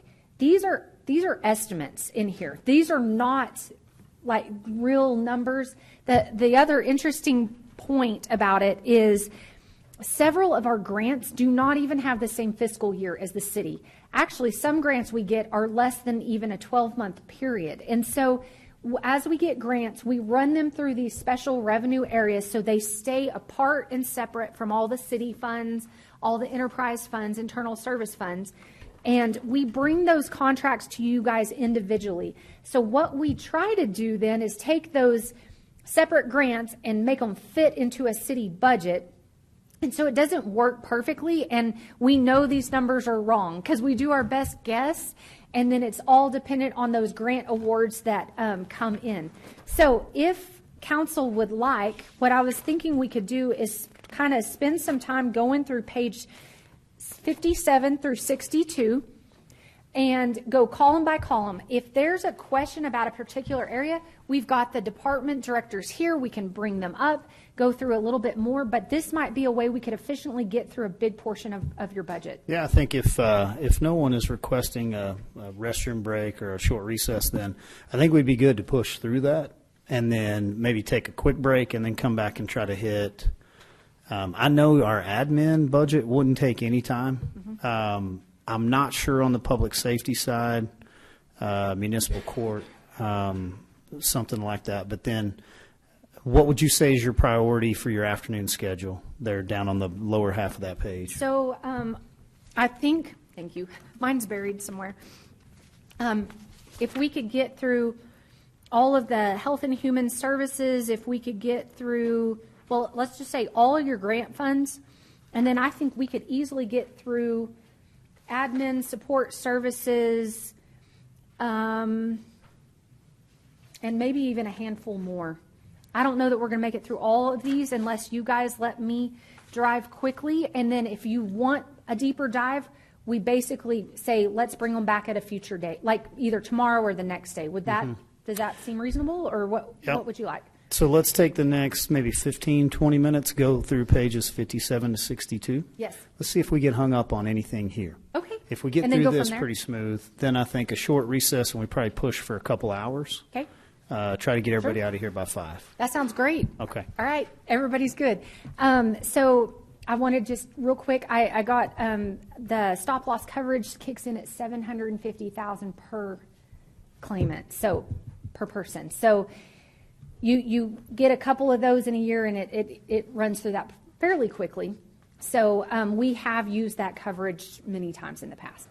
I wouldn't say I don't know that we've had more than 1 or 2 in a year historically, and I pray that we never have any more going forward, but that's, that good coverage is there. And so that 750 would go, it would not be in our regular claims trend. It would probably be hitting more on that reserve side of things in a lot of cases. You've got 2,500 employees. That's a lot of potential risk. Yeah. Okay.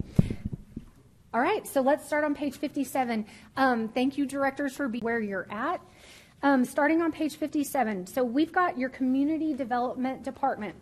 This is a cash flow very similar to what you saw on your other pages, but it's instead of 3 columns, it's turned sideways, essentially. So what we do down at the very bottom of the page, those are your actual numbers from your audit. Actual numbers, cash and investments, assets to be converted to cash, less liabilities for your total October 1st, 2023 balance. That ties to your audited financial statements. Those numbers then flow up to the top and start us for your available funds, and then we go down the page, okay? So we start first showing you the current fiscal year of where we think we're getting money and spending money, and then we go through and look at next year.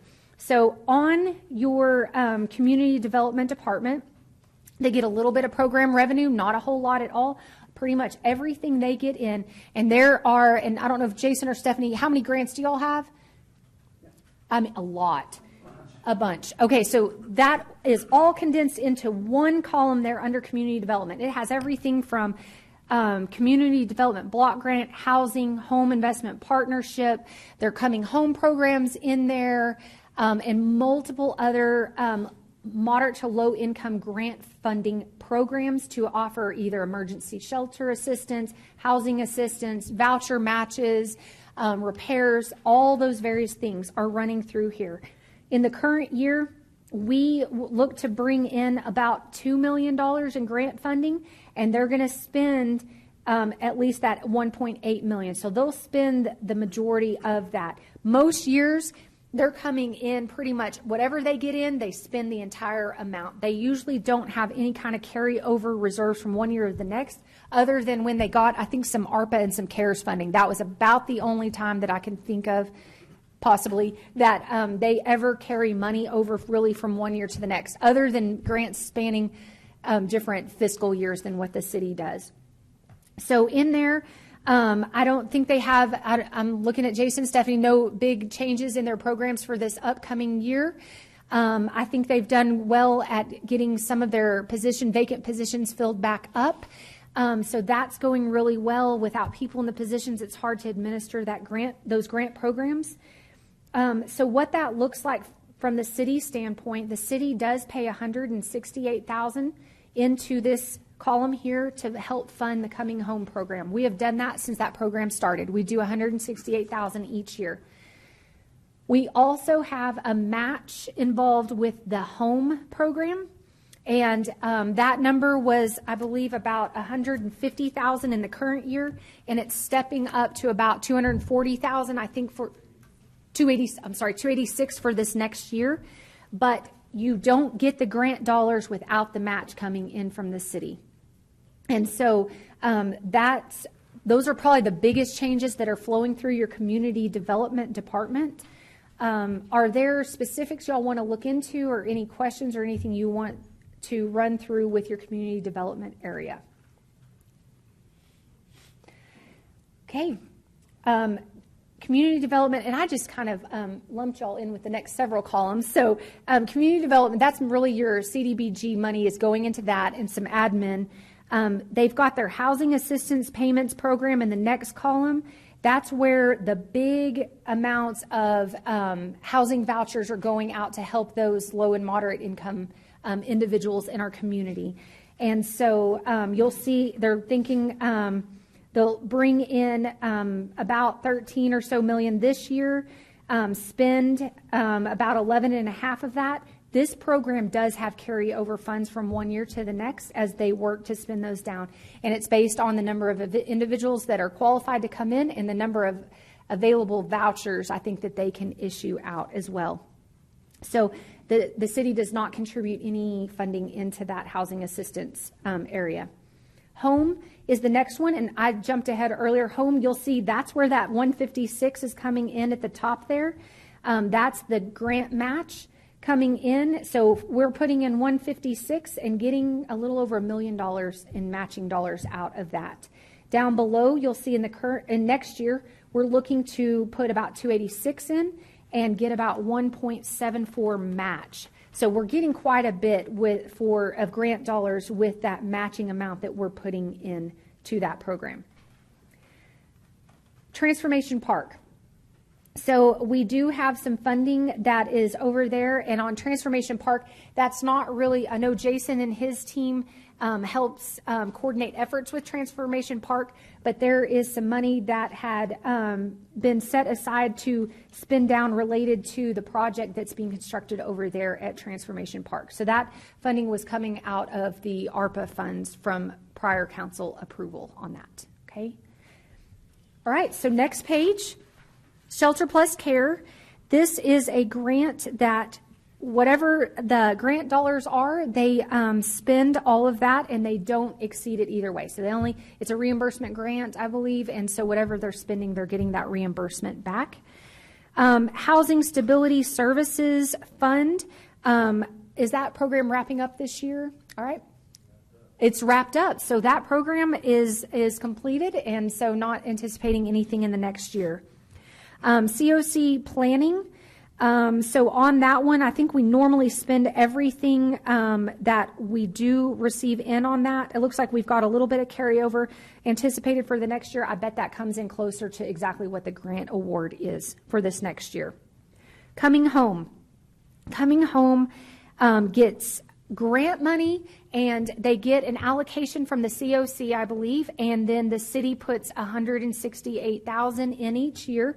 I think you guys are all fairly aware of the Coming Home program. It's great. The Coming Home program has now in turn worked hand in hand with our PREP program, which is helping get some of those individuals from coming home back into the workforce. And I think Jason's and Stephanie have some wonderful stories about some success ones there. We actually have at least a couple of city employees, newer city employees that came through that program. So that's wonderful. And they're good, hardworking city employees now. Texas Emergency Solution Grant. That's another one that we get grant dollars and we spend the full grant. So whatever we get, we fully spend that out. HMIS is it's basically a homeless information system for tracking purposes across the nation. So we can essentially share data across the nation with about individuals. And so that's another one that we get grant funding, and we spend those dollars that come in related to that. So with that, that's all of Jason Riddleberger and Stephanie Rodarte-Schuto's areas on their grants. Do y'all have any particular questions or any deeper dives y'all want to look at with them? Okay.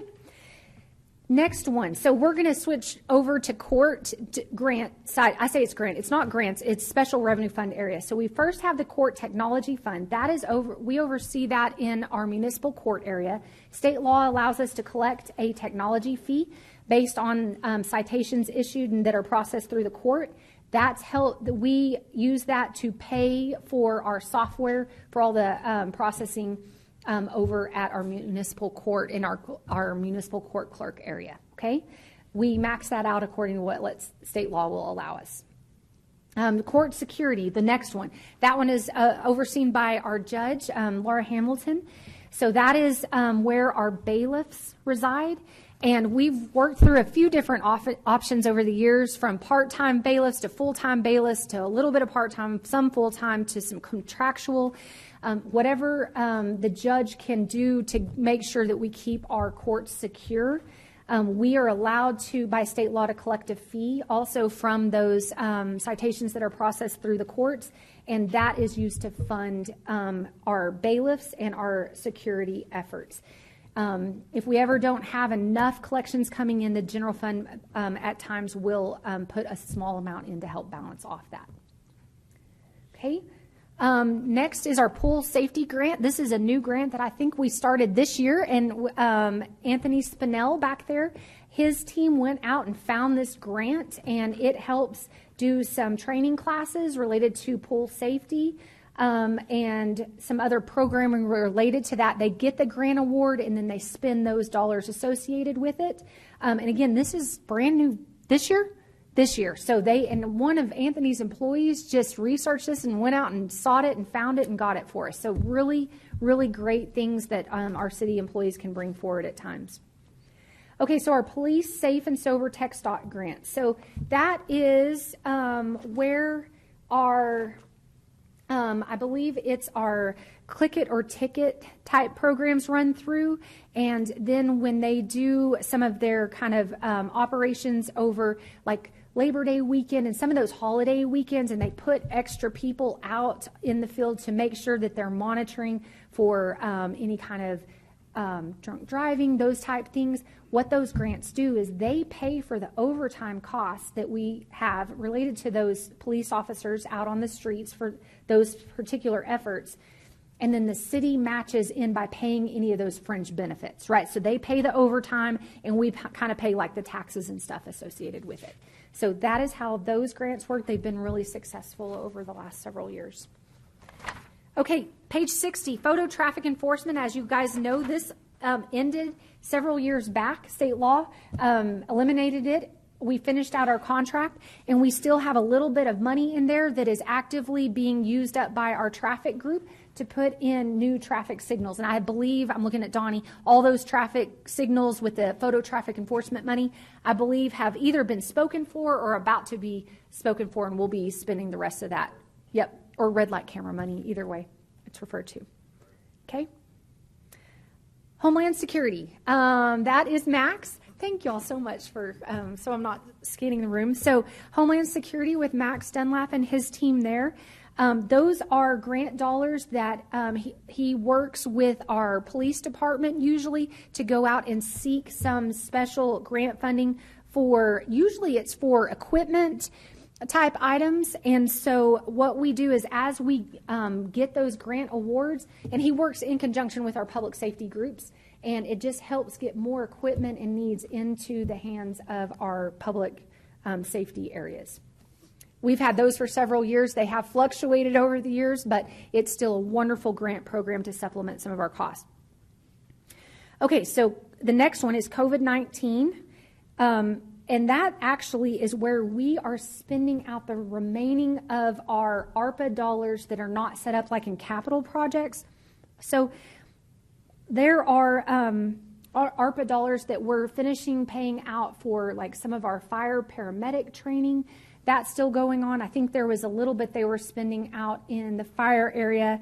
As the capital projects are moving forward, the money is moved out of this area and into the capital project so they can get that completed. So we are quickly spending down those remaining ARPA dollars. For y'all's awareness, we actually have reporting due this week on it, but we have to have the remaining ARPA dollars under contract or encumbered by the end of this calendar year, and they have to be spent by the end of, I believe it's 2026. So we're working quickly with our departments to get everything tied up. The biggest remaining ARPA dollars, though, I know there's a lot that Jerry Danforth is spending very rapidly over there at Transformation Park, the cabin community side, the night shelter piece of it. And that's all under contract. So I think some of the last remaining things, we had a few dollars with the neighborhood plans that we're working actively with Emily and her team to get rounded up so those neighborhoods can get those dollars under contract or encumbered before year end. We do have one more contract award coming towards council in November related to the broadband efforts, and that will tie up the very last of the broadband dollars on the ARPA money. So you are going to see the remaining ARPA money spent out over probably this year and next year is where the bulk of it's going to be done, because Jerry will be finished with the big construction project next year. Yep. Do what? Oh, and PD. Yeah, that's true, because we were using it for part of the 4th and 5th floor, I believe. Okay. So the next one is the prep program. Sorry, and I talked about that during Jason's area but it comes a little later in here.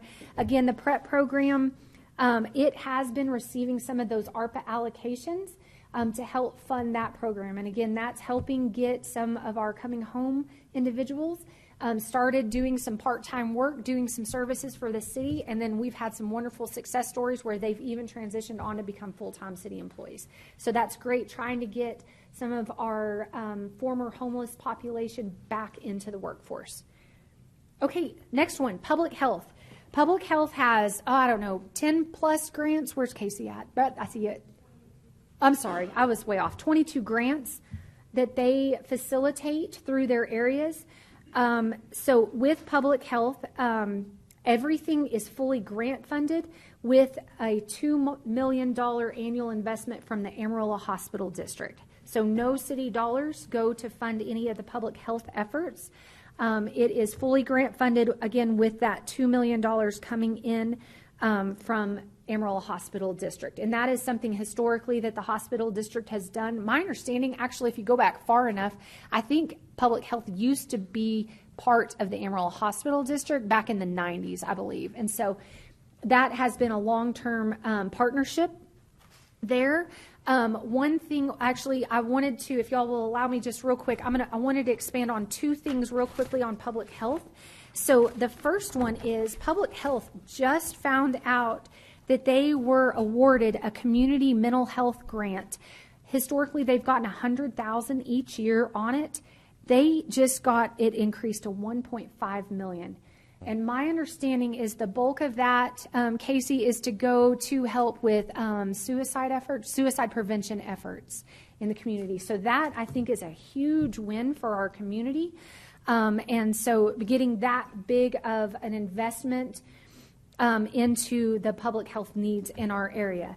The other item I wanted to briefly touch on was, if you all have probably heard, there was a lot of lawsuits that occurred related to opioids and the opioid pharmaceutical companies. They had to settle some of those lawsuits, and local governments or certain portions of the government were allowed through the state of Texas to basically join in a suit.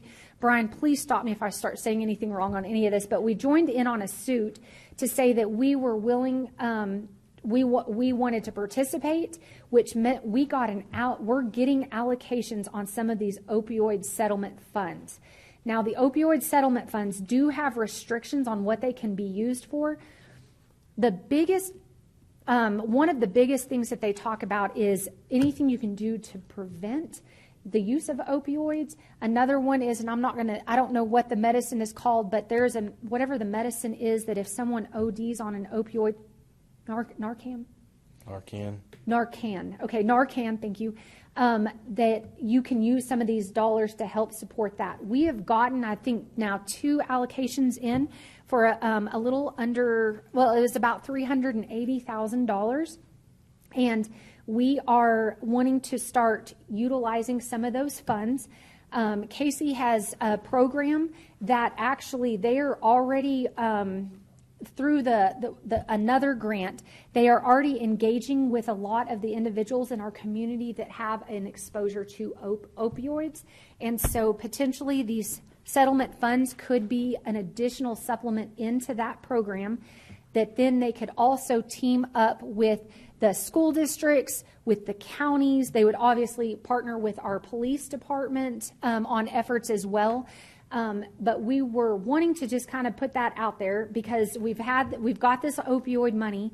We're going to continue getting opioid settlement money for the next, I think, about 10 to 15 years. It is not going to be at $380,000 each year. I think we're going to get potentially, I think we looked at maybe a 100 or 2,000 each year possibly, which is a lot of money, but relatively speaking is not a lot of money. And so I know Casey has worked with some others to come up with this idea of where it could supplement a program they're already doing, where the program's already helping pay personnel costs to interact with individuals that have exposure with opioids. And this money could help with education purposes. It could help with some of the Narcan efforts as well, and they would team up again with the counties and the school districts on either education efforts or any other efforts that they could do for prevention or for help after an individual is determined to have used opioids. So any thoughts from council on that? Liking the ideas, not liking the ideas, just on the opioid piece? Yes. No concerns on that at all? Okay, excellent. And we can certainly bring you more information later, but we want to move forward with those efforts and wanted to make sure y'all didn't have any hesitation. Real quick, Laura. Yes. We were talking about the 2.2 million coming from the hospital district. How long is that sustainable with? We have that through the end of what the indigent care contract is in place through 2036. It is sustainable through 2036. Now, I don't know that we're going to be able to grow it a whole lot each year past the 2 million, but yes, it's in place until 2036. And at that point, that's when the hospital district will need to work with the state legislators to look at implementing a property tax again. Well, prior to that, but it'll need to be in place by 2036. Okay, thank you. Right, great question. So, Ms. Laura, I think it would be good not to stop now, but maybe to bring public health back so we could look at that one. Sure.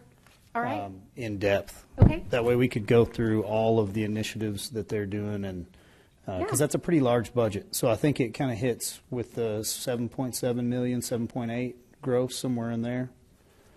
And that we could go down through and kind of see what all we're funding, where all that's going. Sure.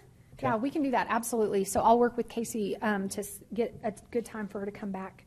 Thank you. Yes. Okay, so page 61, we're actually almost through special revenue funds, so this is great.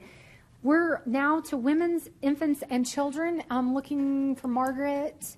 Hi, Margaret. Okay, perfect. Excellent. So Margaret's here. If there's any questions, I just want to brag on Margaret and her department for just a second. WIC is a fully grant-funded department, okay?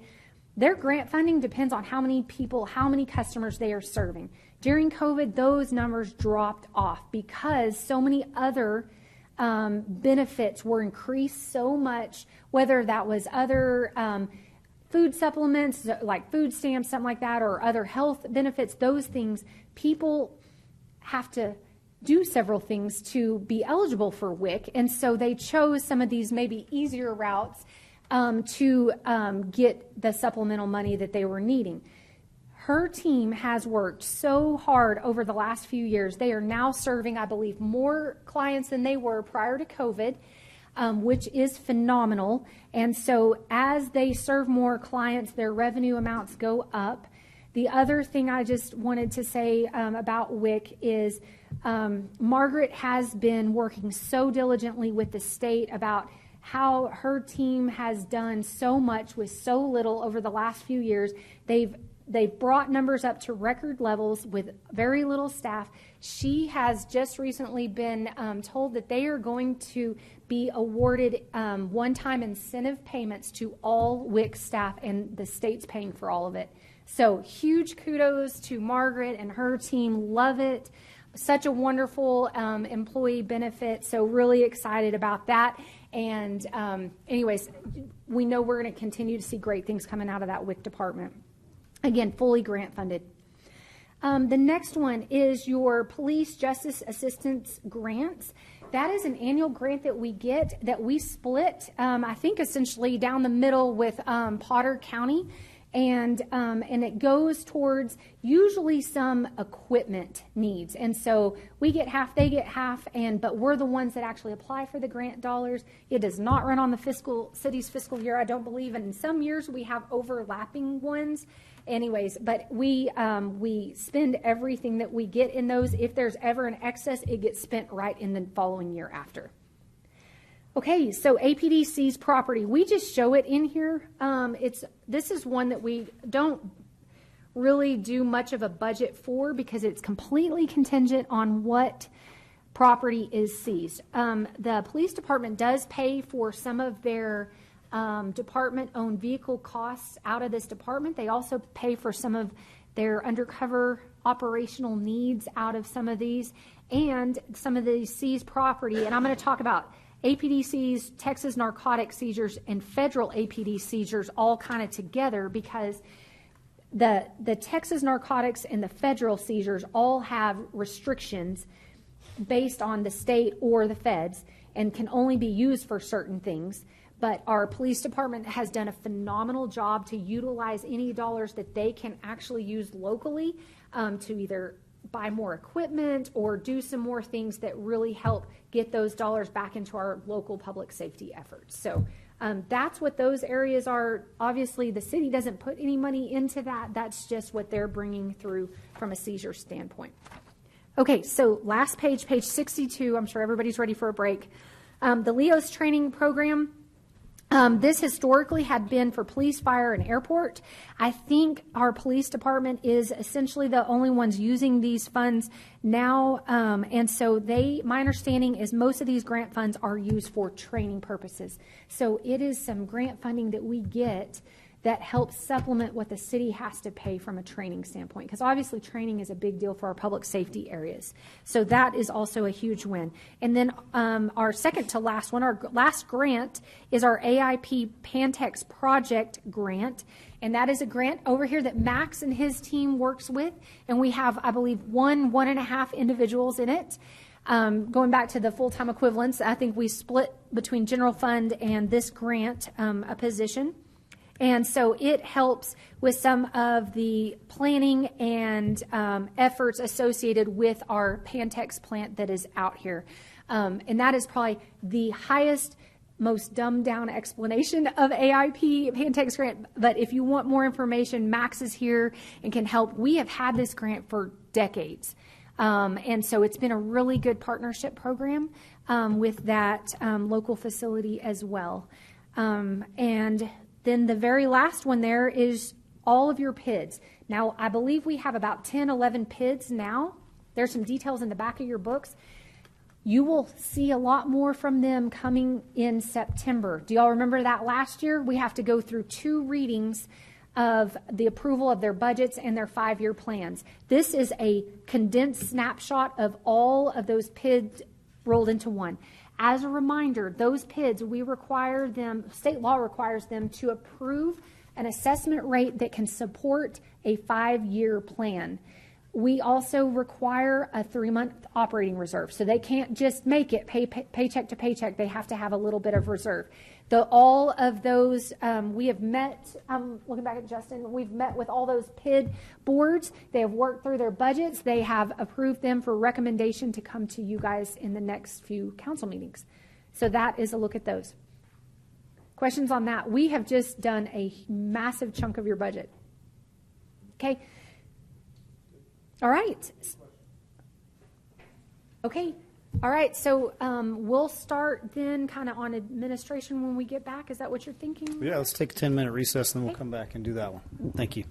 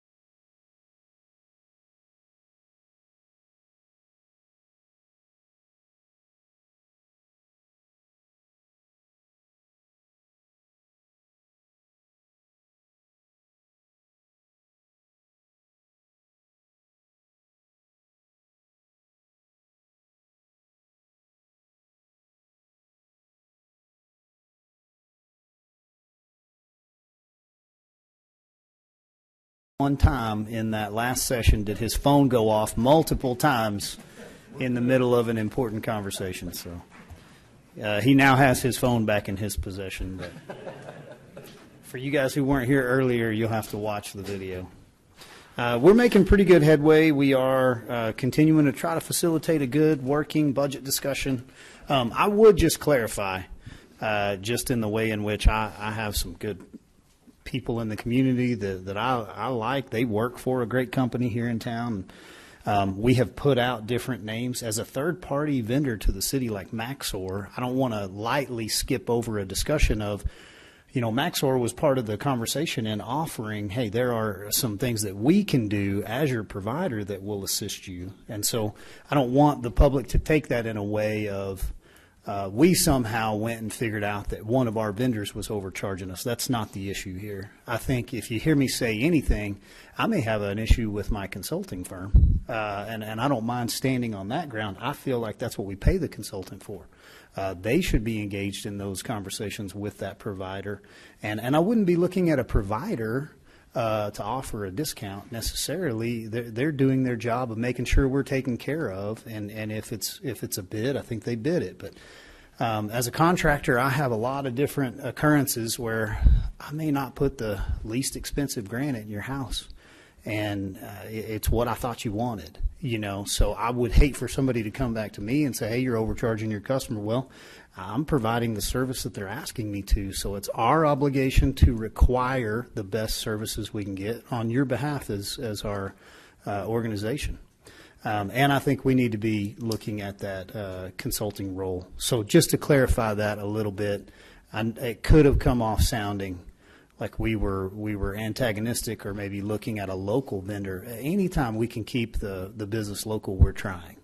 And we've got to balance that with the best value. So picking up there, good budget discussions. Every year it's something. I think this year that may be the one that we hear back on. But Miss Laura Storrs, if I could hand it back over to you. I think you wanted to kind of pick and choose the topics and priorities you work us through. We honestly have 2 hours, and I would like to take an hour and 45 minutes if I could, try to push pretty hard here.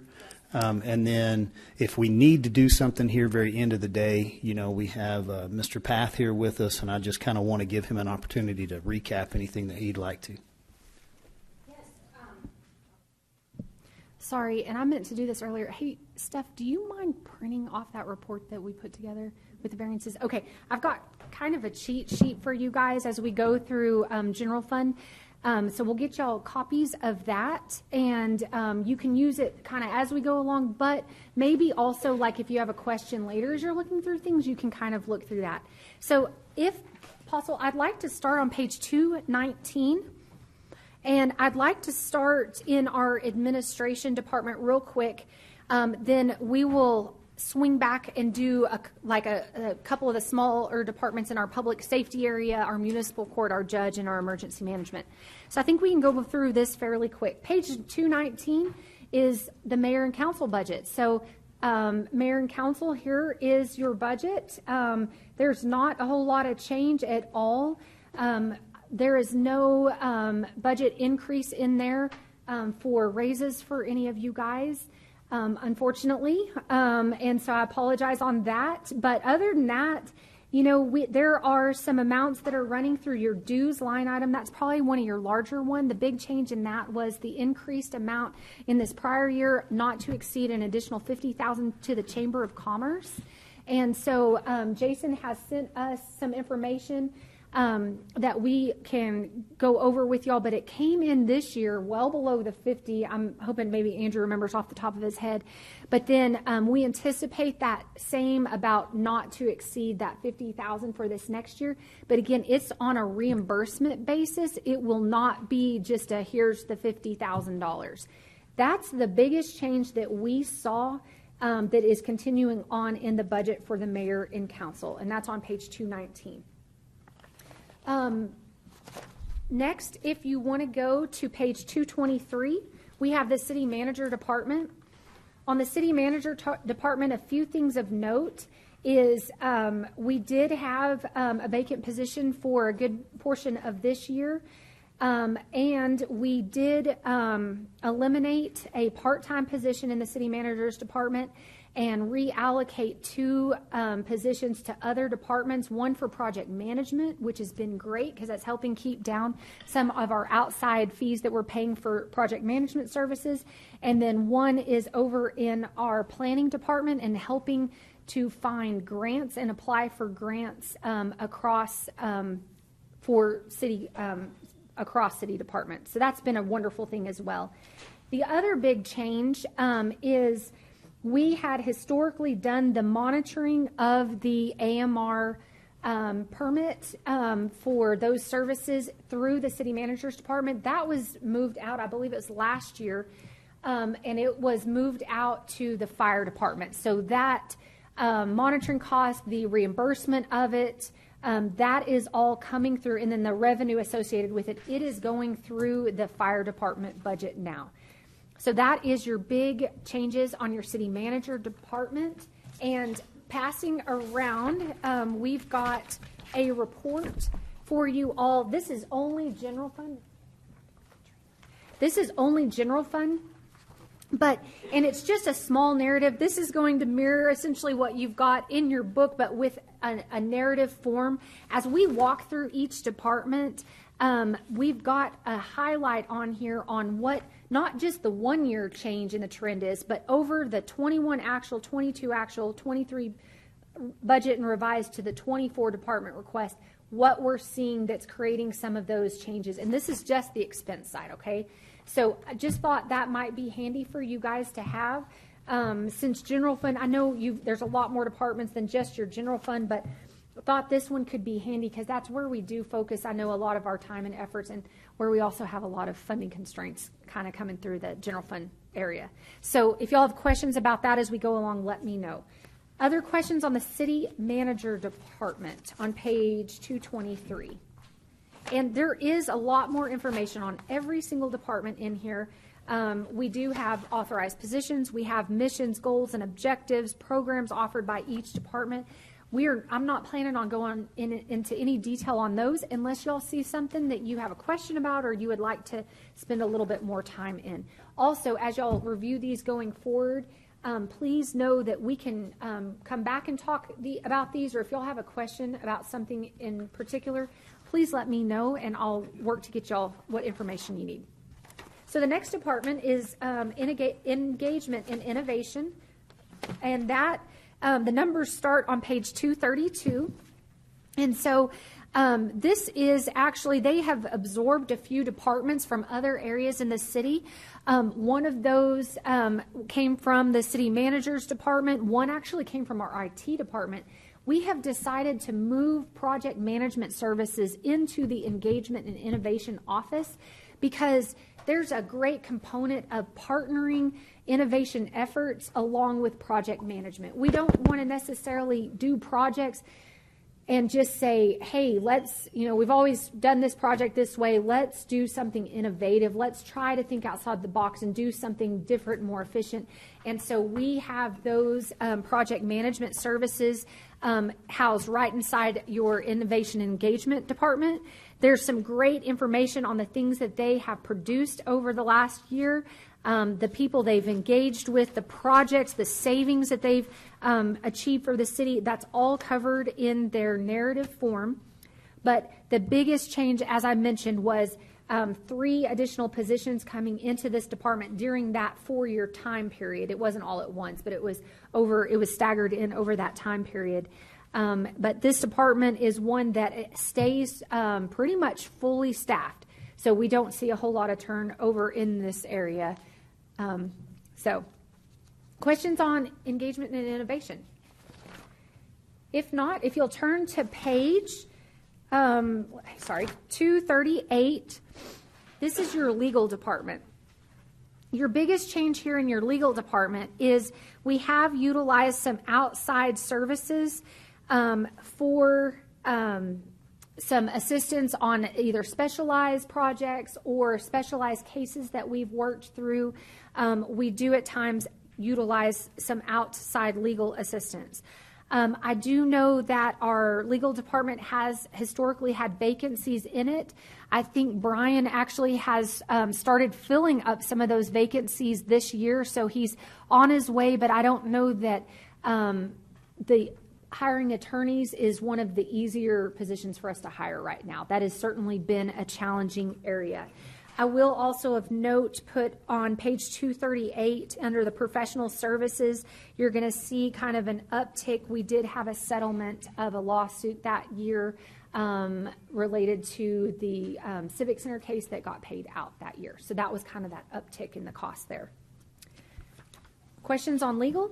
So just a couple, because we are utilizing an outside counsel. So correct me, 6 positions filled, 4 vacant, maybe? Is that correct? Does that sound right, Brian? No, there are 3 positions now that are not filled. But Oh, there's only 3 vacancies. yes, because last year, and recall, I filled in one of our attorney 1 positions. We were able to utilize a paralegal because we had cases that weren't being filed as much, and we had some legislation that occurred over the years that allowed us to facilitate it maybe a little more efficiently that, so. Okay. Just looking at overall budget and trying to consider dollars in every category important equally, not to just kind of skip over anything and then isolate in on any one department is what I want to avoid doing. And so in this one, if we have the budget request of 2.2 million, am I reading that right? Can I call it that way? Yes, sir. You've got roughly budgeted 10 positions at 1.4 million. And then you have the contractual services of the 778. Do you think that 778 is a pretty solid projection based on current legal activities and other law firms you've already engaged with? It definitely depends. Brian, do you want to weigh in on any of that? It always depends on how cases go. I mean, the most expensive thing you'll ever have in a case is if you have to try it. I don't foresee any of those coming down the pike. And so, in fact, I think that several of the outside counsel arrangements are going to come to an end pretty soon because we're going to have that thing wrapped up. And so, but, that doesn't mean that you couldn't be facing a major case somewhere later on in the year. So that's why that number is it's hard to determine because it can change very quickly. And we could certainly, because that is a hard number to predict. It does fluctuate a lot. If council wanted to bring that down, we could always absorb it from other savings, either within that department or within other departments throughout the general fund, if that's something y'all wanted to look at. So it may be something that we would consider looking at when we get more towards the end of the budget. If we are looking for $250,000, and that would be worth addressing there. If that's something that, our city attorney looks at and says, yeah, I've struggled for so many years to get those 3 filled. I don't see that, changing. Plus on this outside or contractual services, I'm also asking selfishly because I want to make sure that we're managing the dollars for the Hyde Kelly law firm very, very frugally. And so I think that they have the ability to engage with us and to help on some of the other stuff that normally Brian's having to hand off internally. And so, just to summarize, I don't know, is it a big deal to spend $250,000 with Hyde Kelly if they're taking care of some things that we can't fill positions that would be getting things here, so we get more stuff off the desk, we keep things moving? Is that a relationship that you guys see benefiting you as staff? I know we see the benefit as a body for us, but I'm curious if it's been good enough so far that we kind of want to go that direction. And I would even say, and I haven't talked specific with George Hyde, but I know the engagement letter wasn't asking for a discount; it was just his rate. And so I think if we were willing to use him more, then I think we'd get a better value from him. If we formalize a relationship more in inviting him into the workload. So what does that sound like? What does that look like to you guys? Any pushback on that, or am I going the wrong direction? I would need to look in and visit with George about that. And I mean, because operationally, I have the staff to handle the operational component and city council. Their own council now is fine.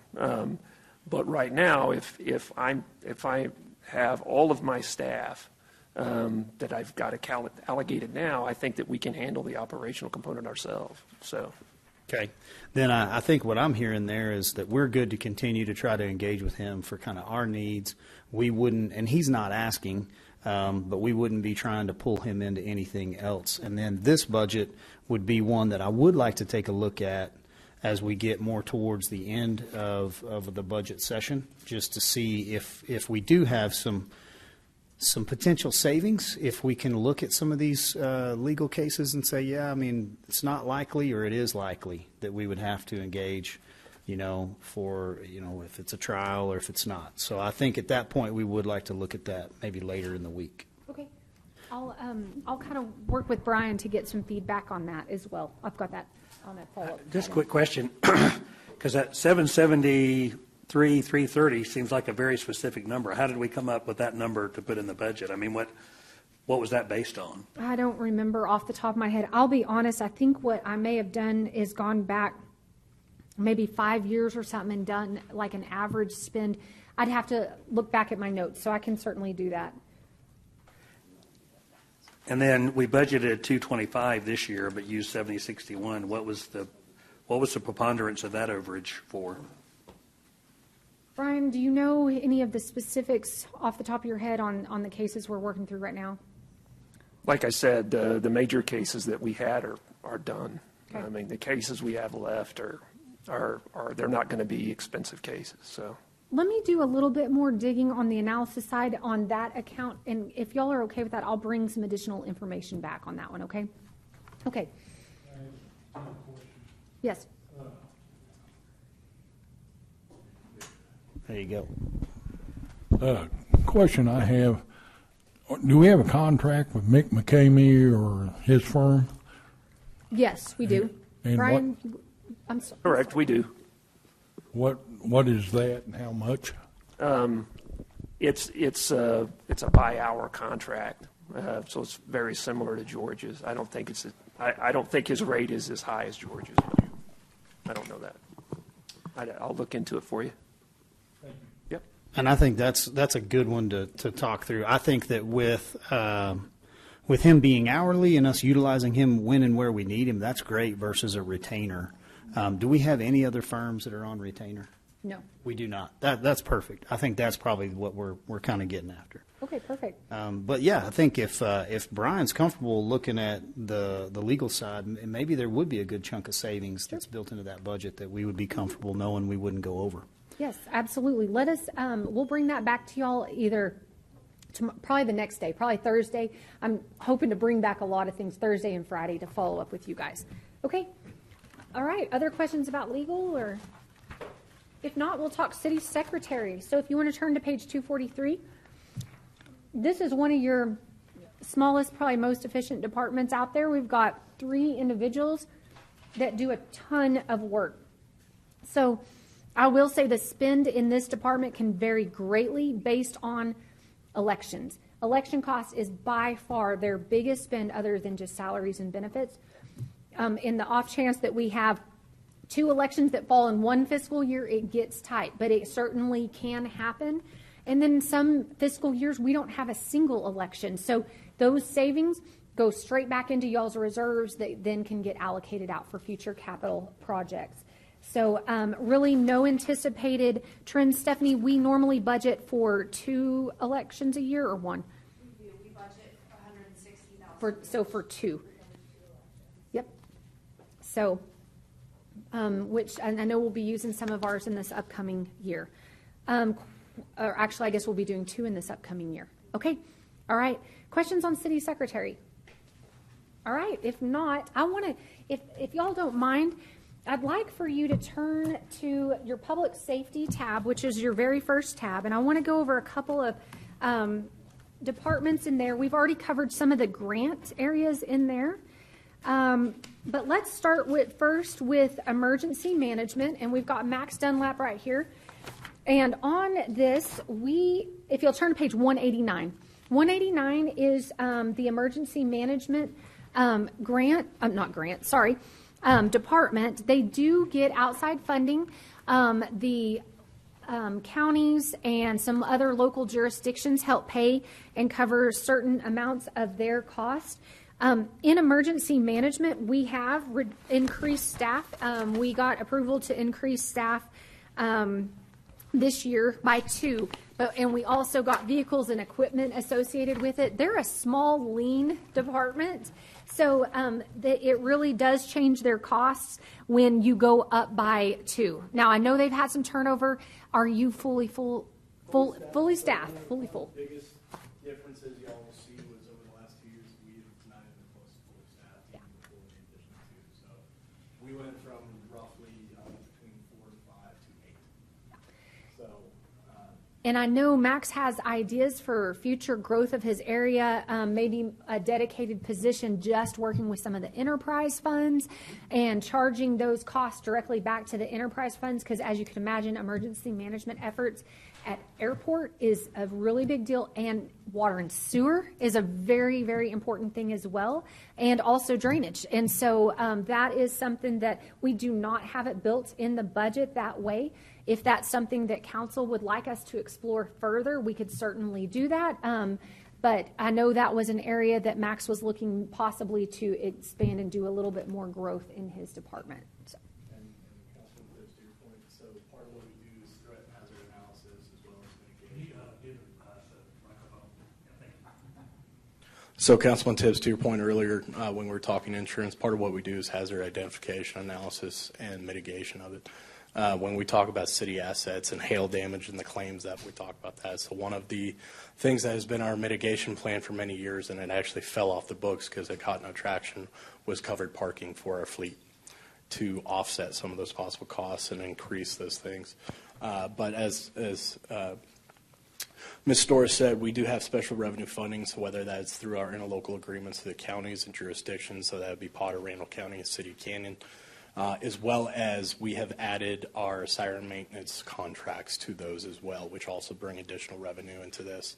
And then, as Ms. Storrs said, the concept of services rendered in a sense, which exceeds far just almost any enterprise department that you can think of that the city has, but also planning efforts, things like that for other special events. We work extremely close with both federal law enforcement, Pantex, as we talked about earlier, as well as local law enforcement with those planning efforts, things like that. No, you're just fine, Max. I appreciate that explanation. Are there questions that you all have related to emergency management? I only have one question for Mr. Dunlap. So one thing that's come up in these law enforcement consortium meetings and in trying to communicate and bridge that gap on DHS, other federal agencies, Sheriff's Department, was a intergovernmental intelligence liaison. I really like the idea. I know Councilman Sherlin and I had visited about it. We've kind of put together what we think it would look like, but the hard thing about it is we don't really know where it would sit. And so it's an intelligence position. We're looking for something that's maybe a Q clearance level, something that could definitely integrate well with our federal partners. They had a position like this in Randall County, and it was very beneficial for you guys. It's super affordable if you look at the cost with the associated risks. So you miss one thing, and $10 million later, you're back on track versus spending $150,000 in your budget to have this special liaison, right? This special intelligence officer. So is that something that would fit good in your department, or would it really be more suited elsewhere? So I'll try to keep this response as short as possible. But to answer your question directly, yes, it would be a house, applicable house would be ours for this position. And I say that because currently we do that to an extent now. So with the changing threat environment of the industry, emergency management as a whole, culture, thing like that. So we actually are working on that on the Homeland Security side of things as well, not just local preparation, but as many of you know, Amarillo has very specific and special hazards, threats, and vulnerabilities that have national impacts. Not everyone in the country knows that. Not everyone in the federal government actually knows that or will see that. But we do here as an agency, and we take that into consideration of our day-to-day operations. So the individual you're referring to, Matt actually worked with very closely when Matt here was at Bell Helicopter. So for those who don't know Matt Garrison, previously from Bell Helicopter at their global enterprise emergency management and security level. So what's bringing Matt on board is a benefit of Matt not only is a master peace officer himself, but he also has that intelligence background. We work on the Q clearance level operationally now with Pantex. Now, is it required to have that Q clearance now with the work we do with Pantex? It's beneficial, but we can still operate without it. There are a few of us in our department right now going through that Q clearance process. It is a very lengthy period. But with bringing that specialized person in who focuses more on the infrastructure business and not so much the criminal side as traditional criminal justice intelligence you would apply with, yes, this would be a very good seat for that person, since we currently are doing that to an extent, and that would greatly enhance our capabilities. Because I think what we're looking to do, we definitely don't want to duplicate something we already have, and we may not have it in our police department that is that specialized. Now, we do have some overlap in the police department, and I think that's great in those task force officers. But then everyone else I've spoken to, so I've talked to both sheriffs. They're totally in support of it. One sheriff doesn't have it in his budget, or he would have the position filled. I think we would be a good partner if we were to house this, because it is for the entire community. Everyone would benefit. I've spoken with DEA, FBI, DHS. I couldn't get anybody to tell me, you don't really need it. Everybody said, well, we just feel like this would be really good in your threat assessment, your awareness.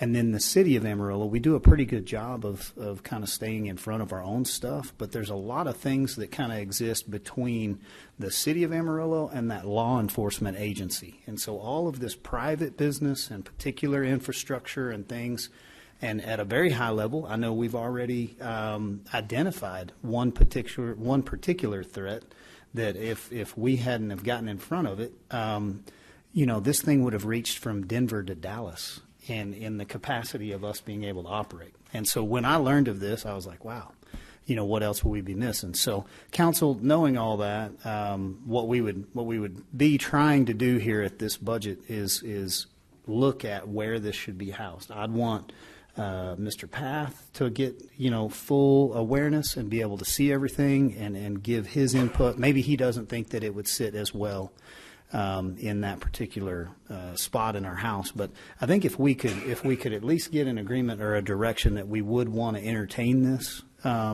intelligence officer position, then that's something that I would like to get more feedback from you guys, because I think it might be a fit.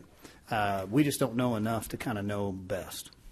Matt and I actually were talking a little bit more about this. So there's two things. So Matt's has experience with this to extent of he actually wrote the job description for the one that he helped get to Bell, and you can talk to that more if you want. On the flip side, that actually would open our team up for more grant possibilities as well. I was just a minute ago looking at 3 or 4 different types of Homeland Security grants or law enforcement grants that kind of tie into that does open up some more doors for us for that grant funding for this type of possibility. Now, whether those grant funds can directly fund that position, I'm not sure. Right. So, well, what I think we would be referring to is like a fusion center where that intelligence and that counterintelligence piece is very, very important, but it's also funded, federally funded, state funded. So if we were to take this step in just adding this one position, what we could then do is go out and look for maybe some funding if this became its own small fusion center. But it wouldn't be a fusion center like you would have that DHS has. It would sit on that next tier down, because if you look at your DHS local authority here, I mean, I think they have 71 counties and cities that they oversee. So the amount of time that they get to spend just for threat detection and awareness here locally is very minimal. and could be reactive versus proactive. So not saying we're looking at budgeting a separate center, just saying one position, and almost kind of treat that as an opportunity to then go out and look for grant funding, and then you could grow it.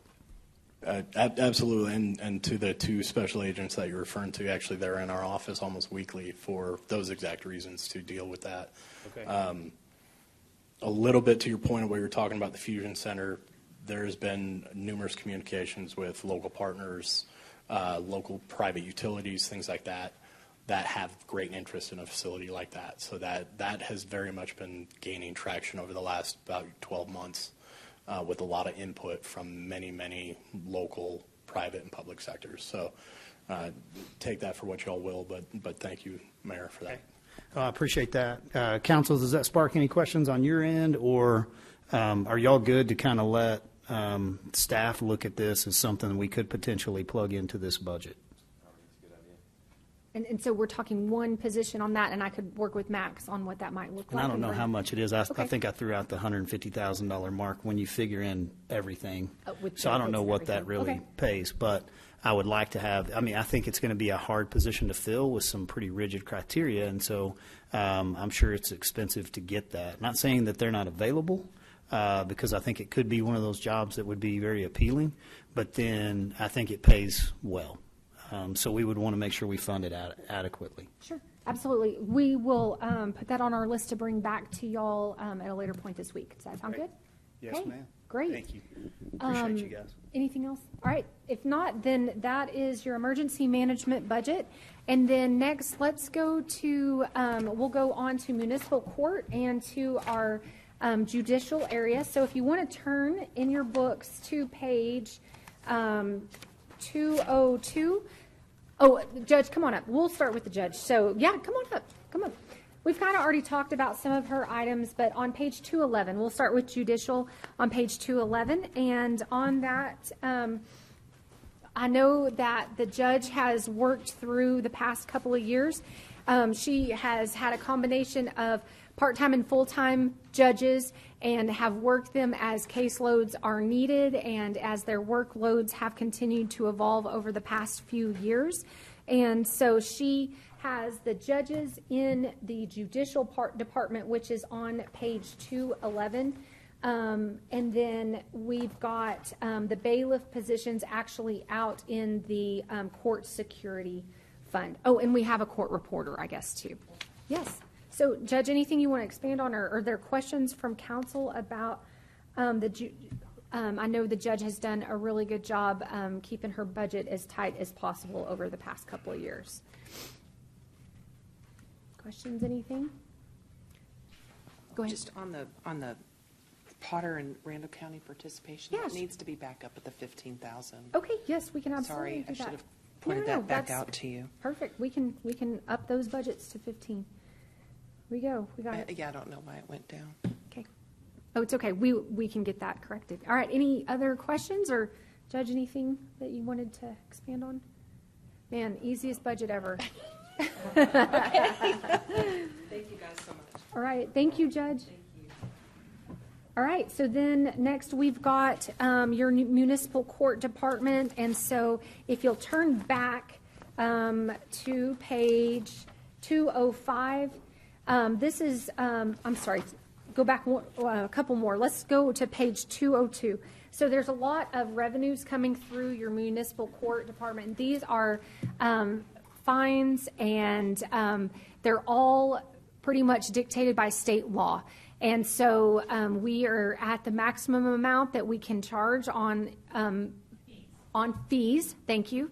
And so a lot of the revenue fluctuations in this department have come because of just the number of citations that are issued. So they are completely dependent on however many citations are going through. That's what's processing through the court areas. As you can imagine, a few years back, when we were in a pandemic situation, things were pretty much shut down for a while, but it definitely has started picking up over the years some. And I know they've been doing a great job, along with the judge, to work through a lot of prior cases and some of that stuff as well.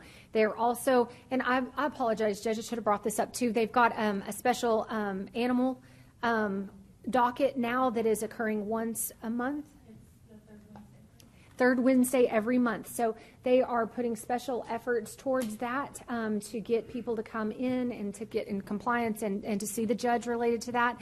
I don't know that we've had a whole lot of turnout on it, but And I do want to make sure that everybody knows that Brian's prosecutors are there. that's a good point. You got it. Can you use your microphone? You want to hear me? Yes. So you're right. It's a combined effort between the judge, between the staff at municipal court, and then Brian has the prosecutors that are working through those caseloads as well. So I did also want to mention Donna has done a really good job of, she will only fill positions if she has the caseloads to support it. And so she has actually, she's one of those, she does have a somewhat smaller department, but she has offered to potentially give back 2 positions, and that those are deputy court clerk 1 positions, and total that could bring an additional $100,000 to the city council working budget. It is not built that way, but we can wanted to bring it forward as an option for you guys as well. So 2 things. One, this sits in our general fund, correct? Yes, So you revenue $3.6 million in potentials. You expense $1.5 million, so you net a $2 million difference. That ends up in the general fund balance. Would it, if you, I mean, knowing that you have the funding available, would you have the ability to expand prosecution? There was an instance where we had something within the police department, but they were working with our local DAs, and some of the potentialities were the need of how quickly we could prosecute. There was a potential overlap there where they could hand over some of those cases that would help us, and it went towards public safety, really targeting crime in a proactive way. And that's probably as much as I would say about it. But if you've got it in the budget, can you get those additional prosecutors, or are they not there to hire? The prosecutors are through Brian's office, and that would be something you would need to talk to him about as far as filings. A DA usually has jurisdiction over higher level cases. So what comes through the municipal court is all Class Cs. Right. So I don't know what cases they would pass on to us. So definitely talk to him. Okay. And I can't really explain it, but this was something that had to do with some paperwork more so, and it was really a lot of paperwork that we would be trying to facilitate. The DA would still oversee it, but their issue was their budget, and they were maxed. And so for us, it looked to have a good potential benefit for the police department and for public safety. So you're saying that these funds are going to end up in my general fund balance anyway. So really, I wouldn't necessarily need to separate you from my legal budget, right? It is 2 separate budgets. It is? But, yeah. Okay. Yeah, so that would be a Those could question be for available. Brian if y'all wanted to expand services somehow on the prosecutor side. Okay. So I'll just take this one offline and visit with him directly and make sure that, Grayson, you're updated on everything that had come up, because this was something that I did make not a commitment, but a willingness to bring forward as a budget potential. And then we'd need council to make sure that they see the benefit as well. All right. Thank you. Thank you, Donna. Okay, so moving along, let's now go into your support services department. So we've got Jerry Danforth here to go over facilities and custodial services. And so in your books, that is going to begin, if you want to turn to page 252. 252 starts your custodial services. And behind that, then we have facilities maintenance. Custodial certainly has had some vacancies over the years, but they've done a lot better job filling all of this up. We have seen a little bit of a reduction in insurance for the 24-25 budget, but they do have increased utility costs. So that's. That's Tom's job. Are these proposed change orders? Yeah. Thank you, sir. What are you trying to call for? I was just trying to Also, I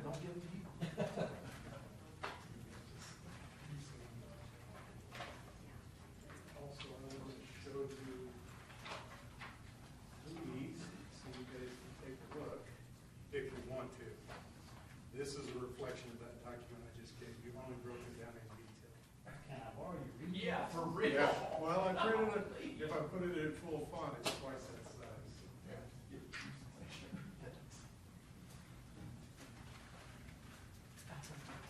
Okay, so on custodial services, thank you.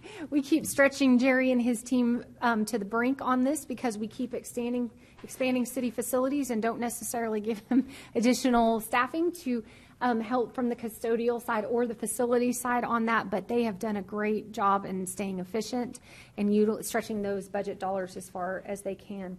On the custodial side, Jerry, anything you want to point out, or I know probably a lot on the facilities, but. Well, that was, can you hear me? No, push it again till it turns green. Okay, on the facility side, the main thing to consider is square footage. Right now, a custodian's cleaning over 20,000 square foot every night.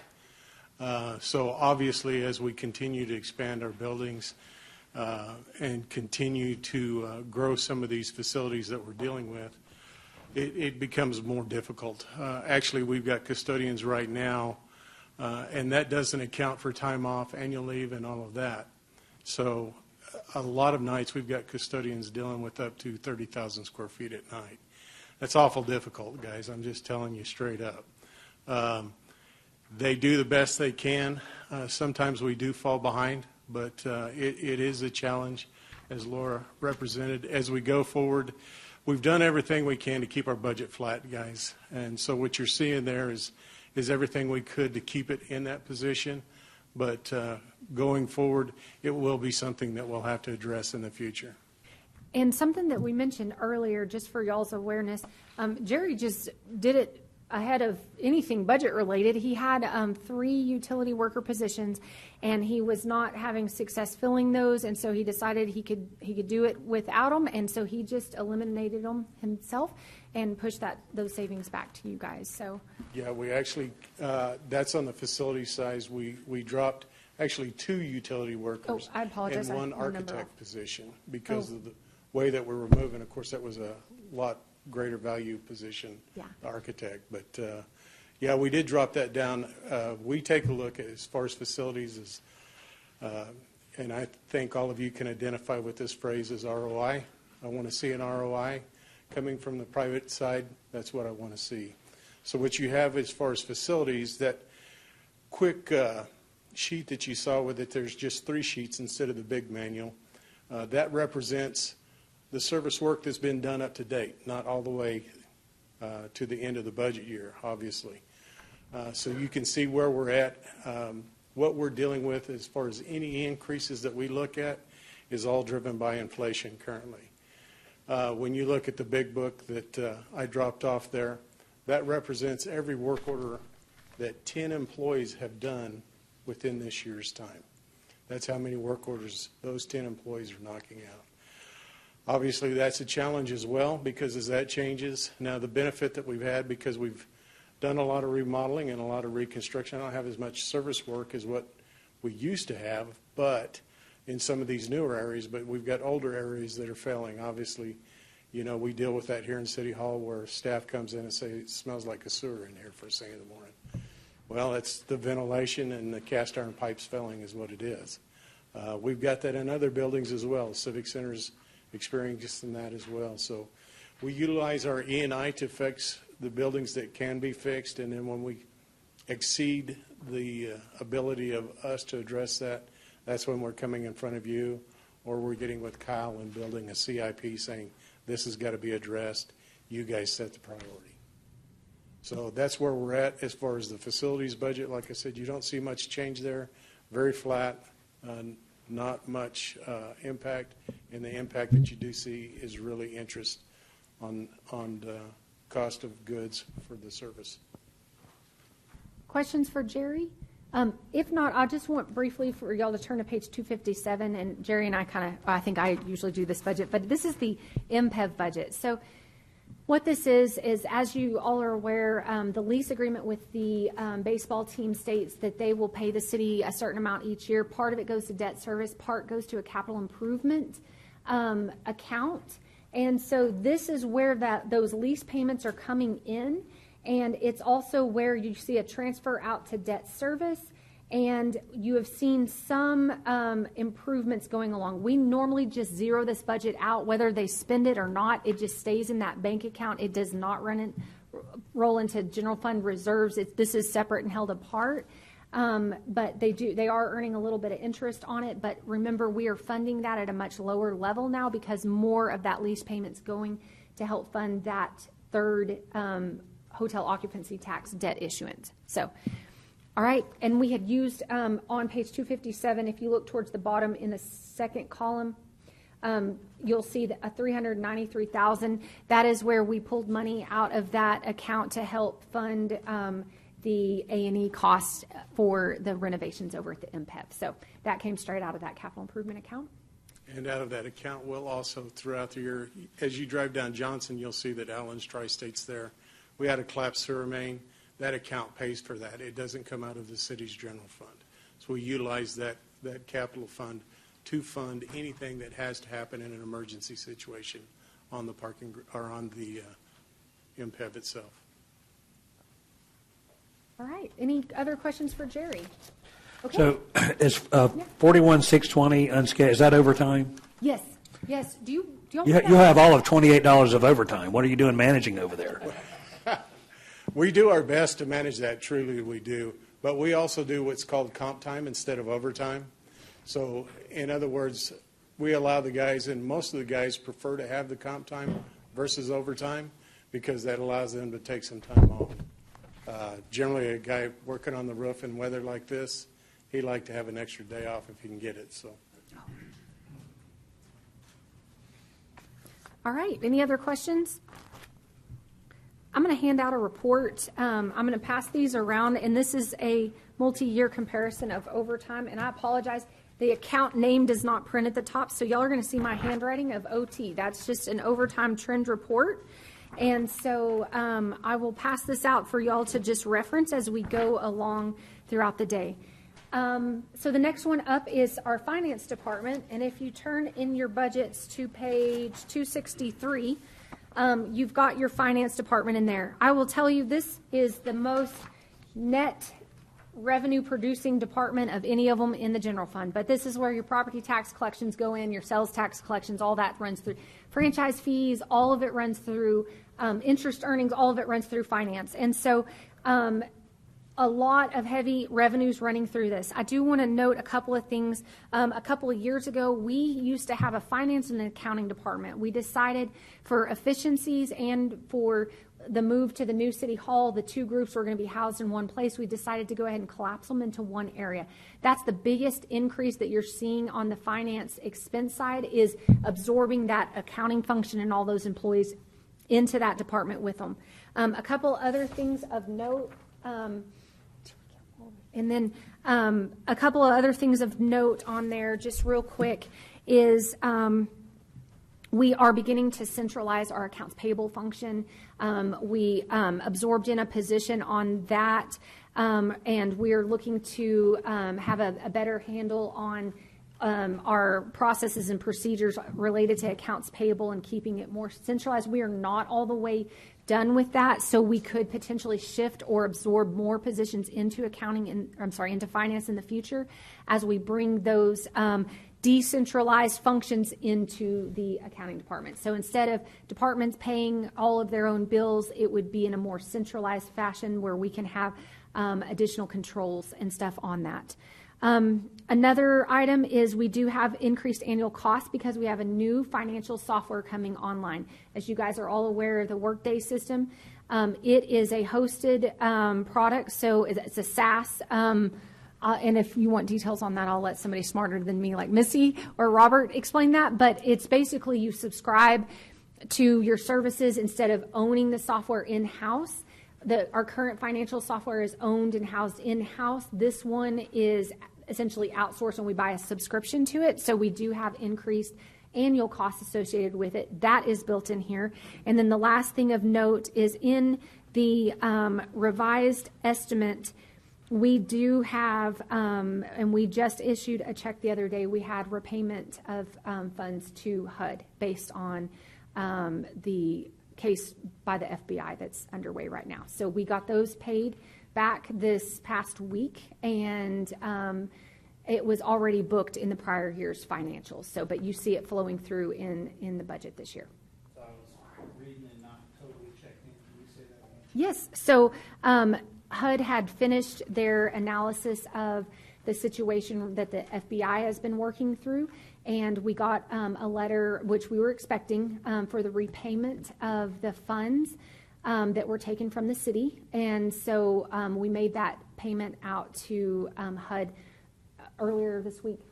So we were not able to forego the payment, had to be repaid. Yes, and we knew from the beginning. That's Okay. HUD was very open with us from the beginning on that. And you budgeted that in which department? So it's running through your finance department. It's in their revised estimate, but it already was taken out of your available funds at the beginning of the year for general fund because we had booked it as a payable at the end of last year. And so you're seeing like the expense side flow through this year. So it's not coming from the community development piece? No, they are fully grant funded and you can't repay back Right, a grant okay. with grants. So it was paid out of general fund? That's correct. Okay. What did you have? Well, will we see, because I think the agreement is that money's going to be paid back, correct? It will be based on how that lawsuit is settled and what the judge's determination will be. But I would not anticipate large amounts coming back anytime soon, if ever. Oh. Yeah. Initially, we thought it would, correct? Yes, we did. I think the FBI was thinking that at one point. My most recent conversation is it's not looking probably that way. I think most likely the judge will order it all to be paid back, but don't know that there's the ability to pay that much back anytime, like quickly. So. Okay. So restitution will probably be awarded, but whether Yes. it's available or not Yes, is going to be. we would imagine, yes, yeah. Okay, any other questions on your finance department? All right, so moving on, let's go to page 272. This is your purchasing department. This is another very lean department. We have grown them a little bit over the years. We've reclassed some positions based on workloads and added, actually, I think, let me look real quick. We have added 2 positions to help with our workload. That department has a lot of work running through them. We've also implemented some new software that is great, that requires our vendors to self-manage all their information, and then it goes through all these like checks on social security numbers and bank accounts and all these extra layers of controls that we were having to do by hand in-house, that now is fully managed by a software company. And I do even think that we might have some insurance if we were ever to encounter a challenge from a vendor doing something inappropriately. We do, I think, have a little bit of coverage through that, which is fantastic. This department also, I know we have a new leader of that department, Mike Lindley, and he's got some great ideas for that group. He is looking into getting more certifications for the staff over there and getting them through some of the state programs. So I think there's a little bit of increase in some of his dollars just to ensure that he's reinvesting in that staff so they have their good, solid professionals with those credentials that they need to help them be more efficient with their jobs. So any questions on purchasing? If not, if you'll turn in your book to page 277, this is your central stores department. This is another pretty lean department. Not a whole lot of change at all in this area.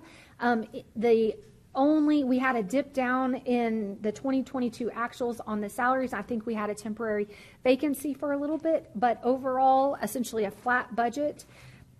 We have talked about options for future changes related to this department. I don't think they'll be coming through necessarily this upcoming fiscal year, but we will keep y'all in the loop. I know they're starting to talk with departments about some future changes related to central stores. Any questions on central stores? All right. If you'll now turn to page 282, we've pretty much already covered all of this in at two different times. This is your general fund transfer department. We talked earlier on this page, Dawn, I don't know that you were here with us yet, but we talked about the transfers coming in from those construction funds. That is interest earnings. On the money sitting in those bank accounts prior to the projects being completed, we're bringing the interest back into the general fund, only on general fund cash funded projects. We also, in the middle of that page, there's the 16 million sitting in unassigned. That's the working budget. 13 million at this point is planned to be ongoing. 3 million is planned as one time. Below that are your IT charges for the vast majority of your entire general fund. We only have, I believe, 1 or 2 departments that we split their IT charges out, and I believe it's transit and maybe emergency management, because they have grant funds going into them, and those grants help pay for those technology charges. Otherwise, these are the charges that the general fund pays to the IT internal service department to help with their operations, with all the leases that we have in place, all the software that we have in place. IT kind of houses that stuff and then charges out to the various departments for using those programs and those services. And then down below, we talked about on that operating transfers, that matches back to that cash flow that we were looking at. So on this, you'll see a lot of these are grant match. We already talked about these. That top one on the far right, 168, that's the coming home funding. The comp step 2210 of 50,000, that's that safe and sober and click it or ticket program where the grant pays the overtime. We help pay for those fringe benefits. So that's what these things are. Home, there's your match. Solid waste of 1.5. I'm still in that second from the right column. That is year 2 of the rate increase that we did last year. So no rate increase this year for that program. That's the second year of that dedicated dumpster replacement program. Okay. So 1.5 is going into that. Again, on that next line down is where we had taken out that dedicated street funding. That will go back in based on council's direction. The next line down from that is your hot funding that's going out of the general fund to pay for debt service and to pay for any capital over at the Civic Center. And then down below, we have a liability for compensated absences. So we have a separate fund where when an employee terminates, if we owe them any annual leave, sick leave, payments upon termination, they come out of a separate fund. We set that fund up years ago because we had excess reserves, and we kept it there and let it pay for those large payouts upon separation. It does not have funding anymore. So we fund it as we go, and this is just a piece of the annual funding that goes in there at that $1.25 million. Real quick, Laura. Yeah. Would this page show the transfer in on the franchise fees being charged our enterprise fund? We do this. It would actually be back in the finance department. We don't have that built in, but if you we're at actually a pretty good spot, we could look at that real quick. If you want to go to page. Go to page, let's see here. Okay, go to page 263. On page 263, and this is a great time for us maybe to talk about one of the ideas that had come from council during some early preliminary budget discussions. So the question came up, could we potentially increase the franchise fee that we're charging to water and sewer now, and could we look at charging a franchise fee to our drainage department? So we do not currently charge a fee to our drainage department. And so with that being said, the way franchise fees work is you're charging a fee for basically the city's costs, the general fund's costs that they're incurring for maintaining the right-of-way that those utilities have some of their lines or their infrastructure located in. So that's kind of where the overall franchise fee came from. So again, we're at the maximum amount for state law on electricity and natural gas at 5%. Currently, we are charging approximately 5.2% to water and sewer. Now, we do it on a per account charge, and we try to, anytime we have a rate increase in water and sewer, we grow that per customer charge that we send back to the water and sewer fund by that same rate increase. So we're keeping that pace around 5-ish%. So my understanding, and I've talked with Brian a little bit about it too, is that, state law basically says you can collect what you need to maintain those right-of-ways. When it comes to your enterprise funds are required to collect a fee that's reasonable to cover their operations and their maintenance of their capital and any annual improvements that are needed in the system. Beyond that, if there's any excess, it can go back, or it can go to the general fund, not back, but it can go over to the general fund. So what we have done historically is we have done a franchise fee in water and sewer. We have not in drainage, but if we did one for drainage at the same rate that we do for water and sewer, that would be an additional revenue source to your general fund of about $588,000. But when we get to drainage, we'd have to look at the impact that would have on their operating budget. So looking yes, at, but on this page 263 under water utility and sewer utility, those amounts is what we're basically charging. Water and sewer fund, Water and sewer, exactly. and that's going into the general fund, correct? That is correct. Yes, So thank you, Josh, for pointing that out. On page 263, if you look kind of in that middle section there where it says gross receipts business tax, you see your electricity, your gas, your water, and your sewer. Your water and your sewer are charges coming from your water and sewer fund, and this is the revenue coming in. So if we were to change that, that revenue source would go up. And if we were to add in, or if we were to add in a drainage franchise fee, it would go in this section as well, and you would see that additional revenue source coming in. Okay. I will say, while we're on that topic, and Floyd can chime in, we've talked about this because there's another idea that, and we can talk more about these on Thursday or Friday, but there's another idea of any interest earnings from water and sewer and drainage that's not restricted by bond funding. Could it come back to the general fund instead? And yes, legally we can do that, but I do know we have recently gone through a TCEQ review, and there was a little bit of concern on the amount of funding that was being transferred from the water and sewer fund back over to the general fund. It was not a red flag essentially at this point, and I'm quoting Floyd here, it's a pink flag. And so it's almost more like a warning. And so, or not a warning, but just a little bit of pause on their side. I do think that there's a little bit more explanation we could provide the TCEQ that would help them understand the large amount of transfer coming back to the general fund, because there's about $2.5 million that water and sewer is transferring back into the general fund area to help fund half of the debt issuance for City Hall. So water and sewer is paying for half of that. The debt resides on the general fund side, and so they're transferring money in to pay for that. So with that, Floyd, did you want to expand upon any of that? There you go.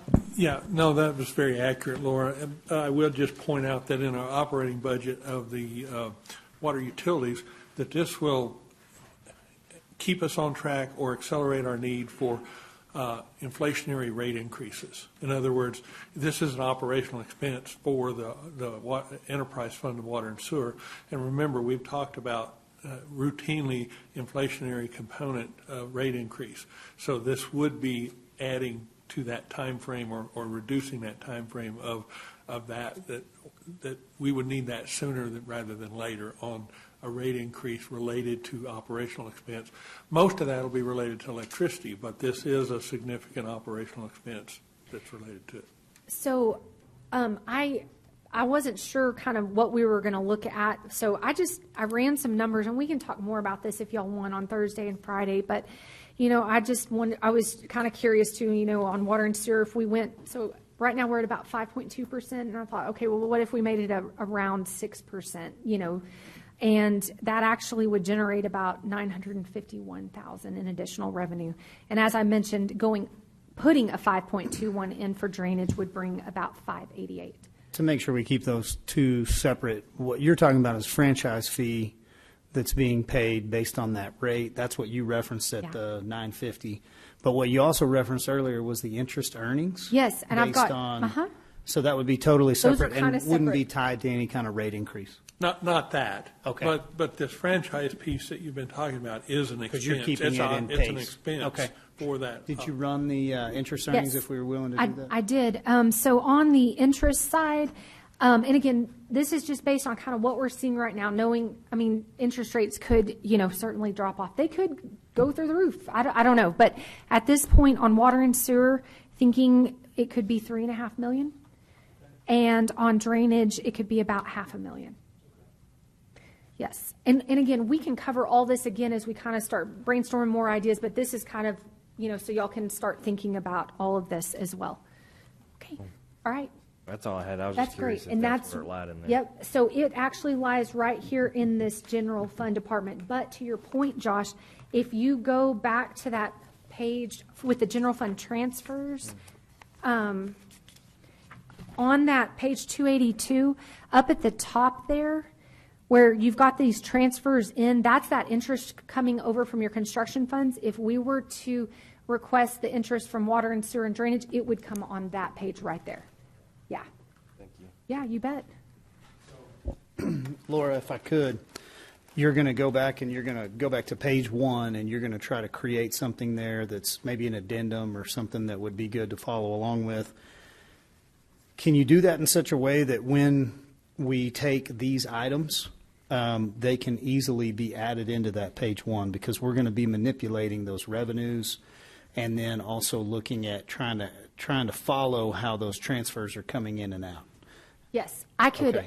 absolutely kind of create us maybe a working copy, and Stephanie is a phenomenal financial help as well. And I forgot to say this earlier, and I should have. When I was thanking our team for all of our help, we had kind of an extension of a team member this year. Stephanie actually stepped up and helped us with a lot on budget as well. She is a former budget analyst for the city of Amarillo, and so she actually jumped in and helped out a lot with budget. So really appreciate her. But to your point, Mayor, on like Thursday or Friday, we could probably pull up this spreadsheet on our screens if y'all wanted and kind of have a working copy. So if you plug this number in, what does it do? If you plug that number, we could absolutely do that. Yeah, I think that'd be very helpful, especially when we're going back and forth from page 282, general fund transfers, and then to finance, which has transfers, right? Yes, it's more of a fee. It's actually a fee to those funds. That's why it's in finance. So it's in Yeah. finance because it's being referred to as a fee. That's correct. It's in general fund transfers because it's just a true- straight transfer. That's correct. Yep. So you net out everything at the end of this to a zero? Yes. Or you don't? So it all runs through, it all flows through that front page, page 1 on there. Okay. So this one actually nets out to, you're going, let's see here, your total expense is at about, Am I looking at it right, 36 million? yes, I'm sorry, I was trying to follow to the next page. Yes, 36 million, and your total revenues in this department's only 3.1 million. So the bulk of your revenues sit inside your, Interest earnings? they sit inside your finance department, because Oh, that's where okay. your property taxes and sales taxes and franchise fees and all that come through. As you're pulling that together, could you also pull together, because interest earnings are sitting in here, Yep, and then they may also be in finance? they're also in finance. So if you go Okay. back on finance to page 264, there's an interest income line. That's Right. for the interest earnings on your general fund money. This page 282 is your interest earnings from your separate construction funds that are now coming into Okay. general fund. Yeah, I think that would be helpful so that we don't see, because those are similar amounts. There's 3 million here, there's 3.6 million here. It'd be Yeah. easy to conflate them and not realize you have both. So on kind of the page 1 summary sheet, I'm trying to get as much on page 1 as I could to help us go back and forth, especially as we start dragging over. It'd be great if we can just click and drag and drop, as well. This will net us 2.5 million. This would net 500. This would this.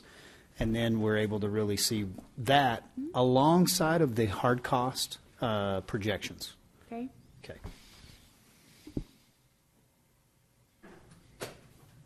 All right. Any other questions on your general fund transfers? So how, you said part of the water sewer utility franchise fee that we're basically charging ourselves Yeah. is going to City Hall? Oh, no, not the franchise fee. So, and I apologize, we kind of lumped all that into one big conversation. When the TCEQ came out, they had some heartburn about how much money was being transferred from water and sewer over to the general fund. Part of that transfer, or part of that funding, is for franchise fee. Part of it is for an admin fee, so helping fund the overhead costs. You know, they use our payroll services in general fund. They use our purchasing department in general fund. They use our legal department, so they have to pay an overhead cost to the general fund. So we charge that. Then they also currently are transferring funds over into the general fund area to help pay for the City Hall project. The debt is all sitting under property tax supported debt, but only half of it is paid for by property tax. The other half is being paid by water and sewer. And so they transfer money into the general fund area to pay for half of that annual debt service. And how much is that usually? So that is, and that's a great question. If you'll turn in your books to your debt service section, it's towards the back. And if you want to turn to page 799 and 800, you will see the amounts that these are all of your annual debt service payments. So when we were talking earlier about there's $552 million in outstanding debt, if you look at the bottom of page 800 in the middle there's your $552 million. So as you go through those two pages, the start of the first page on 799 is all your tax-supported debt. If you look on page 799 in the third kind of section there, you'll see tax notes, and you'll see a Series 2022 50% of City Hall project. If you come over to the far right, property tax is paying for $2.5 million. And then if you go to the third line from the bottom on that page, that's under the water and sewer supported debt. You'll see another tax note, Series 2022, 50% of City Hall project. Come to the far right, total principal and interest is $2.5 million. So we're making about a $5 million debt service payment each year, but no, we pay that debt off in 2029. It's a very quick turnaround on that debt. That debt also has a 2% interest rate, so it's got a really good interest rate, you know. But yeah, once that's paid off in 2029, that $2.5 million annual funding in water and sewer can go towards something else. It could potentially even help pay for a new debt service issuance. I'm sure Floyd's got a lot of things in mind, but also you've got $2.5 million in annual debt service on your tax rate that could potentially, in 2029, we could do a new debt issuance for streets or for something else that's property tax related without affecting the property tax rate because it's already in place here. So the taxpayers wouldn't feel a change. Does that make sense? Yeah, it does. I'm just trying to figure, when we're talking about this, I'm just trying to figure the logic, I mean, if we still have drainage projects that we need to do, why would we take money out of it and put it into the general fund? And to me, I mean, it's already a done deal, but if we have water and sewer lines we need to replace, why are we taking money out of that to pay for other projects when we still have, that money could be used for those projects of water and sewer lines that we need to replace? Well, and I'll say that, you know, franchise fees are certainly a common thing for cities to charge to their own utility companies that they own. And the reason for that is it is to help because general fund is bearing the full cost of maintaining those right-of-ways that those lines reside in. And if you want to know what that looks like, I'm sure Floyd or Donnie could probably explain what the maintenance and upkeep on those right-of-ways what that might entail, but it is a fairly common thing. This was just an idea that a council member had brought forward, and so I thought this was a good time we could just discuss pros and cons probably to it, but we've been doing the water and sewer one for decades. Drainage was established back in 2012 as its own fund with its own fee, and we have not ever charged them any kind of payment in lieu of a franchise fee. Yeah. No, that's fine. And obviously, to pull it out of the general fund would create a hole we have to try to fill with other revenue sources or cut expenses because you've now created a hole in revenue you have to now fill back in. So, yeah. And I understand that, but when our community is telling me we're behind on infrastructure, on water and sewer, and we've got X amount of millions of dollars, even if it's only for 10 years, I mean, to me, that seems like money we could have used on water and sewer projects that we were now unable to. But I understand the process of using a franchise fee for services directly related to supporting water and sewer, but that's a stretch to say all of City Hall is supporting water and sewer. No, the franchise fee doesn't pay for City Hall. There's a separate transfer from water and sewer unrelated to the franchise fee. Well, but water and sewer is paying for it. Yes, that is correct. Okay, well, I used the wrong word. Anyway, it's money that's generated by water and sewer. That's instead of going to pay for more water and sewer, pay for the operations, we can pull a certain amount out of to use for our own purposes, whatever that may be. And I think I'm sorry, Mayor, go ahead. No, you go ahead and then I'll make I was going to say, and I think the logic from the council that approved that was that the utility billing department is housed inside City Hall, and they have a big operation. Actually, they are one of the of many important operations in our water and sewer utility department because they're the ones that are actually billing out and collecting the revenue in to help support the water and sewer system. So that was, I think, the logic behind it is they're housed in there, they're doing all their billing and everything out of there. So there was a thought to have water and sewer help. So I was going to ask. Oh, I think you might have just lost.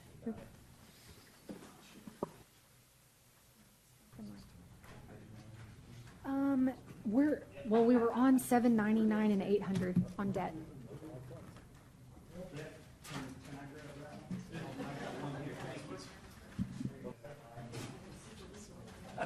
We're good. Thank you. Hey, Mayor, when the mic dies, you're out of time. So we're adjourned? No. To confirm, and I wish I knew better, I don't. Does water and sewer already pay to the city in a transfer for things that would normally constitute like they're currently housed in this City Hall building? I know we are looking at this debt payment as kind of a let's call it a lease arrangement, right? Is there already an amount going over there, or was this the first time that $2.5 million would have compensated the general fund that way? So they do pay, I mean, not necessarily like, I mean, I guess a piece maybe they help fund some of the utility cost at City Hall through their overhead charge. So we have an indirect cost plan, and I'll try not to put anyone to sleep talking about this too much, but what we do is we basically look at all of our departments. We look at our departments that basically support other departments. So that could be everything from payroll, finance, HR, purchasing, facilities, all of the legal, all those departments. We take their costs and we spread them out to all the using departments through an admin fee. We charge it to grants, and the grant programs pay back general fund that. We charge it to water and sewer. They pay back the general fund for that. Do we know what that fee roughly accounts for annually? Yes, absolutely. So if you go back to, I'm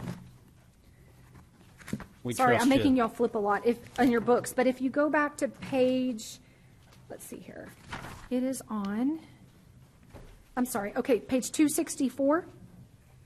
It's in the finance department as well. I'm sorry, I keep stretching out. Page 264 in your book. If you look in that second to last section, you'll see administrative charges. If you look under the water and sewer utility, account 37210, you'll see that their amount they owe the general fund this next year is $1.8 million, and that's an admin fee. And then airport pays it as well at $313,000 as well. And drainage does too, but I think it's included in part of that indirect cost reimbursement. The indirect cost reimbursement is where all the grants are paying into general fund for the overhead costs of the city. Yes. And back to page 1, these are all accounted for Yes. cumulatively, and then you subtract them out when you take off the $110 million worth of transfers. Is that So, right? no, these are actually more like fees, so they're not transferred. They're in. just accounted for in your gross revenues. Yes. Okay. I say that. I think on the interfund transfers, I think to your point, not on page 1 on that, but when you look in that presentation that we had or in the transmittal memo, which is on, starting in that first section, if you look on that second page, which is like a Roman numeral II or whatever, that consolidated budget, to your point, Mayor, it's in that negative $109 million. Right. Yes, that is correct, because it's an expense on one side, a revenue on the other, and we eliminate it when we consolidate the budget. It is or is not accounted for on page 1 in the gross revenues. It is in the gross revenues. It's on page 1. It's in that $242 million number. Okay. Yes. And then you're lessing it out on, what was that, page 3? Where were you? It was in the transmittal memo. Oh, That the memo. number is only used for presentation purposes. You don't see that number anywhere else. It's taking all of these and smashing them into one big budget and eliminating any of that money movement across funds. Okay. Yep. To go back to Floyd and water and sewer, one thing I do want to make clear. So Councilman Simpson is pointing out the fact that we're now paying $2.5 million plus the $1.8 million from water and sewer in overhead, admin, and city hall fees now. What Councilman Kraft was talking about are we good? So what Councilman Kraft was talking about was a different alternative of maybe excess revenues that were sitting over there that we could move into general fund where we need the money. What I'm talking about is interest earnings. So what both of those would reference, Councilman Simpson, was the fact that we can only get to so many miles of pipe and so much construction in 1 year.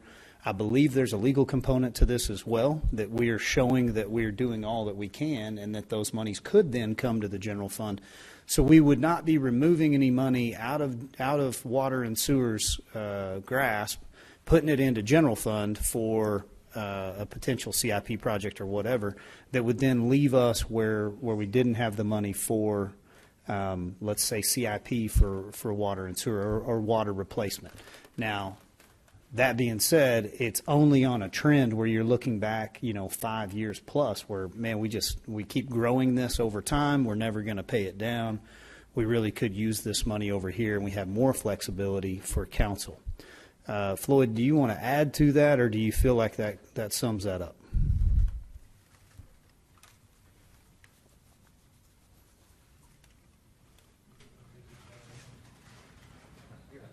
Can we put in the CIP some microphones, audio, video? The only thing I would say a little different is that with external resources, we can add capacity to the water and sewer main, and we're committing to that over a 10-year window.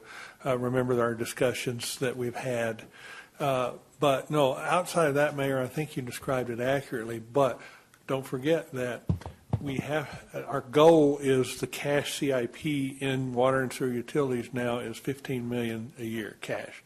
That's the goal. And back to that cash flow sheet that you talk about, page 1 for general fund. Well, the very next one is water and sewer, and that CIP cash fund and that is that goal. And that's the benchmark we're using to see where we are in relation to rates, and that's if that cash is available. Because if we start falling behind on inflationary, the cash starts going down in that. So that's my benchmark on that. And so once we hit to the 15, we would anticipate a routine main replacement. And so remember, 10 years ago we had that set at 10 million goal in cash. Mm-hmm. And now to get the same kind of construction that we had with 10 million 10 years ago, we need about 15 to get that kind of construction. But those are those ongoing and routine maintenance, and then the E&Is, the emergencies, and those repairs that we've experienced. That's what's in that cash CIP. So per the per the plan that we're looking at, you've increased the cost because construction costs have gone up 50% or whatever. And so now your 15 million goal, let's say you had excess revenues at the end of the year and you're netting, say, $20 million plus, then you have $6 million worth of interest earnings. And you've got all these projects that are funded and they're debt funded and we're servicing those, so we could count on that interest earning for, years to come. You would be able to take those interest earnings and transfer those over to general fund in order to use that money on additional CIP projects, streets, whatever we may end up with. Is that correct? Well, that's my understanding. What you described is legal for that interest to go in there. Okay. So, yes. But it wouldn't dip into the amount of monies that you could get to in that next year anyway. So that's the maximum amount of projects you can design and procure within, let's say the 15 million as an example. Well, that's been a historical number, along with about 8 million in the general fund. So anywhere about this, engineering staff can handle on an annual basis anywhere from the 23 to 25 million very easily with the existing staff, understanding that these numbers we're talking about go beyond that with the debt issuances. But beyond that, we've committed immediately to go to external once the internal staff isn't able to handle that load. So it does impact that plan in some form or fashion because you're impacting the cash available in the CIP. But there are operational costs. I'll go back to the core reason why you have franchise fees to the water and sewer utilities or even the drainage. That's my understanding historically, is that there's wear and tear on the roads. The things that we do impact that right of way. Now remember, as a owned entity by the city, as an enterprise fund, we don't pay property tax. Okay, and so there are mechanisms by which a private utility would pay additional funding that the public entity doesn't pay. So it's just an equity component of how you maintain those roads. My argument would be that you look at, with the state, look at the private franchise fees, because when they took that away in 2007, going forward, there's a lot of revenue left on the table that we used to be able to get under our direct franchise fee negotiations with AT&T and the other cable companies. So there's a revenue source there that it can be looked at, but the private ones, obviously, that's a state franchise at this point through cable and those. But does that answer your question? Yes, sir. I think that's good. Can I add a clarification on that real quick, just to tag along to what Floyd said, because he talked about private entities paying property tax. If you look on page 264, one other payment that we have coming from the Water and Sewer Fund, right in the middle of the page under rent category, and I apologize, it seems like a very odd category name, but there is a payment in lieu of property tax. So we actually do calculate what the water and sewer facilities would be paying in property tax, and they pay it into the general fund. So they do pay a payment in lieu of property tax to the general fund. Drainage does not. That was something that we had a council member bring an ask on if there was one for the drainage area, what would that look like? And we ran some numbers, and the payment in lieu of property tax for drainage would be about $213,000. So where your water and sewer fund is paying about $5.3 million. So they have a lot more assets at this point in time. So, but there is something that's another thing that's charged to water and sewer that's not to drainage at this point in time. So, but the overall goal is to make the public entity equitable with the private in funding the general fund. Exactly. That's the overriding goal of that. Yeah. Well, and I can understand the maximum capacity part. I don't know if we're at maximum capacity or whether there's more, but I just think of all the water and sewer work we need to get done, and we're taking, now it appears to be $8-10 million out of that and using it in the general fund. I understand why we want to use it in the general fund and maybe why that's been done historically, but to me, is that not part of the reason why we're set back in investing in our water and sewer lines? Because we've been taking revenue out of that to use it in our general fund. That would be the warning the TCEQ has given us. That point right there is what the TCEQ would be looking at and saying, are you doing too much of that? Is Councilman Simpson correct in his 8 to 10 million, or could you give us the correct amount? I'll let her give the number. And I think in the way in which Councilman Kraft and myself are looking at different ways to make sure the money's going to the priorities. What you're citing, Councilman, is a priority, infrastructure. So we're not backing off of any of our pillars. But I think we are looking at one of the largest revenue producers on the enterprise anyway, that's the largest, and the ability to put that money into streets was the goal. But I don't know that is one of the top methods. I think that may be down the list, might not ever come up, but I think it's something we're trying to vet out. Yes, ma'am. It's about 13.2 for next year. And that's between your payment in lieu of franchise fee, payment in lieu of property tax, and your admin fee that's paid to the general fund. So water and sewer currently is paying, and does that include your $2.5 million for City Hall? Oh, no, that's separate for debt service, yeah. So that would then get you closer to over $15 million. $15.5 million coming out of, so roughly 15% of your budget coming out that's going back to administrative uses? There's a little bit more. It's nominal compared to this discussion, but water utilities pays all the water for all the general fund also. So there's another little component.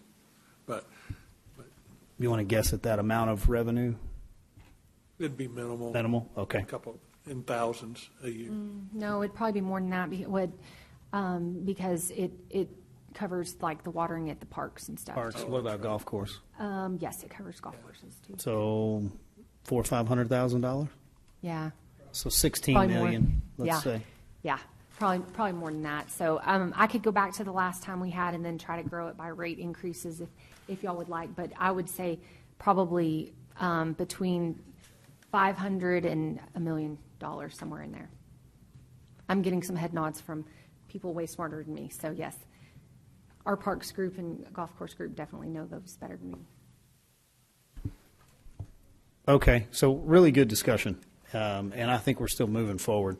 I think maybe some of council's good ideas maybe don't have as much applicability when you get through the budget and you go, oh, we're already doing that. We just didn't see it. We didn't know where you were putting it in the budget, or, didn't know that was included, payment in lieu of kind of deal. So maybe some of those ideas register lower on our strategies when we get to the end of the week. Okay. What else do you want to try to cover before we?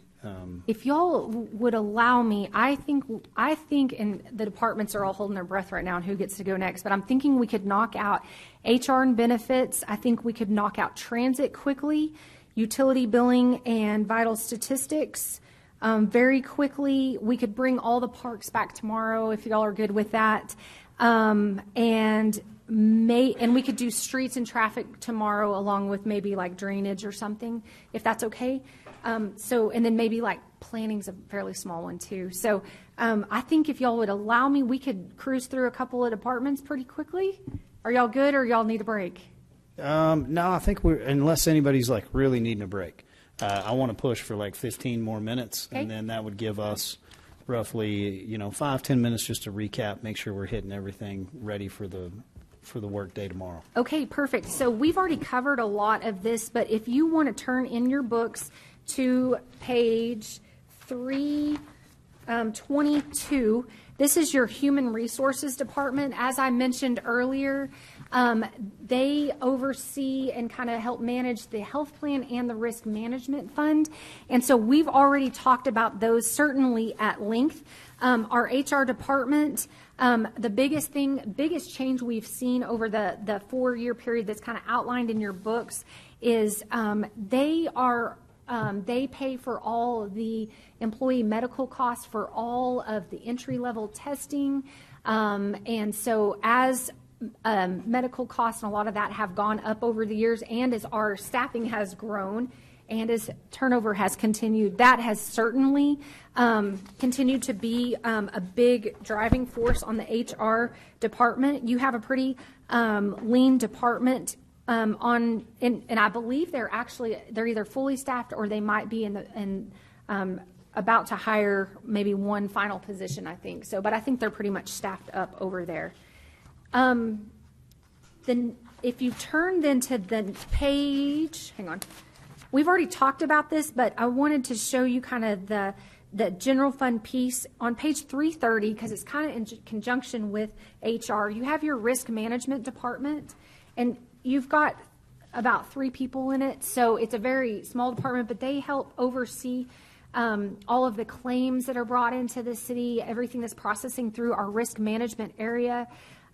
They also work very closely with our safety group that is housed inside the risk management fund in our workers' comp area. So we do have a safety team that goes out and works with departments. They evaluate things anytime there's an incident that occurs. They look at it to see if we can improve somewhere to help keep those workers' comp claims down as much as possible. So your risk management team is a small one. It's kind of hand in hand with HR. If we ever have some sort of an accident or something, they also get deployed out to kind of work through those. But this is the department that anytime a claim comes into the city, they work very closely with our legal department to process through all of that. Then if you want to turn, and then that kind of gets us through, we have our benefits group, which is also kind of hand in hand with our HR and risk management department, because they help administer kind of our health plan. If you turn to page 347, this is a very small budget, but we've got 3 individuals in there. We have recently changed one of the roles of the individuals to be more of a leave administration specialist. So there's a lot of laws wrapped around FMLA and other types of leave. And so this individual is tasked with helping facilitate that for our 2,700 employees. And so it's a big job, but it helps a lot. And this is our benefits group. They help with all of our insurance benefits. So that's health insurance, life insurance, vision insurance. They help with the administration of our TMRS retirement plan. So they do a whole lot of work. They do all of our open enrollment each year, and they are a very small, efficient team. So any questions on HR, risk management, or health plan? We hit the big numbers when we looked at those cash flows for risk management and health plan. These are just kind of the smaller oversight components that live inside of your general fund. Okay, if no questions on that, let's move now let's do transit real quick. So your transit department, we didn't talk a whole lot about them earlier, but they are also a grant-funded department. So if you want to turn in your budgets to page, let me get there, 453, this starts your transit department. There's actually 4 different business units that your transit department has. So they have a fixed route component. They have a demand response. So your fixed route is the ones that's going around to the normal bus stations and taking our citizens around town. Your demand response, which is started on page 456, that's more where people subscribe for certain services, they qualify, and then they order basically a ride from us to help them get to, whatever that looks like, maybe a doctor's appointment, something like that. So those are 2 pieces of it. We also have a 3rd business unit that is your maintenance area for transit. The way our grants work, and I will look to you guys to help me through this, but our regular operations for transit are funded at a certain kind of percentage through the federal government. But if we, when we start looking at the maintenance component, so that's like fuel, that's like your tires, your oil changes, like all your maintenance on your vehicles, that's funded at an even higher grant amount than what your just normal operations are. So we've had some changes over the last couple of years because we crossed the threshold to be a bigger city now. I don't know what the technical term is, but we crossed that 200,000 mark. But I know Chris and his team have been out there looking for opportunities. They've started, or they've been working with the larger communities on learning how to navigate the system, being kind of the bigger hub now. And so they are seeing really good returns from the grant funding standpoint. Your last piece of transit is starting on page 462, and it's just your admin piece. They just kind of have their admin group separated out. So as a reminder, we do charge an admin fee to transit because they capture some of that from grant revenue, like the grants pay it in. We also charge an IT charge separately to transit because that's captured through some of their grant funding as well. So when you look across your general fund departments, there's certain accounts in transit that you might not see in your other general fund departments, and we do that in particular because they are eligible for grant reimbursement. So we certainly want to take the opportunity to utilize as much of the grant funding as possible. I did catch Chris at the break earlier, and I want to correct something I said earlier. I was telling you all we were looking really close at all the unfilled positions. There's a lot in transit, and he was like, he just informed me they're down to, I think, maybe 5 now, which has come a long way. So that is a great change. They had been operating on reduced routes for a while. Have y'all changed and gone? Or are y'all still on reduced? Okay. Excellent. Excellent. So as they're getting those positions filled, they're looking to expand services even more. I know Chris has all kinds of ideas. They're really trying to tap into the innovation side of things as well. So they've got some great things that'll be coming in the next couple of years. The other thing is, you guys all are aware, we have that wonderful new facility over there. It is great. It is, and I think they may have actually created the roadmap for other areas to utilize some of that grant funding to help get a facility like that. Because that was kind of an somewhat out of the box idea. Is that right? Or, okay. So wonderful things coming, very innovative things coming from that group there. And again, heavily, heavily funded by grant dollars. Are there questions specifically on transit that y'all would like to talk about or address? Okay, perfect. All right, so with that, let's talk real quick. Let's do planning maybe. So in planning, so it's back in your development services group. They're a kind of a smaller, lean operation as well. So if you turn to page 613, you can look at your planning and development services. So planning and development services, they've actually absorbed a couple of positions from other areas. You guys have all, I know, worked with Justin Opal probably on various projects, especially if you have a developer involved or something like that. He historically had been housed in the city manager's department. We transitioned his position over into the planning department, so he's kind of like the development liaison. And it's a really good fit because planning has such a huge role in those areas that it's really more, I think, a very seamless place for that position to live. So that is in there. And then this is also where we transitioned a position in here that is researching grant opportunities for the entire city. So we do have a lot of grants in our grant funded departments, but there's other opportunities out there. And so we have a position that is actively out there seeking grants, getting some really good return on the amount that we're paying for that individual. So with planning, not a lot of big changes other just than having a couple of new positions on a department this size. That does create a fairly large increase when you put 2 on top of 9 positions. So that's where you're seeing those dollars go up. Are there questions that we can answer related to planning? And I will say Emily has done a phenomenal job of keeping those positions filled. We've had some historical challenges with keeping those planning positions filled. It's a very important role in the city, and Emily has done a phenomenal job of keeping those filled and just retaining that staff. So, questions on planning?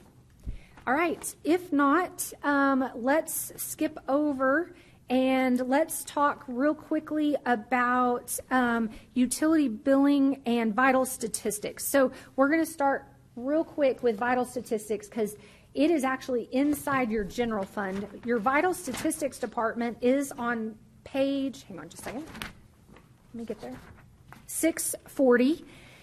So it's a very small department in your general fund. We actually almost doubled cost, I think, in the prior year, and that's because we added a position on. So they went from a staff of two to a staff of one to a staff of two, and they have a ton of transactions. There's been some changes in state law over the past couple of years. Now, when you renew your driver's license, I don't know if all of y'all have had the joy of doing that yet, you have to have that certified copy of your birth certificate. So everybody's running through here doing that. We do have online services. We have walk-in services. The other thing for y'all's awareness is we do have some of our utility billing staff that is actively working and helping the vital statistics area. So general fund is only covering a portion of those positions, and the utility billing department, because they're in the same workspace. So they're that front area as you walk into City Hall. So the utility billing staff assists heavily with our vital statistics area as well. And again, that's the processing of all the birth certificates, death certificates that are coming through the area. And in a lot of cases, maybe for Grayson's reference here, a lot of times the counties do that, but since we are sitting right on top of two counties, the city took that operation in many, many years ago. We did it in Paris. Oh, did you too? Okay, great. So he's familiar with that as well. So questions on vital statistics? This department, they're asking for a new position? No, they got one last year. So they went, so in the 23-24 budget, y'all approved an additional position. So they went from about $40,000 a year in salary to, oh, I'm sorry. Yes, thank you. That is, thank you for finding that. We need to take that off. That is a carryover from last year. I'm sorry. On page 641, down under new positions, there is a deputy registrar. You can mark that out. I'm sorry, that's a carryover from last year. That deputy registrar is now up and is in that count at 2 above. Okay, perfect. Yep. Thank you. I appreciate that. Okay, other questions? All right. If not, let's go quickly. Let's look at utility billing, and then I'll take y'all's pulse on where you're at. So if you will turn in your books to, let's see here, bear with me. Thank you. Yep, that would be about right. Thank you, Josh. So 509, and then if you go forward to page 513, kind of starts the numbers for utility billing. So our utility billing office actually also houses our 311 operations at this point. The plan for 311, the big long-term picture is as we get all the tools in place related to 311, which also includes Emma, our digital human. She will be a team member with our 311 department as well. We are wanting to potentially pluck 311 out of utility billing. It kind of is a natural home right now because I would say utility billing gets more calls than any other department in the entire city. So it's kind of a natural place for it right now. Eventually, we want to pull it out as we get all departments transition to 311, and as we get Emma online, and as we get like an app or something online, some more technology pieces. We want it to become essentially an internal service department. So kind of like our IT department's an internal service department, we would like to eventually get where our 311 operation is an internal service department, and each department that's using them is just paying a portion of those costs. So we're not quite there yet, but we are rapidly getting there. I would anticipate maybe this next year, but that's a big change. You know, we've had 5 internal service funds, I know, for my entire career and probably decades before me, but this would add in a 6th one. I think that's a reasonable business model as we move forward and expand 311. And I think you all had heard some of the stats from Jennifer on 311 when we were doing an update on 311 and digital human. We have got more and more departments going in. I was still blown away at the number of calls they take related to community development alone. I think that shocked all of us. But I know that they are also looking to transition and take some of the non-emergency calls from AECC. They've got some additional things that they're working through on that. There's certifications, I believe, or training of some sort. There's extra background checks, and they have to be behind a secure location. So as we get to the new city hall, they have some areas set up for that. So we will look at bringing some of that on and offloading those non-emergency calls and trying to get it more streamlined for AECC. And as a reminder, we're kind of hoping at some point, 311 utility billing are both almost kind of like the somewhat entry-level areas that they can kind of promote up through and maybe eventually even become call takers on the AECC side. So we're hoping to kind of have an in-house program that people can come and stay in, and our superstars, maybe we can fast-track them through. And so it's, I think it's got a lot of potential going forward, so we're just still kind of in the build-out phases. Question? So we're adding 6 positions in this department? Let's see here. What page are you on? Les, I apologize. 507? 507.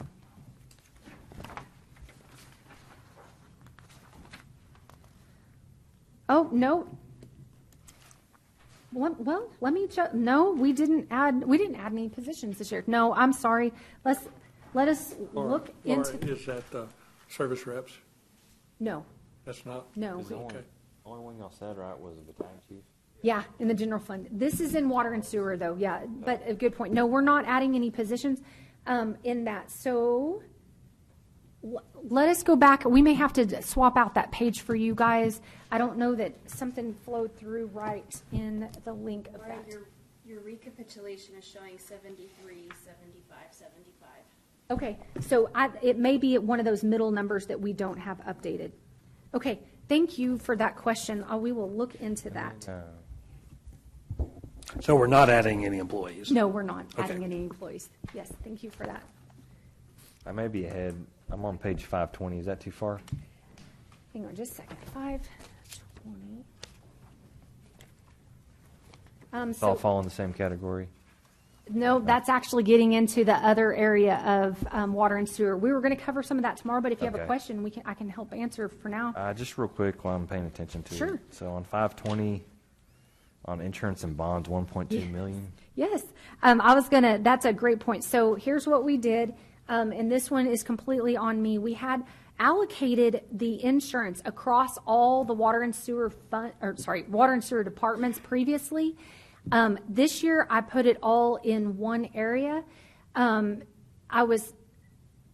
My thought behind it, and now I'm definitely second guessing myself, was as it resides in one area, you can kind of see the total trend a lot easier. It does definitely look misleading if you go to your water and sewer total amount. And again, that's what they're paying to the risk management fund. Okay. Okay, so if you go, let me find you the page real quick.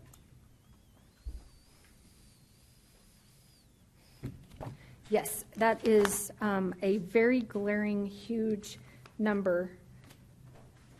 Let me find the right fund. That's drainage. Thank you, Steph. 23. If you turn to page 23, that's your total for your water and sewer department. Where is 71,100? Oh, I'm sorry, it's kind of out of order there. If you look, your insurance costs actually went down in the water and sewer fund. We just stuck it all in one department this year instead of spreading it across the other departments in the water and sewer fund. The third line down on page 23, you'll see that this year they had just under 1.4 million in insurance, and next year they're going to have 1.26 million paid in insurance.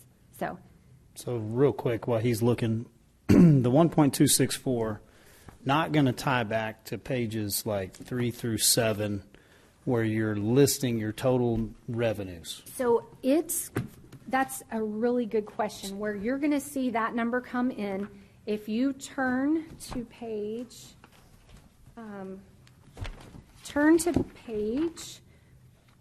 50. Page 50 is your risk management fund. If you look on the line towards the top, the big one, the 7.4 million amount, the 37310 self-insurance premium, that's where that revenue comes in. So it goes into an internal service fund, into that risk management fund. 7.3 million Across in the whole city. expenses, right? Or those are revenues. That's revenue coming in from the other departments. So to your point, and Where does that show up back here on the total revenues? Up to page 7. so it does not come back to the general fund. This is a self-contained fund. Actually, general fund pays into this separate fund, and then this fund processes the claims and pays any premiums on those additional insurance policies we have. So the revenues for like risk management, Health plan. Health plan. Those are in separate funds. all separate funds, and so they won't ever reside on these. That's correct. Okay, that's where I'm lost then. Yeah, so on, Like if water and sewer is paying into that for risk management, it's being held in that fund yes, that is as an correct. expense. But then do you pick up those as income anywhere in those funds? So, yes, so that line item, that $2 million line item that Josh just pointed out, that's an expense in water and sewer, and it comes in as a revenue in your risk management fund as part of that $7.4 million. It never changes hands like with general fund or anything like that. Okay. So maybe to your point, on the general fund side, on the general fund side, if you look at, I'm going to tell you two different line items here. Well, a couple more. If you turn to let's start with page 7. Page 7, this is just general fund. On page 7, towards the bottom, there's an account 41820. That's health insurance. General fund is budgeted to pay $18 million over to the health plan. Okay? They only pay, though, what they actually fill in positions. The other side of that is on page, if you look on page 54, on page 54, wait, hang on. If I'm on the right page here. Oh, there it is. Page 54, if you go down to let's see, 5 accounts, you see a revenue line item of city-paid health premiums of $22.5 million. That's where that revenue's going in, along with the health insurance that all the other funds are paying. Then, if you look in general fund, on page 11, which is on the kind of the middle of page 11, there's an insurance section. Do you see an account 71100? Insurance and bonds, Yep. 3.7. 3.7, yes, exactly. That is also going into that risk management fund. So if you turn back to that page 50, that $7.4 million we were talking about in revenue, that's part of that revenue coming in. Okay. So it's an expense on general fund, revenue on risk management, an expense in that water and sewer business unit, and revenue over here in this risk management fund. Yes. And then when we show your interfund transfer number in the transmittal memo, we back those out because they're intercompany transfers. Because it's Tuesday, right?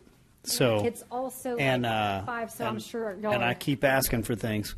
So page 1 is where I'm kind of trying to run a ledger on the general fund.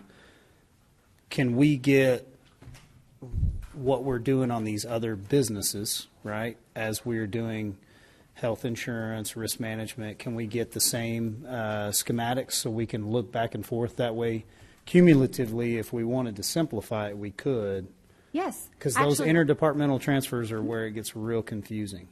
I do. We produce a citywide cash flow. We'll need a second to walk through it, but we produce a citywide cash flow that we put in our approved budget book. But I can print that out and get y'all copies, and then you can see kind of your funds all laid next to each other, and you can see where it's coming out of one and going into another. That might help. I think so. That's a good suggestion. I can get that. Not to cut Councilman Kraft off, I know it's 5 o'clock. Did you get the answer you were looking for until we come back to it? Okay. And then, Laura, did we complete the last one you were walking us through, or do we need to? I wanted to mention one more thing, and we can talk a little bit about it tomorrow when Water and Sewer's here, but while we have utility billing here, as you know, the AMI project's underway. We are not quite at 50%, I don't think, of that. Okay, so after the first of the year, we'll be at about 50% build out. We're starting to actively discuss kind of the future of how some of our operations are going to work as we transition fully into AMI. So as a reminder, though, or maybe this is the first time you're hearing it, not every single meter will be on an AMI meter. There's still going to be hand-read meters, either because citizens have chosen to opt out or because we have some very large, complex meters. We have some out in well fields and various places that we actually have to go out and hand-read those. So we're going to still have some meter readers, but not, it's going to all look and feel very different. So the plan is, and we've already discussed this fully between utility billing and our water and sewer team, in our water production area, they have a couple of different sectors, and one of those is water distribution. It's water distribution. Thank you. In the budget, it's in distribution. Okay, so in water distribution, we have several meter techs that work hand in hand with our meter readers right now. So the meter readers go out and they read the meters, right? The meter techs are the ones that go out and actually install meters. Now, they're not doing the AMI installation. We have contractors doing that, but they do the normal installations for a meter. If there's a stuck meter, they go pull it out. They swap out the meter. They test them. And I know check leaks. They check for leaks. Their first response on a main break or a leak, so that we're not sending backhoe crews to check. Exactly. So the thought is these two teams really need to kind of marry more closely as we get to full implementation of AMI. So in discussions with Floyd and with Michael Price, who runs our water and sewer areas, and with Jennifer, our utility billing group, we are actually, and they're all in the same fund. We haven't put it in here, but we're actually planning to take the meter techs out of water distribution and put them into utility billing. And we will eventually be changing some titles as we fully implement AMI. We're not there yet, but you're not going to just have a team of meter readers anymore. That's not what the future of that looks like. And so we're wanting to gain some efficiencies by kind of including those two teams together. And then we already have in the budget some additional resources, I think, for the water distribution group in order to address some additional initiatives they're looking at. So we're hoping to gain some efficiencies by moving that team over. And yeah, the efficiencies you'll see is hopefully a focus on fire hydrants, valves, and the things that are more strictly related to water distribution, so that those programs can have more attention and get more attention. Main break crews, those types of things is where we're going to focus in water distribution. yes. And so we'll be talking a lot more about that tomorrow, but I just wanted to kind of plant that thought as we end the day, and I know everybody is probably brain dead at this point.